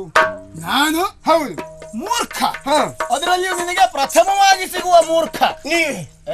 ಓ ಸಲುಗೆಯಿಂದ ನಾನು ಮಾತನಾಡ್ತಾ ಇದ್ದೇನೆ ಎನ್ನುವ ಕಾರಣಕ್ಕಾಗಿ ಅದನ್ನು ದುರುಪಯೋಗ ಪಡಿಸಿಕೊಳ್ಳಬೇಡ. ನನ್ನನ್ನ ಮೂರ್ಖ ಅಂತ ಆಕ್ಷೇಪಿಸುವುದಕ್ಕೆ ಯಾವ ಆಧಾರ ಉಂಟು ನಿನ್ನಲ್ಲಿ? ಪ್ರಭು ತುರಗವನಾದನು ತಂದಿದ್ದನಾದರೆ ತುರಗವನಾದನು ತಂದಿದ್ದನಾದರೆ ನಿಮಗಿಂತ ಅವ ಮೂರ್ಖನು ನಿಮಗಿಂತ ಅವ ಮೂರ್ಖನು.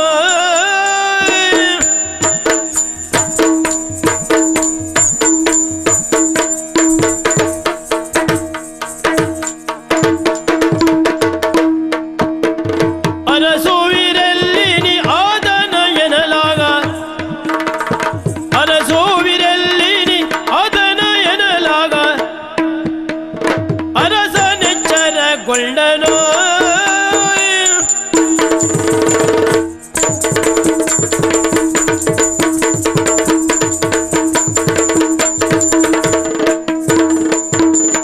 ಅರಸುವಿರಲ್ಲಿ ನೀ ಆದನ ಎನ್ನಲಾಗ ಅರಸನೆಚ್ಚರಗೊಂಡನು.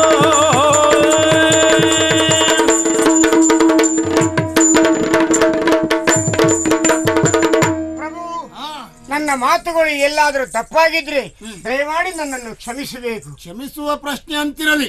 ದೊರೆಯಾದ ನನ್ನನ್ನೇ ಮೂರ್ಖ ಎನ್ನುವ ಉದ್ಧಟತನ ಯಾಕದು? ಕಾರಣ ಉಂಟು ಪ್ರಭು. ಏನು? ಈಗಾಗಲೇ ಒಬ್ಬ ತುರಗ ವ್ಯಾಪಾರಿಯು ಬಂದಿದ್ದ. ನಾನೊಂದು ಕುದುರೆಯನ್ನು ತರುತ್ತೇನೆ, ನನಗೆ ಇಷ್ಟು ಹಣವನ್ನು ನೀವು ಕೊಡಬೇಕು ಅಂತ ನಿಮ್ಮಲ್ಲಿ ಅವ ಕೇಳಿದ. ಹಿಂದು ಮುಂದು ಯೋಚಿಸದೆ ಕುದುರೆ ಎಲ್ಲಿ ಉಂಟು, ಅವ ಯಾವ ಊರಿನವ, ಯಾಕಾಗಿ ಬಂದಿದ್ದಾನೆ, ಎಲ್ಲಿಂದ ಬಂದವ ಎನ್ನುವುದನ್ನು ಯಾವುದನ್ನು ವಿಮರ್ಶೆ ಮಾಡದೆ ಅವನು ಕೇಳಿದಷ್ಟು ಹಣವನ್ನು ತಾವು ಕೊಟ್ಟಿದ್ದೀರಿ. ಕೊಟ್ಟಿದ್ದೇನೆ, ಕುದುರೆಯನ್ನು ತೆಗೆದುಕೊಂಡು ಬಾ ಎನ್ನುವುದಾಗಿ. ಪ್ರಭು, ಅವ ಯಾವ ಊರಿಗೆ ಹೋಗಿದ್ದಾನೋ ಅಥವಾ ಕುದುರೆ ಎಲ್ಲಿಂಟು ಹೇಗುಂಟು ಯಾವುದನ್ನು ತಾವು ವಿಮರ್ಶೆ ಮಾಡಲಿಲ್ಲ. ವಿಮರ್ಶೆ ಮಾಡದೆ ಅವನಿಗೆ ಆ ದ್ರವ್ಯವನ್ನು ತಾವು ಕೊಟ್ಟಿದ್ದೀರಿ ಅಂತ ಹೇಳಿದ್ರೆ ತಾವು ಮೂರ್ಖರೆಂದೇ ಕರೆಸಿಕೊಳ್ಳಬೇಕು ವಿನಃ ಬೇರೆ ದಾರಿ ಇಲ್ಲ. ಇಲ್ಲಿ ಒಂದುಂಟು ಪ್ರಭು, ನಿಮ್ಮಿಂದ ವಿತ್ತವನ್ನು ಪಡೆದು ಹೋದಂತ ಆತ ಕುದುರೆಯನ್ನು ನಿಮಗೆ ತಂದು ಕೊಟ್ರೆ ಅವನಷ್ಟು ದೊಡ್ಡ ಮೂರ್ಖ ಯಾರಿಲ್ಲ. ಒಂದು ವೇಳೆ ಅವ ಕುದುರೆ ತಾರದೆ ಹೋದ್ರೆ ಅವನಿಗೆ ಧರ್ಮಕ್ಕೆ ತಾವು ವಿತ್ತವನ್ನು ಕೊಟ್ಟಿದ್ದೀರಿ. ಆ ಧರ್ಮಕ್ಕೆ ವಿತ್ತವನ್ನು ಕೊಟ್ಟ ಕಾರಣ ನಿಮ್ಮಷ್ಟು ಮೂರ್ಖರು ಬೇರೆ ಯಾರು ಇಲ್ಲ ಅಂತ ನನ್ನ ಇಲ್ಲಿಯ ಮಾತು. ಹೌದಲ್ಲ? ಅಪರಾಧವಾಗಿದ್ರೆ ಕ್ಷಮಿಸಬೇಕು. ಅಪರಾಧ ಖಂಡಿತ ನಿನ್ನಿಂದ ಆಗಲಿಲ್ಲ. ಈ ವಿಚಾರ ನನಗೆ ಹೊಳೆಯದೇ ಹೋಯಿತು. ಬಂದ ವ್ಯಕ್ತಿ ನಮಗ್ ಹೊಸಬ. ಹೌದು. ಅವನ ಮುಖ ನೋಡಿದ್ದು ಇವತ್ತು ಪ್ರಥಮ. ಹೌದು. ಅವ ಯಾರು, ಎಲ್ಲಿಯವ, ಪ್ರಾಮಾಣಿಕನೋ ಅಪ್ರಾಮಾಣಿಕನೋ ನಮಗಂತೂ ತಿಳಿದಿಲ್ಲ. ಇಲ್ಲ. ಹೀಗೆ ಗೊತ್ತು ಗುರಿ ಇಲ್ಲದ ಪರಿಚಯಸ್ಥನಲ್ಲದ ವ್ಯಕ್ತಿಯೊಬ್ಬನಿಗೆ 1 ಲಕ್ಷ ನಾಣ್ಯವನ್ನ ಕೊಟ್ಟು ಕುದುರೆಯನ್ನ ತರ್ತಾನೆ ಎನ್ನುವಂತ ಭರವಸೆಗೆ ನಾನು ಒಳಗಾಗಿದ್ದೇ ದೊಡ್ಡ ಮೂರ್ಖತನ. ಹೌದು. ಹೌದಲ್ಲ? ಲೋಕದಲ್ಲಿ ಎಲ್ಲ ಮೂರ್ಖರಿದ್ದಾರೆ ಅಂತ ನಾವು ಹುಡುಕ್ತಾ ಇದ್ದದ್ದು. ನಾನೇ ದೊಡ್ಡ ಮೂರ್ಖ ಎನ್ನುವುದನ್ನು ನನಗೆ ನೀನು ತೋರ್ಪಡಿಸಿಕೊಟ್ಟಿದ್ದೀಯ. ಅಪರಾಧವಾಗಿದ್ರೆ ಕ್ಷಮಿಸಿ ಪ್ರಭು. ಅಪರಾಧ ಅಲ್ಲವಯ್ಯ, ನನ್ನ ಬುದ್ಧಿಯನ್ನ ನೀನು ತಿದ್ದಿದ್ದೀಯ, ನನಗೆ ಜ್ಞಾನೋದಯ ಮಾಡಿಸಿದ್ದೀಯ. ಅಲ್ಲದೆ ಇದ್ರೆ ಇಂಥ ಒಂದು ರಾಜಗದ್ದುಗೆಯಲ್ಲಿ ಅಲಂಕೃತನಾಗಿರುವಂತ ನಾನು ಈ ರೀತಿಯ ಕಾರ್ಯಕ್ಕೆ ಮುಂದಾಗ್ತೇನೆ ಅಂತಾದ್ರೆ ಮೂರ್ಖತನದ ಪರಮಾವಧಿ ಅಲ್ಲದೆ ಇದು ಇನ್ನೇನು? ಆತ ತನ್ನ ಮಾತಿನಿಂದ ನಿಮ್ಮನ್ನು ಮೋಡಿಗೊಳಿಸಿದ್ದಾನೆ, ಮರಳುಗೊಳಿಸಿದ್ದಾನೆ ಅಷ್ಟೇ. ಹಾಗಾದ್ರೆ ನಾವಿಲ್ಲಿ ಮೋಸ ಹೋದದ್ದು. ಹೌದು, ಮೋಸ ಹೋದದ್ದು. ಹೌದು. ನರರ ಜೀವನವಿದು ನೆರೆಯ ಪುಪ್ಪುಳಿಯಂತೆ,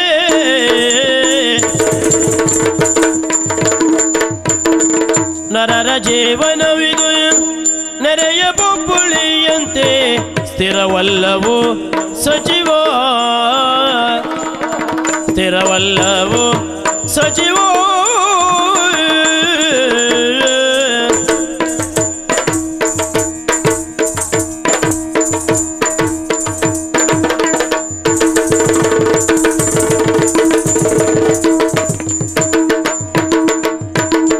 ಬರನಿ ರಾಮಾಯಣ ತೆರದಿಂದಲೇ, ಬರನಿ ರಾಮಾಯಣ ತೆರದಿಂದಲೇ, ಅಕ್ಬರಾಯಣವನು ಬೇಗದಿ, ಅಕ್ಬರಾಯಣವನು ಬೇಗದಿ.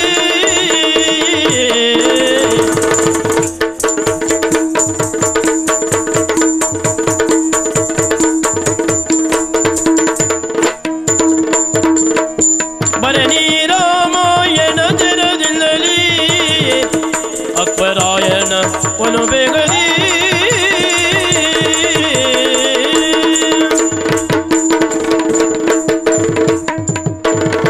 ವೀರಬಲ್ಲ ಮತ್ತು ಯಾವುದೋ ಒಂದು ಜಿಜ್ಞಾಸೆಗೆ ತಾವು ಒಳಗಾದವರೆಗೆ ಕಾಣ್ತಾ ಇದೆ ಪ್ರಭು. ಜಿಜ್ಞಾಸೆಯೂ ಹೌದು, ಬದುಕಿನ ನಿರ್ಧಾರವೂ ಹೌದು ಇದು. ಏನು ಪ್ರಭು? ಯಾಕೆಂದ್ರೆ ನಿನ್ನ ಬುದ್ಧಿವಂತಿಕೆಯನ್ನು ನೋಡಿ ಮೆಚ್ಚಿದವ ನಾನು. ಈಗ ಅನ್ನಿಸ್ತಾ ಇದೆ, ಏನು ಪ್ರಭು? ಈ ಪ್ರಪಂಚದಲ್ಲಿ ಮನುಷ್ಯರ ಜೀವನವೇ ಇಷ್ಟು. ಹೌದು, ನೀರ ಮೇಲಿನ ಗುಳ್ಳೆಯಂತೆ. ನೀರ ಮೇಲೆ ಕಾಣಿಸುವಂತ ಗುಳ್ಳೆ ಎಷ್ಟು ಸಮಯ ಇರುವುದಕ್ಕೆ ಸಾಧ್ಯ? ಹೌದು, ಕೆಲವು ಕ್ಷಣಗಳಲ್ಲಿ ಒಡೆದು ಹೋಗ್ತದೆ. ಹೌದು. ಹಾಗೆಯೇ ವ್ಯಕ್ತಿಯೊಬ್ಬ ಬದುಕಿನಲ್ಲಿ ಎಷ್ಟು ಶ್ರೀಮಂತನಾಗಿರಲಿ ಬಡವನಾಗಿರಲಿ, ಎಷ್ಟೇ ಉನ್ನತ ಮಟ್ಟದಲ್ಲಿಯೇ ಇದ್ದವನಾಗಿರಲಿ, ಸಾವು ಆತನ ಸನ್ನಿಹಿತವಾಗ್ತದೆ ಎನ್ನುವುದಕ್ಕೆ ಅನುಮಾನ ಇಲ್ಲವಲ್ಲ. ಮತ್ತೊಂದು ದಿನ ಸ್ಮಶಾನವನ್ನು ಸೇರಲೇಬೇಕು. ಹೌದಲ್ಲ? ಆದ್ದರಿಂದ ತಿಳಿದ ಜ್ಞಾನಿಗಳು ಹೀಗೆ ಹೇಳಿದಲ್ವೇ, ಉಸಿರು ಇರುವ ತನಕ ತಾನು ತನವೆಂಬ ಮಮಕಾರ, ಉಸಿರು ನಿಂತ ಮರುಗಳಿಗೆ ಸ್ಮಶಾನದ ಸಂಸ್ಕಾರ, ಮಣ್ಣಲ್ಲಿ ಬೆರೆತು ಮೆಲ್ಲಗೆ ಕುಳಿತು ಹೋಗುವ ದೇಹಕ್ಕೆ ವ್ಯಾಮೋಹ ಏಕೆ? ಅಲ್ಲವೇ? ದೇಹಕ್ಕೆ ವ್ಯಾಮೋಹ ಇರಬಾರದು. ಆದರೂ ವ್ಯಕ್ತಿಯೊಬ್ಬ ಎಷ್ಟು ಕಾಲ ಬದುಕಿದ ಎನ್ನುವುದಕ್ಕಿಂತಲೂ ಹೇಗೆ ಬದುಕಿದ ಎನ್ನುವುದು ಬಹಳ ಮುಖ್ಯವಾದದ್ದು. ಅದು ಹೌದು. ಆತನ ಸಾಧನೆ, ಆತನ ಬದುಕಿನ ಧ್ಯೇಯ, ಆತ ಅಳಿದ ಮೇಲೂ ಮತ್ತೊಬ್ಬರಿಗೆ ಆದರ್ಶಪ್ರಾಯವಾಗಿ ಇರಬೇಕು ಎನ್ನುವುದು ನನ್ನ ಉದ್ದೇಶ. ಹಾಗಾಗಿ ನನ್ನ ಬದುಕಿನಲ್ಲಿ ನಾನು ಯಾವುದೇ ಅಪರಾಧ ಮಾಡಲಿಲ್ಲ, ಅಧರ್ಮ ಮಾಡಲಿಲ್ಲ, ಅಸತ್ಯವನ್ನು ನುಡಿಯಲಿಲ್ಲ ಎನ್ನುವಂತ ವಿಶ್ವಾಸ ನನಗಿದೆ. ಹೌದು ಪ್ರಭು. ಇಂತಹ ಒಂದು ಆದರ್ಶಮಯವಾದಂತಹ ಬದುಕು ಮುಂದಿನ ಜನಾಂಗಕ್ಕೂ ಆಚರಿಸುವುದಕ್ಕೊಂದು ಆಸ್ಪದವನ್ನು ಒದಗಿಸಿಕೊಡಬೇಕು. ಹಾಗಾದ್ರೆ ಯಾವ ರೀತಿಯಲ್ಲಿ? ಹೇಗೆ? ನಾನು ಸತ್ತ ಮೇಲೂ ನನ್ನ ಹೆಸರು ಶಾಶ್ವತವಾಗಿ ಇರುವುದಕ್ಕೆ ಹೀಗೊಂದು ಕಾರ್ಯ ಮಾಡಿದ್ರೆ ಹೇಗೆ? ಒಂದು ಶಿಲಾಶಾಸನವನ್ನು ಬರೆದಿಡುವೆ? ಹಾಗಲ್ಲ, ಮಹಾಜ್ಞಾನಿ ನೀನು, ಬಹಳ ಬುದ್ಧಿವಂತ ನೀನು. ಹೀಗೆ ಅಂತ ಹೇಳಿದ್ರೆ ಅದಕ್ಕೆ ಬೇಕಾದಂತ ವ್ಯಾಖ್ಯಾನವನ್ನ ಕೊಟ್ಟು ಬರೆಯುವುದಕ್ಕೆ ನಿನಗೆ ತಿಳಿತದೆ ಎನ್ನುವ ನಂಬಿಕೆ ಇರುವುದರಿಂದಲೇ ನಿನ್ನನ್ನೇ ನಾನು ಆಯ್ಕೆ ಮಾಡಿಕೊಂಡದ್ದು. ಹೇಗೆ ಪ್ರಭು? ನೀನು ಕೇಳಿದ್ದೀಯ ರಾಮಾಯಣ ಎನ್ನುವಂತ ಒಂದು ಗ್ರಂಥದ ಕುರಿತಾಗಿ? ಕೇಳಿದ್ದೇನೆ. ಹೌದಲ್ಲ? ರಾಮನ ಜೀವನ ಚರಿತ್ರೆಯಂತೆ ರಾಮ ಗತಿಸಿ ಎಷ್ಟೋ ಶತಮಾನಗಳು ನಡೆದು ಹೋದರೂ ಸಹ ಅದಿನ್ನೂ ಶಾಶ್ವತವಾಗಿದೆ. ರಾಮನ ಚರಿತಾಮೃತವನ್ನ ಓದಿ ತಿಳಿದು ಜನರೆಲ್ಲ ಅದನ್ನು ಅನುಕರಿಸುವುದಕ್ಕೆ ಮುಂದಾಗ್ತಾ ಇದ್ದಾರೆ. ಹಾಗಾಗಿ ಹೇಗೆ ರಾಮಾಯಣ ಜನಜನಿತವಾಗಿದೆಯೋ, ಪ್ರಚಾರ ಪಡೆದುಕೊಂಡಿದೆಯೋ, ಜನಮಾನಸದಲ್ಲಿ ಅಚ್ಚೊತ್ತಿ ನಿಂತಿದೆಯೋ, ಹಾಗೆಯೇ ನೀನು ಒಂದು ಅಕ್ಬರಾಯಣ ಅಂತ ನನ್ನ ಕುರಿತಾಗಿ ಒಂದು ಗ್ರಂಥ ಬರೆದು ಬಿಡ್ತೀಯಾ? ಪ್ರಭು, ಅಕ್ಬರಾಯಣವೇ? ನಾಯಕನು ಶ್ರೀರಾಮ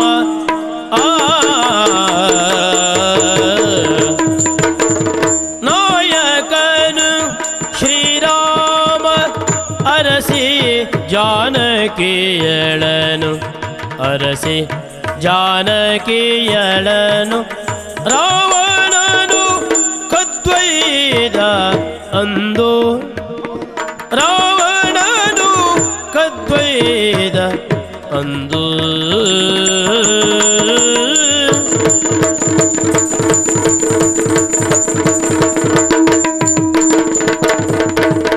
ರಾವಣನು ಕದ್ವೈದನಂದು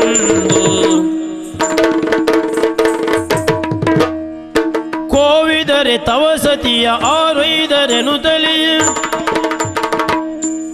ಕೋವಿದರೆ ತವ ಸತಿಯ ಆರೊಯ್ದರೆನುತಲಿ ಯಾರು ಒಯ್ದರೆನುತಲಿ ಭಾವ ಶುದ್ಧದಿ ಪೇಳಿರೀಗ ಭಾವ ಶುದ್ಧದಿ ಪೇಳಿರೀಗ ಭಾವ ಶುದ್ಧದಿ ಪೇಳಿರೀಗ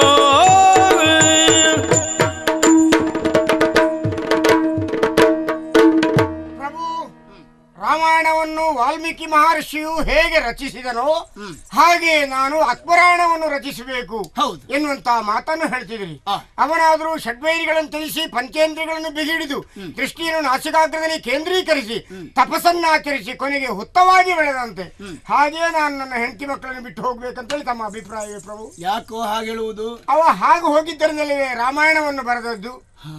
ಈಗ ನಿಮ್ಮನ್ನು ನಾನು ಬಿಟ್ಟು ಹೋಗ್ಬೇಕು, ನನ್ನ ಹೆಂಡತಿ ಮಕ್ಕಳನ್ನು ಬಿಟ್ಟು ಹೋಗ್ಬೇಕಂತ ನಿಮ್ಮ ಅಭಿಪ್ರಾಯವೇ ಪ್ರಭು? ಬೇಡ. ಈಗ ರಾಮಾಯಣದ ಹಾಗೆ ಜನಜನಿತವಾಗಬೇಕು ತಮ್ಮ ವಿಷಯದ ಬಗ್ಗೆ ಅಕ್ಬರಾಯಣವನ್ನು ಬರೀಬೇಕು ಅಂತ ಹೇಳಿದ್ರೆ ಆ ರಾಮಾಯಣದಲ್ಲಿ ಬರುವ ಕಥಾನಾಯಕನೇ ಶ್ರೀರಾಮಚಂದ್ರಮ, ಆತನ ಹೆಂಡತಿಯೇ ಸೀತಾದೇವಿ. ಈ ಕಥೆಯಲ್ಲಿ ಕಥಾನಾಯಕ ನಾನೇ. ಹೌದು. ಹಾಗಂತೇಳಿ ಕಥಾನಾಯಕ ನೀವಾದಾಗ ಮತ್ತೆ 14 ವರ್ಷ ವನವಾಸ ಹೋಗಬೇಕಾಗ್ತದೆ. ನೀವು ರಾಮ ಹೋಗಿದ್ದ ವನವಾಸಕ್ಕೆ ಹೋದಾಗ ನಿಮ್ಮ ಹೆಂಡತಿಯನ್ನು ಅಪಹರಿಸಬೇಕಾಗ್ತದೆ. ಅಲ್ಲಿ ಸೀತೆಯನ್ನು ರಾವಣ ಬಂದು ಹೇಗೆ ಅಪಹರಿಸಿದನೋ ಹಾಗೆ ನಿಮ್ಮ ಹೆಂಡತಿಯನ್ನು ಯಾರು ಅಪಹರಿಸಬೇಕು? ಪ್ರಭು. ಅಕ್ಬರಾಯಣ ಬೇಡವೇ ಬೇಡ. ಬೇಡವೇ ಬೇಡವೇ ಬೇಡ. ನನಗೆ ಬರದಷ್ಟು ಸಂತೋಷ ಆಯ್ತು ಪ್ರಭು. ಅದು ರಾಮಾಯಣಕ್ಕೆ ಇರ್ಲಿ ಅದು. ಮತ್ತು ನಾನು ಅಕ್ಬರಾಯಣ ಬರೆಸಿ ಈ ಎಲ್ಲ ಗಂಡಾಂತರ ಒಂದು ಕೆಲಸ ಮಾಡೋಣ. ಅಲ್ಲಿ ರಾವಣನ ಪಾತ್ರ ಯಾರು ಅಂತ ಇರುವುದಷ್ಟೇ. ರಾವಣ ಬರೀಲಿಕ್ಕೆ ಪ್ರಾರಂಭ ಮಾಡಿದ್ರೆ ಯಾರಾದ್ರೂ ತಯಾರಾಗ್ತಾರೆ, ಅದು ವಿಶೇಷ ಅಲ್ಲ. ನಮಗೆ ಹೆಂಡತಿಯನ್ನು ಕಳ್ಕೊಳ್ಬೇಕಾದಿತ್ತು. ಒಂದು ಕೆಲಸ ಮಾಡಿ. ಈಗ ಏನು ಪ್ರಭು? ರಾಮಾಯಣದಂತೆ ಅಕ್ಬರಾಯಣ ಬೇಡ. ಮತ್ತೊಂದು ಗ್ರಂಥ ಕೇಳಿದ್ಯಾ ನೀನು? ಯಾವುದು? ಭಾರತ. ಮಹಾಭಾರತ, ವ್ಯಾಸ ಭಾರತ ಅಲ್ವಾ? ಅದೇ ರೀತಿಯಲ್ಲಿ ಒಂದು ಅಕ್ಬರ ಭಾರತ ಅಂತ ಬರೆದು ಬಿಡು ಪ್ರಭು. ಈ ಕಥೆಯನ್ನು ನಾನು ಬರೀಬಹುದು. ನಾನು ವ್ಯಾಸನಾಗುವುದಕ್ಕೇನೋ ತಯಾರಿದ್ದೇನೆ. ಆದ್ರೆ ಅಲ್ಲಿ ಬರುವವರು ಕಥಾನಾಯಕರು ಪಂಚಪಾಂಡವರು ಅಲ್ವೇ? ಪಂಚಪಾಂಡವರ ಹೆಂಡತಿ ಅಂತ ಆ ದ್ರೌಪದಿಗೆ 5 ಮಂದಿ ಗಂಡಂದಿರು ಎನ್ನುವುದು ನಿಮ್ಗೆ ಗೊತ್ತಲ್ವೇ? ಈ ಪಂಚಪಾಂಡವರಿಗೆ ಹೆಂಡತಿ ಒಬ್ಳೇ ಅಲ್ವೇ? ಇವರು 5 ಒಬ್ಳಿಗೆ. ಹೌದು. ಇಲ್ಲಿ ನಿಮ್ಮ ಹೆಂಡತಿಗೆ ಇನ್ನೂ 4 ಮಂದಿ ಯಾರು ಅಂತ ಅಲ್ಲ, ಒಂದು ಲೆಕ್ಕ ಅದನ್ನ ನಾವು ಇಲ್ಲಿಗೆ ನಿಲ್ಲಿಸುವುದು ಒಳ್ಳೆಯದು. ಹೌದಾ? ಬರೆಯುವುದು ಪ್ರಾರಂಭ ಮಾಡುವುದೇ ಬೇಡ. ಯಾಕೆಂದ್ರೆ ಇದು ಎರಡೂ ಬಹಳ ಅಪಾಯದ್ದು ಎನ್ನುವುದು ನನಗೆ ಅರ್ಥ ಆಯ್ತು. ಆದ್ರಿಂದ ಸುಮ್ಮನೆ ಅದೆಲ್ಲ ಬರೆದು ನಮ್ಮ ಬದುಕು ಹೀಗೆ ಅಂತ ತೋರ್ಪಡಿಸುವುದು ಬೇಡ. ಅದೆಲ್ಲ ಕಥೆಗಳು ಪುಣ್ಯ ಪುರುಷರ ಆದರ್ಶ ಕಥೆಗಳು ವಿನಃ ನಮ್ಮಂತವರ ಕಥೆ ಪುಸ್ತಕಗಳು ಬೇಡ ಪ್ರಭು. ಪುಣ್ಯಾತ್ಮ, ನೀನಾದದ್ರಿಂದ ನನ್ನ ಬುದ್ಧಿಯನ್ನ ತಿದ್ದಿ ಈ ರೀತಿಯಾಗಿ ಆಡಿ ಈ ಪುಸ್ತಕ ಬರೆಯುವುದು ಬೇಡ ಎನ್ನುವುದಾಗಿ ಎಚ್ಚರಿಸಿದ್ದು ಬಹಳ ಒಳ್ಳೇದಾಯ್ತು. ಬೇರೆಯವರಾದ್ರೆ ಬರೆದು ಕೊಡ್ತಿದ್ರು, ಬರೆದು ಕೊಟ್ಟಷ್ಟು ಪಡ್ಕೊಂಡು ಹೋಗ್ತಿದ್ರು. ಹೌದು, ಬರೀಲಿಕ್ಕೆ ಸಿಗೋರೇನು ಬರಗಾಲವೇನ? ಹೌದು ಪ್ರಭು. ಆದ್ರಿಂದ ಆ ವಿಷಯ ಬಿಡೋಣ. ಇತನೋಪಿತ ಬರುದಲಿ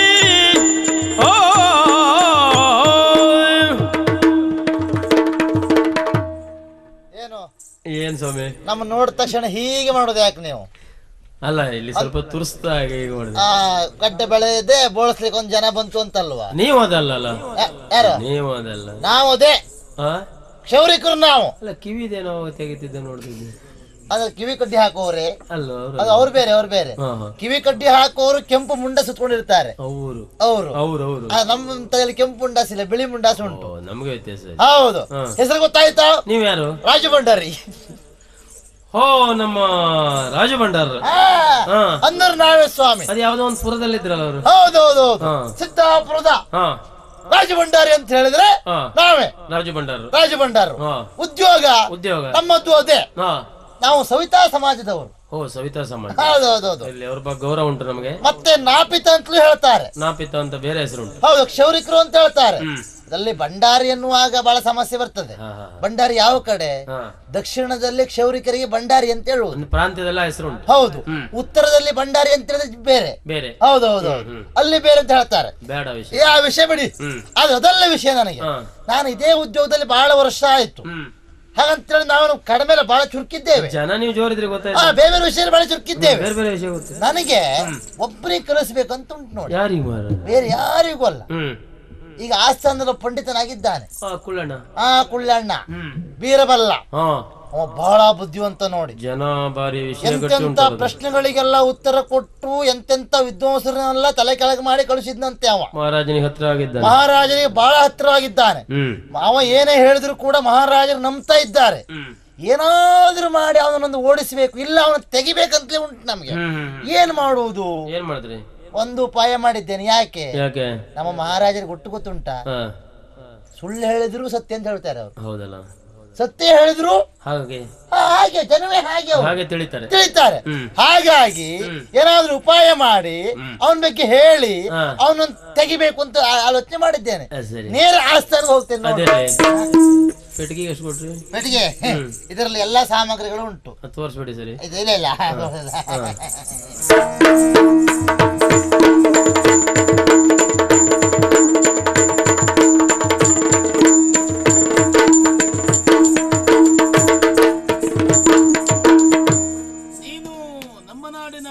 ಕ್ಷೌರಿಕ ಅಲ್ವಾ? ರಾಜು ಭಂಡಾರಿ ಅಂದ್ರೆ ನಾನೇ.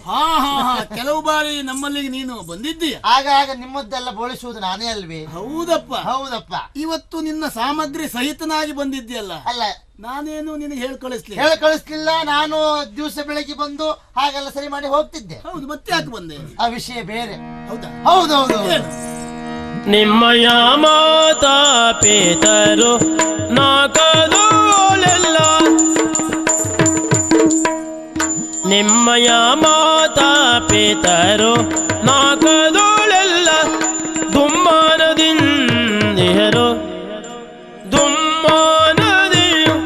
ಇಹರೋ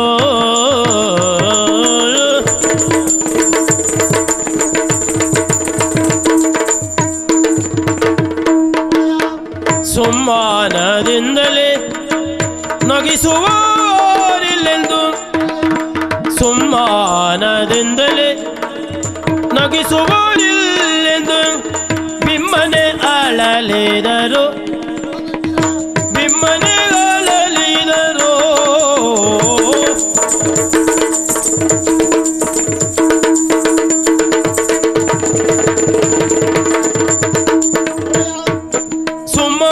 ಸುಮ್ಮಾನದಿಂದಲೇ ನಗಿಸುವರಿಲ್ಲೆಂದು ಬಿಮ್ಮನೆ ಅಳಲಿದರು. ನನ್ನ ಕೆಲಸವನ್ನು ನಾನು ಸರಿಯಾಗಿ ಮಾಡ್ತಾ ಇದ್ದವನೇ, ನಿಮ್ಗೆ ತಿಳಿದ ವಿಷಯ ಅಲ್ವಾ?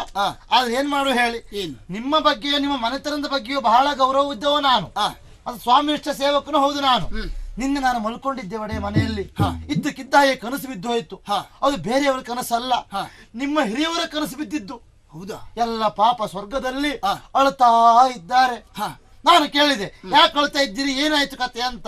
ಬೇರೆ ಏನೂ ಅಲ್ಲ, ನನ್ನ ಮಗ ಅಕ್ಬರ್ ಒಳ್ಳೆ ರೀತಿ ಸಂತೋಷದಲ್ಲಿದ್ದಾನೆ, ನಾವೆಲ್ಲ ಇಲ್ಲಿ ದೇವಲೋಕದಲ್ಲಿ ಇದ್ದೇವೆ, ಆದ್ರೆ ನಮಗೆ ಯಾರು ಸಂತೋಷ ಕೊಡೋರು ಒಬ್ರು ಇಲ್ಲ. ಹಾಗಾಗಿ ನಗಿಸುವವರು ಒಬ್ರು ಇದ್ರೆ ನಮ್ಮ ಸಂತೋಷ ಆಗ್ತಿತ್ತು ಅಂತ ಅಳ್ತಾ ಇದ್ರು. ಕ್ಷೌರಿಕ, ನಮ್ಮ ಹಿರಿಯರೆಲ್ಲ ದುಃಖದಿಂದ ಇದ್ದಾರೆ. ನಗಿಸುವವರು ಯಾರಿಲ್ಲ ಎನ್ನುವ ನೋವು ಅವರನ್ನ ಬಾಧಿಸ್ತಾ ಇದೆ. ಒಳ್ಳೆ ಸೂಚನೆಯನ್ನು ಕೊಟ್ಟಿದ್ದೀಯ ನೀನು. ಹೌದೌದು. ನಮ್ಮ ಹಿರಿಯರ ಕುರಿತಾದಂತಹ ಕನಸು ನಿನಗೆ ಬಿದ್ದಿದೆ ಅಂತ ಆದ ಮೇಲೆ ನಾನಿನ್ನು ಜಾಗೃತನಾಗಲೇಬೇಕು. ಸ್ವರ್ಗದಲ್ಲಿರುವಂತಹ ನಮ್ಮ ಹಿರಿಯರೆಲ್ಲರೂ ಸುಖದಿಂದ ಸಂತೋಷದಿಂದ ನಗನಗುತ್ತಾ ಇರಬೇಕು ಅಂತ ಆದ್ರೆ ನಗಿಸುವವರೊಬ್ಬರಲ್ಲಿ ಹೋಗಬೇಕು, ತಕ್ಷಣ ಕಳುಹಿಸುವ ವ್ಯವಸ್ಥೆ ಆಗಬೇಕು. ಆ ಕುರಿತಾಗಿ ನಾನು ವ್ಯವಸ್ಥೆ ಮಾಡ್ತೇನೆ.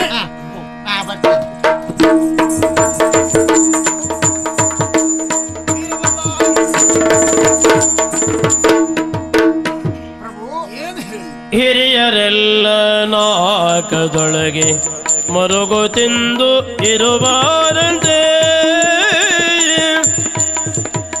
ಹಿರಿಯರೆಲ್ಲ ನಾಕದೊಳಗೆ ಮರುಗು ತಿಂದು ಇರುವರಂದು, ನಾಕದೊಳಗೆ ಮರುಗು ತಿಂದು ಇರುವರಂದೇ, ತೆರಳಿ ನೀನು ನಗಿಸುತ್ತವರ ಹರುಷಗೊಳಿಪೆಯ, ತೆರಳಿ ನೀನು ನಗಿಸುತ್ತವರ ಹರುಷಗೊಳಿಪೆಯ. ಹಿರಿಯರೆಲ್ಲ ನಾಗದೊಳಗೆ ಮರುಗು ಇರುವರು. ಹೃದಯ ಶ್ರೀಮಂತಿಕೆಯನ್ನು ಹೊಂದಿ 4 ಜನರಿಗೆ ಬೇಕಾದವರಾಗಿ 4ರ ಮಧ್ಯೆ ನಗುತ್ತಾ ನಗು ಹಂಚುತ್ತಾ ನಗುತ್ತಲೇ ಬದುಕುತ್ತಿರುವಂತಹ ತಾವು ಇವತ್ತು ಏನನ್ನು ಯೋಚಿಸ್ತಾ ಇದ್ದೀರಲ್ಲ, ಹೀಗೆ ಗಾಢವಾಗಿ ಚಿಂತಿಸುವುದಕ್ಕೆ ಕಾರಣವೇನು? ತಮ್ಮ ಮುಖ ಬಾಡುವುದಕ್ಕೆ ಕಾರಣವೇನು ಹೇಳಿ ಪ್ರಭು. ವೀರಬಲ್ಲ, ಓ, ಯಾವತ್ತು ನಗು ನಗುತ್ತಾ ಸಂತೋಷವಾಗಿ ನಾನು ಕಾಲ ಕಳೆಯುವುದರಲ್ಲಿ ನಿನ್ನ ಪಾತ್ರ ಹಿರಿದಾದದ್ದು. ಓಹೋ, ನಿನ್ನ ಮಾತು ನನ್ನನ್ನು ನಗಿಸುವ ಹಾಗೆ ಸಂತೋಷವಾಗಿರುವ ಹಾಗೆ ಮಾಡಿದ್ದು ನಿಜ. ಆದ್ರೆ ಏನು ಮಾಡೋಣ, ಕೇವಲ ನಾವು ಮಾತ್ರ ಸುಖವಾಗಿ ಸಂತೋಷವಾಗಿ ಕಾಲ ಕಳೆದರೆ ಸಾಲದು, ನಮ್ಮವರು ಸಂತೋಷವಾಗಿರಬೇಕು ಎನ್ನುವುದಾಗಿಯೇ ನಾನು ಭಾವಿಸಿದವ. ನೀವಿಟ್ಟ ಧ್ಯೇಯ ಧೋರಣೆ ಅದಲ್ವೇ ಪ್ರಭು? ಆದ್ರೆ ಏನು ಮಾಡೋಣ ಹೇಳು, ಇವತ್ತು ಕೇಳಿದಂತ ವರ್ತಮಾನ ಒಂದು ಬಹಳ ಬೇಸರ ಆಗಿ ಹೋಯಿತು. ಅಂತ ಜಟಿಲವಾದ ಸಮಸ್ಯೆ ಯಾವುದು ತಮ್ಮ ತಲೆ ಕೊರಿತಿರುವುದು? ನಮ್ಮ ಹಿರಿಯರು ಸತ್ತು ಸ್ವರ್ಗವನ್ನು ಸೇರಿದ್ದಾರೆ. ಹೌದು. ಆದ್ರೆ ಸ್ವರ್ಗದಲ್ಲಿರುವಂತಹ ನಮ್ಮ ಹಿರಿಯರೆಲ್ಲ ದುಃಖದಿಂದ ಕಾಲ ಕಳೆಯುತ್ತಾ ಇದ್ದಾರಂತೆ, ನೋವನ್ನು ಅನುಭವಿಸ್ತಾ ಇದ್ದಾರಂತೆ. ಇಲ್ಲಿ ನಾನು ಸಂತೋಷವಾಗಿರುವುದನ್ನ ತಿಳಿದಂತವರು ತಮ್ಮ ಪಾಲಿಗೆ ನಗಿಸುವ ವ್ಯಕ್ತಿಗಳೇ ಇಲ್ಲವಾಗಿ ಹೋಗಿದ್ದಾರೆ, ನಗುವೇ ತಮ್ಮಿಂದ ಮಾಯವಾಗಿ ಹೋಗಿದೆ ಎನ್ನುವ ಬೇಸರದಿಂದ ಕಾಲ ಕಳೀತಾ ಇದ್ದಾರಂತೆ. ಬೀರಬಲ್ಲ, ಈಗ ನೀನೊಂದು ಉಪಕಾರ ಮಾಡಬೇಕಯ್ಯ. ಏನು ಪ್ರಭು? ನನ್ನ ಹಿರಿಯರು ಈ ರೀತಿ ದುಃಖದಿಂದ ಇರುವುದು ಖಂಡಿತ ನನಗೆ ಸಹ್ಯವಲ್ಲ. ಅಲ್ಲ, ನಗಿಸುವುದಕ್ಕೆ ನೀ ನನಗಿಲ್ಲಿದ್ದೀಯ. ನಿನ್ನ ನಗು ಏನು, ನಿನ್ನ ಮಾತೇನು ಎನ್ನುವುದು ನಮ್ಮ ವಂಶಸ್ಥರಿಗೂ ಗೊತ್ತಾಗಬೇಕು, ಹಿರಿಯರಿಗೆ.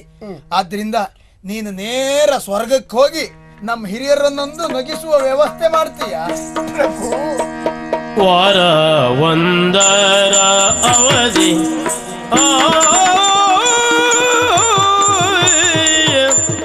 ವಾರ ಒಂದರ ಅವಧಿ ಇತ್ತೀರಾದರೆ ಮತ್ತೆ ಸೇರಿ ನಾಕವನ್ನು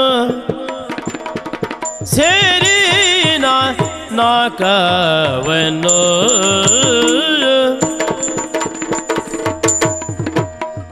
ಭಾರಿ ಸಂತಸ ಉಣಿಸಿ ಬರುವೆ, ಭಾರಿ ಸಂತಸ ಉಣಿಸಿ ಬರುವೆ ನಿಶ್ಚಯವಿದು, ಭಾರಿ ಸಂತಸ ಉಣಿಸಿ ಬರುವೆ ನಿಶ್ಚಯವಿದು, ಸೇರಿದನು ಗ್ರಹಕ್ಕೆ ತಾನೊಂದು.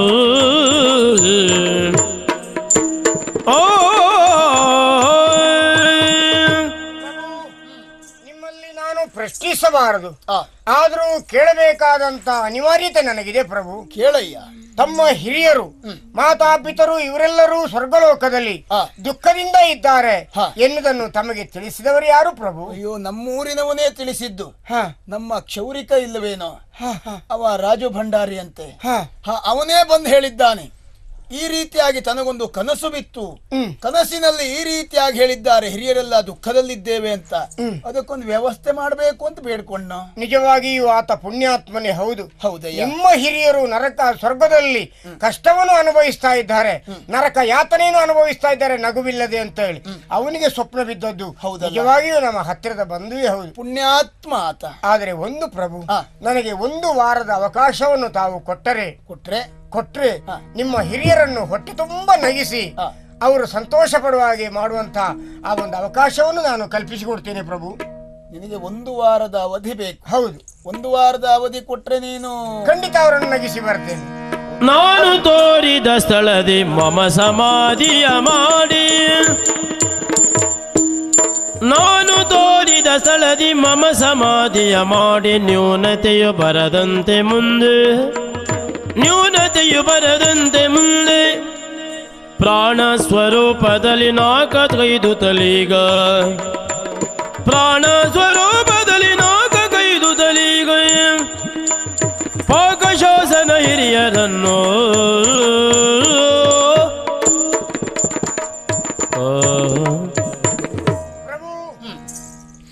ನಿಮ್ಮ ಹಿರಿಯರನ್ನು ನಗಿಸಬೇಕಾದ್ರೆ ನಾನು ಹೀಗೆ ಜೀವಂತವಾಗಿ ಶಶರೀರನಾಗಿ ಸ್ವರ್ಗ ಸೇರೋದಕ್ಕೆ ಅಸಾಧ್ಯ ಪ್ರಭು. ಆದರೆ ಒಂದುಂಟು, ನಾನು ತೋರಿಸಿದ ಸ್ಥಳದಲ್ಲಿ ನನಗೆ ಒಂದು ಸಮಾಧಿಯನ್ನು ತಾವು ಮಾಡಬೇಕು. ಆ ಸಮಾಧಿಯ ಸುತ್ತಲೂ ನಾನು ಹೇಳಿದಾಗೆ ವ್ಯವಸ್ಥೆಯನ್ನು ತಾವು ಮಾಡಬೇಕು. ಹೀಗೆ ಮಾಡಿ ಕೊಟ್ಟದ್ದೇ ಹೌದಾದ್ರೆ ಪ್ರಾಣ ಸ್ವರೂಪದಿಂದ ನಾನು ಆ ಸ್ವರ್ಗವನ್ನು ಸೇರಿ ನಿಮ್ಮ ಹಿರಿಯರನ್ನು ನಗಿಸಿ ಮತ್ತೆ ಯಥಾಸ್ಥಿತಿಗೆ ಬಂದು ಸೇರ್ತೇನೆ ಪ್ರಭು. ಹೌದಲ್ಲ? ಖಂಡಿತವಾಗಿ ನನ್ನ ಹಿರಿಯರಿಗೆ ನಗುವನ್ನ ಮತ್ತೆ ಪುನಃ ನೀನು ತಂದು ಕೊಡ್ತೀಯ ಅಂತ ಆದ್ರೆ ನೀನ್ ಹೇಳಿದ ಎಲ್ಲಾ ವ್ಯವಸ್ಥೆಯನ್ನು ನಾನು ಮಾಡ್ತೇನೆ. ಆದಷ್ಟು ಬೇಗ ಸರಿ. ಇದರಲ್ಲಿ ಯಾವುದೋ ಕುತಂತ್ರವೂ ಅಡಗಿದೆ. ನನ್ನನ್ನು ತೆಗೆಯುವ ಉದ್ದೇಶದಲ್ಲಿ ಇವರು ಇಂತಹ ನಾಟಕವನ್ನು ಆಡ್ತಿದ್ದಾರೆ ಎನ್ನುವುದು ನನ್ನ ತೀಕ್ಷ್ಣ ಮತಿಗೆ ಹೊಳೆದಿದೆ. 1 ವಾರದ ಕಾಲಾವಕಾಶವನ್ನು ಕೊಟ್ಟಿದ್ದೇನೆ. ಹಾಗೆ ಏನು ಮಾಡ್ತೇನೆ ಎನ್ನುವುದನ್ನು ಮತ್ತೆ ನಿರೀಕ್ಷಿಸಿದೆಯಾ ಆ ಸ್ಥಾನದಲ್ಲಿ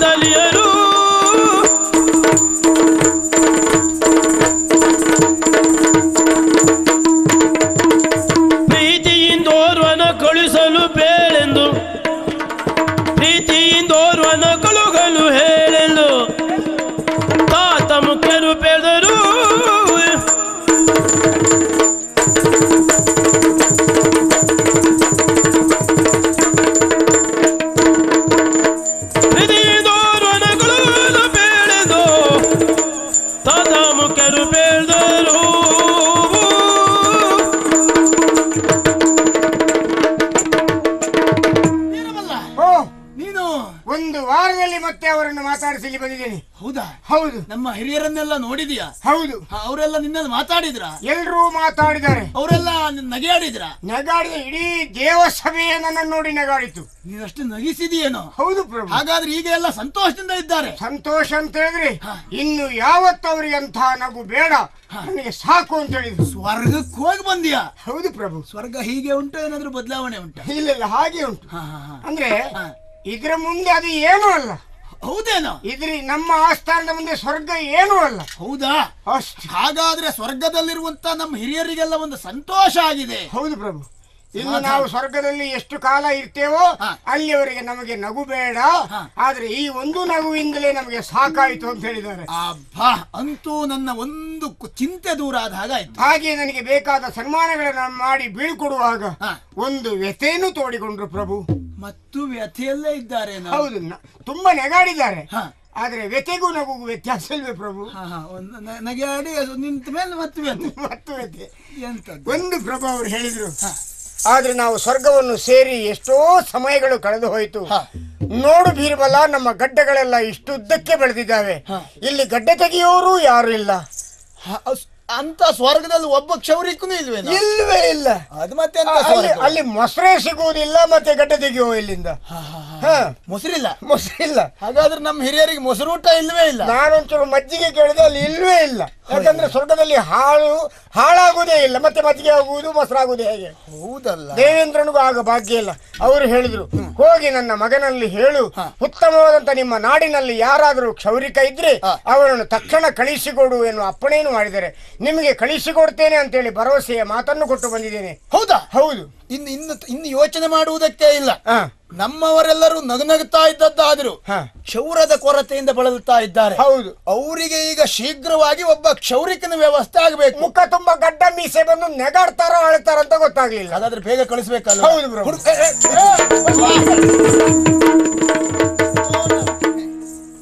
ಒಳ್ಳೆ ಸೂಚನೆಯನ್ನು ನೀನು ಆ ದಿವಸ ಕೊಟ್ಟಿದ್ದೀಯ. ಇದು ಯಾರು ತೆಗಿಬೇಕು? ನೀನಿನ್ನು ಇಲ್ಲಿ ತೆಗೆಯುವುದು ಯಾರದ್ದು ಇಲ್ಲ. ಹಾಗಂತ ತೆಗೆಯುವುದಕ್ಕಾಗಿಯೇ ನಿನ್ನನ್ನು ಕರೆಸಿದ್ದೇನೆ. ಹೌದೇ? ನಿನಗೆ ಅತಿ ಶೀಘ್ರವಾಗಿ ನಿನಗೆ ಬೇರೆ ಕಡೆ ಕಳಿಸ್ತಾ ಇದ್ದೇನೆ ನಾನು.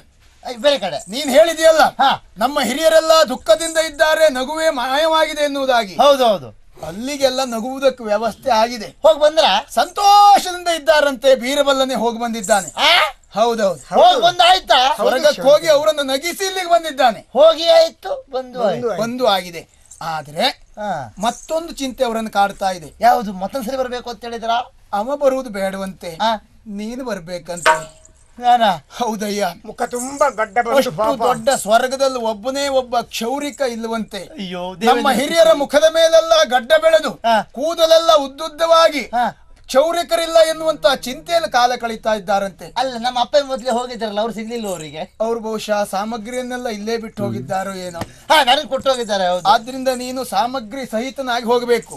ಇವನಿಗೆ ಅತಿ ಶೀಘ್ರವಾಗಿ ನಾವೊಂದು ಸಮಾಧಿಯ ವ್ಯವಸ್ಥೆ ಮಾಡಬೇಕಲ್ಲ. ನಾನು ಸ್ವರ್ಗಕ್ಕೆ ಹೋಗಿದ್ದು ಸಮಾಧಿಯಿಂದಲೇ ಅಲ್ವೇ? ಹೌದೌದು, ಸಮಾಧಿ. ಹಾಗೆ ಸಾಧಾರಣ ಒಂದು 2 ಆಳ ಹೊಂಡ ತೆಗೆದು ಇವರನ್ನು ಹುಗಿದು ಸಮಾಧಿಯನ್ನು ಕ್ಷಿಪ್ರಗತಿಯಲ್ಲಿ ನಾವು ಬಳಿಬೇಕು. ಅಚ್ಚುಕಟ್ಟಾಗಿ ಅಲ್ಲಾಡಬಾರ್ದು ಅದು. ಮತ್ತೆ ಇಲ್ಲಿವರೆಗೆ ಮಾತ್ರ ಮಣ್ಣು ಹಾಕಿ. ನೀನೇನು ಭಯ ಪಡಬೇಕಾದದ್ದಿಲ್ಲ. ಬೇಗ ಸಮಾಧಿಯನ್ನು ನಿರ್ಮಾಣ ಮಾಡ್ತೇವೆ. ನಿನ್ನೆಲ್ಲ ಸಾಮಗ್ರಿಗಳ ಜೊತೆಯಲ್ಲಿ ನಿನ್ನನ್ನ ಸಮಾಧಿ ಮಾಡ್ತೇವೆ. ಆಮೇಲೆ ನೀನು ಸ್ವರ್ಗಕ್ಕೆ ಹೋಗಿ ಮತ್ತೆ ಅಲ್ಲೇ ಇರುವುದು. ಇವ ಹೇಗೂ ಬಂದಿದ್ದಾನಲ್ಲ ಹಿಂತಿರುಗಿ, ಅಲ್ಲಿ ಸನ್ಮಾನ ಆಗ್ತದೆ. ಅಲ್ಲ, ಅವರು ವಿದ್ವಾಂಸರು ಹೋಗಿ ಬರ್ತಾರೆ, ನಾವು ವಿದ್ವಾಂಸರು ಅಲ್ಲ. ನೀನು ಅಲ್ಲಿ ಬರುವುದು ಬೇಡ, ಅವರೇ ನಿನ್ನನ್ನು ಕಳುಹಿಸ್ತಾರೆ. ಮತ್ತೆ ಅಲ್ಲಿ ಹೆಚ್ಚು ದಿನ ಕಳಿಬೇಡ. ಯಾಕೆಂದ್ರೆ ನೀನು ಕ್ಷೌರ ಮಾಡದೆ ಇದ್ರೆ ನನಗೆ ಬೇರೆ ಕ್ಷೌರಿಕರು ಬಂದ್ರೆ ನನಗೆ ಇಲ್ಲಿ ತೊಂದರೆ ಆಗ್ತದೆ. ಆದ್ರಿಂದ ನೀನು ಬೇಗ ಬರಬೇಕು. ಸಮಾಧಿಯ ವ್ಯವಸ್ಥೆ ಮಾಡೋಣ.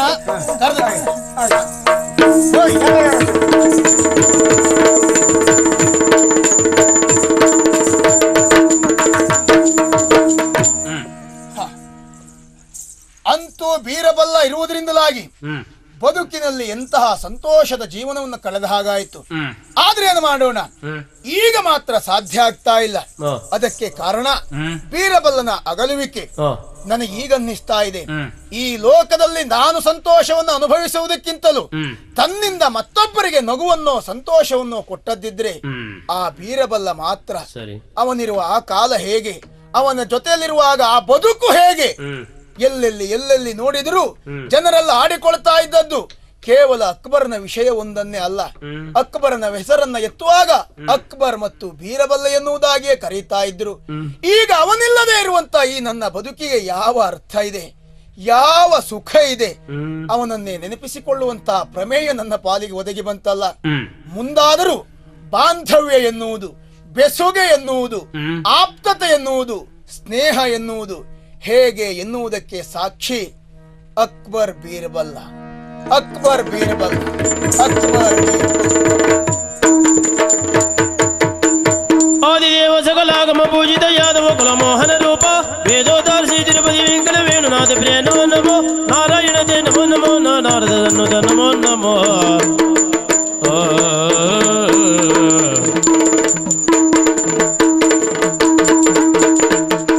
ಕೃಷ್ಣಾಯ ವಾಸುದೇವಾಯ ದೇವಕಿ ನಂದನಾಯ ನಂದ ಗೋಪಕುಮಾರಾಯ ಶ್ರೀ ಗೋವಿಂದಾಯ ನಮೋ ನಮಃ.